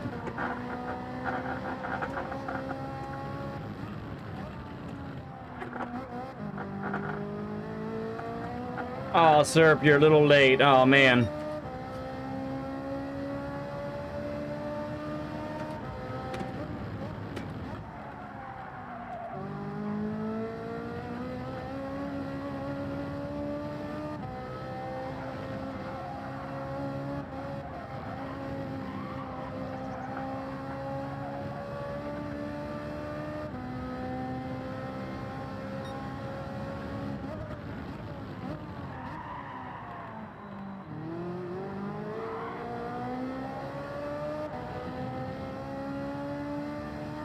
Too friendly with the walls. Time and time again.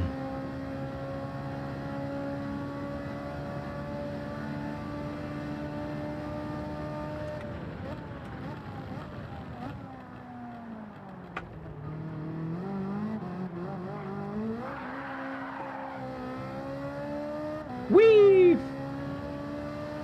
I don't feel like this is a very fast lap, though. So far.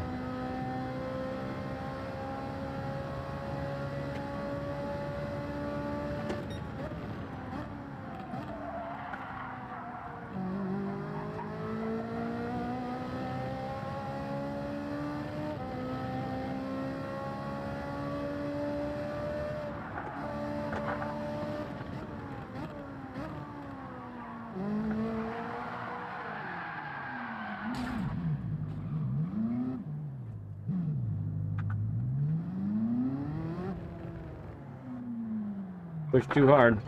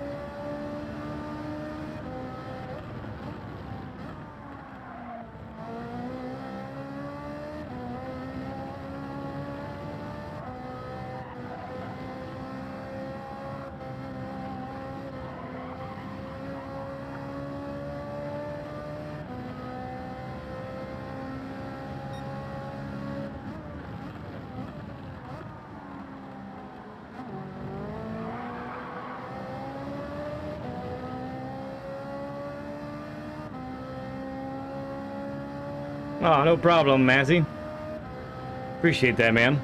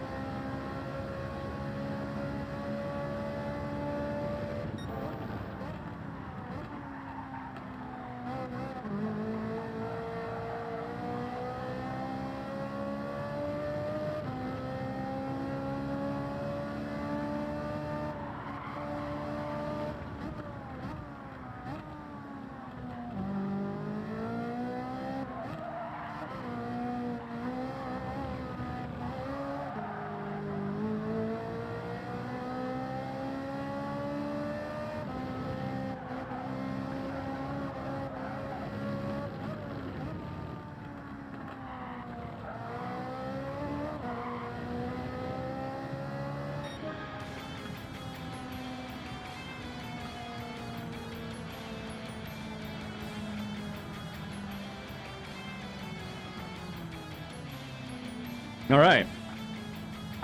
Yeah, man, I don't know. Something about this course.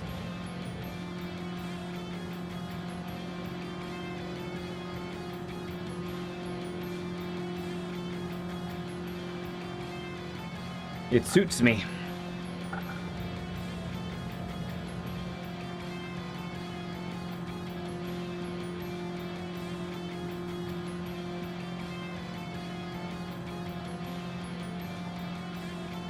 Let's roll.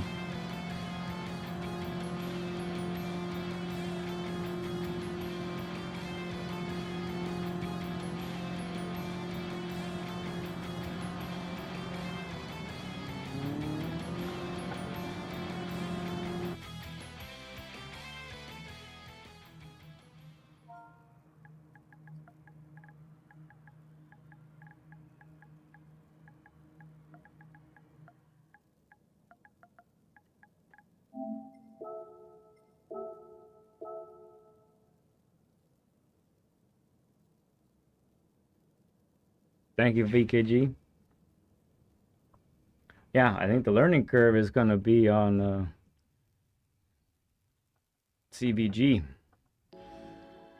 This one feels good most of the time.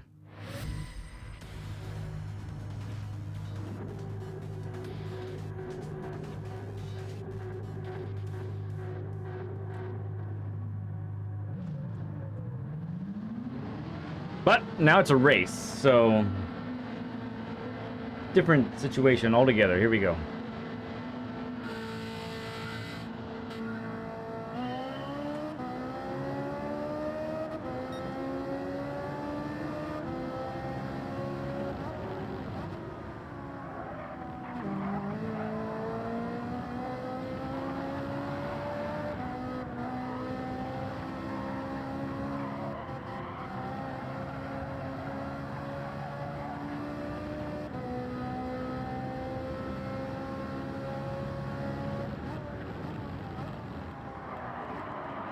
That's some rotation there, baby.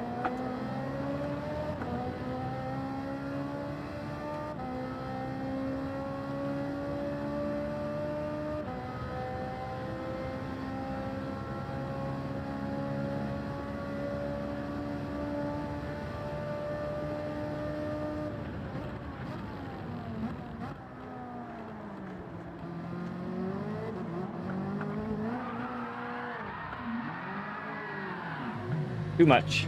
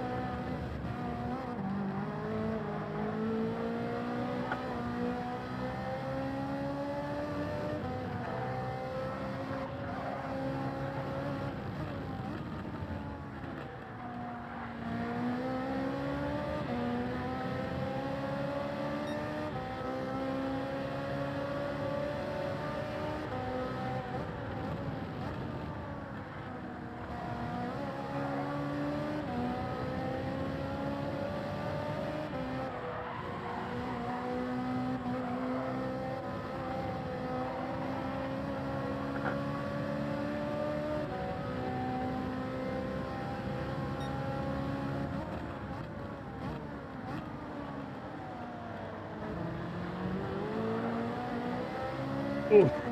Sorry, Chris, just trying to keep it together.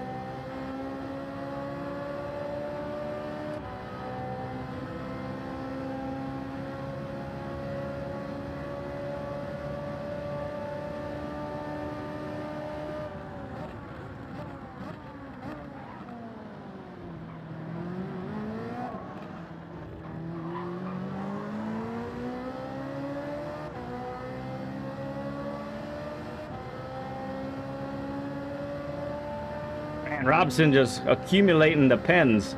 Sorry, bro.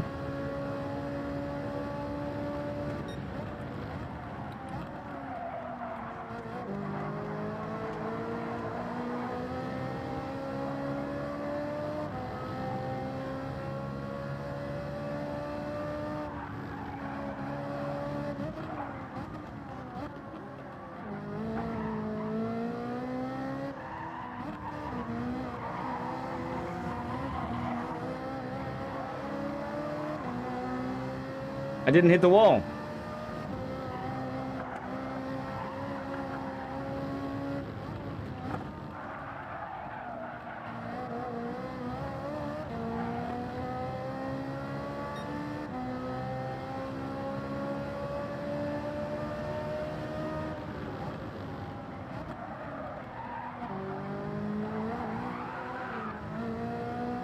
Yipes.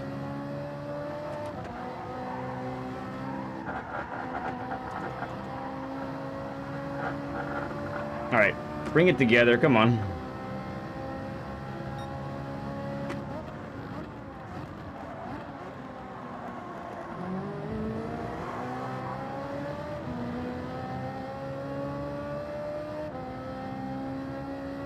Oh, Chris got a half second now.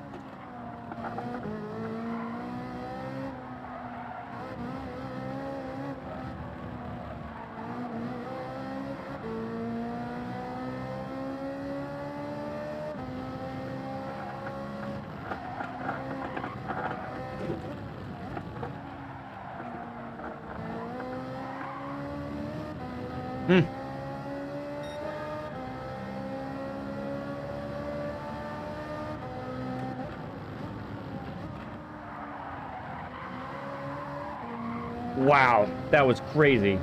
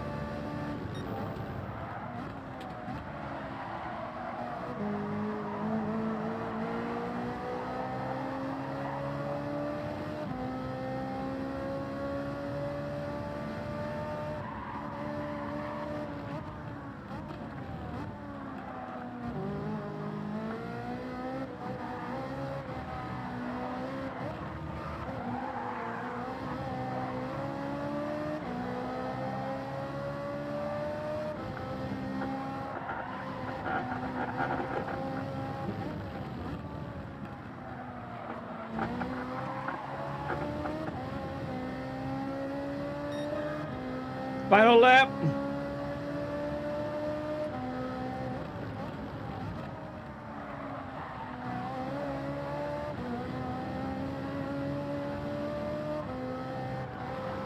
Oh, Le Mans hit the wall, I think. Ooh, sorry.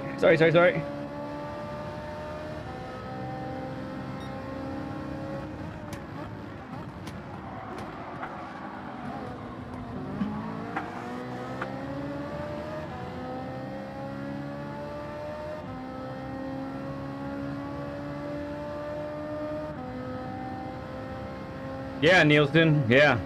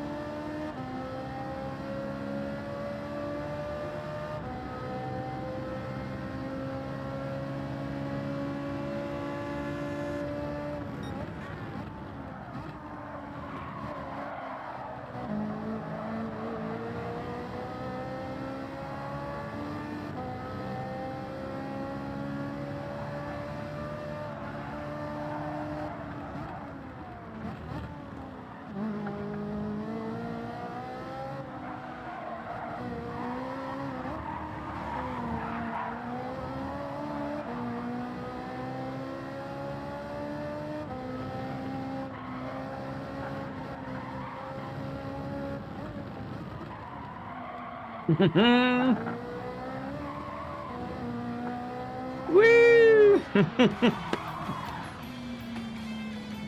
Great racing. Good man. P2 for B-Nut. Nice race, B-Nut.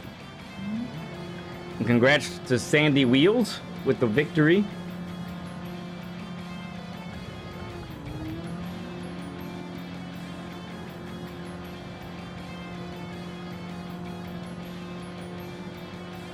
Thank you, Le Mans. Today we put in some work. That's for sure. Put in some good work. For anyone just joining, we had our Learn with Lead session, live coaching session, just about 4 hours ago is when it started. So we did that for a little over 2 hours, and then we just spent the last couple hours racing with all you friends. So that's good stuff. Lots of good fun today. So that's going to wrap it up for this stream. And this racing as well.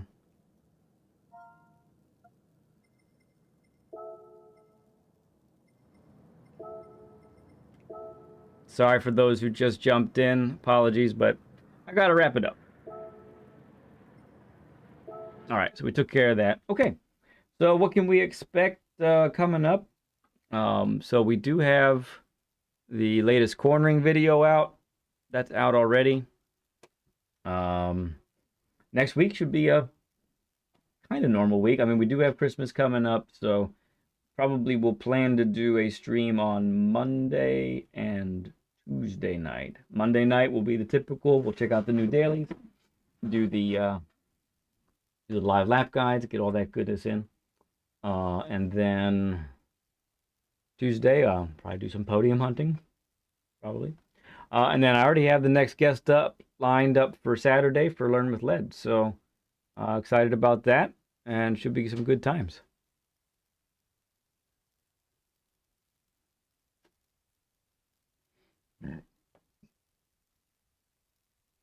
That's a fun question. Nielsen in VR, yep. All right, my awesome people. Thank you for all of your support today. Thank you for cheering Jase on, and got to see him beat his time in our coaching session. That was fun. Appreciate everybody who donated, Farouk especially. Thank you for the 20 gifted. Let me make sure I don't forget the other gift as well. Chris Wood sent a gifted, and Super Doofus donated 2, so thank you so much for that. Yep, that's about that. You guys are blowing me away every night and every afternoon that we do this, and even in the mornings when we do that. You just continue to surprise me. I'm a little tired, so I'm gonna go get some rest, but I love you all like crazy, There's not a thing you can do to change my mind, so I don't want to hear it. Don't even start with me, okay? I mean it. Bye, y'all.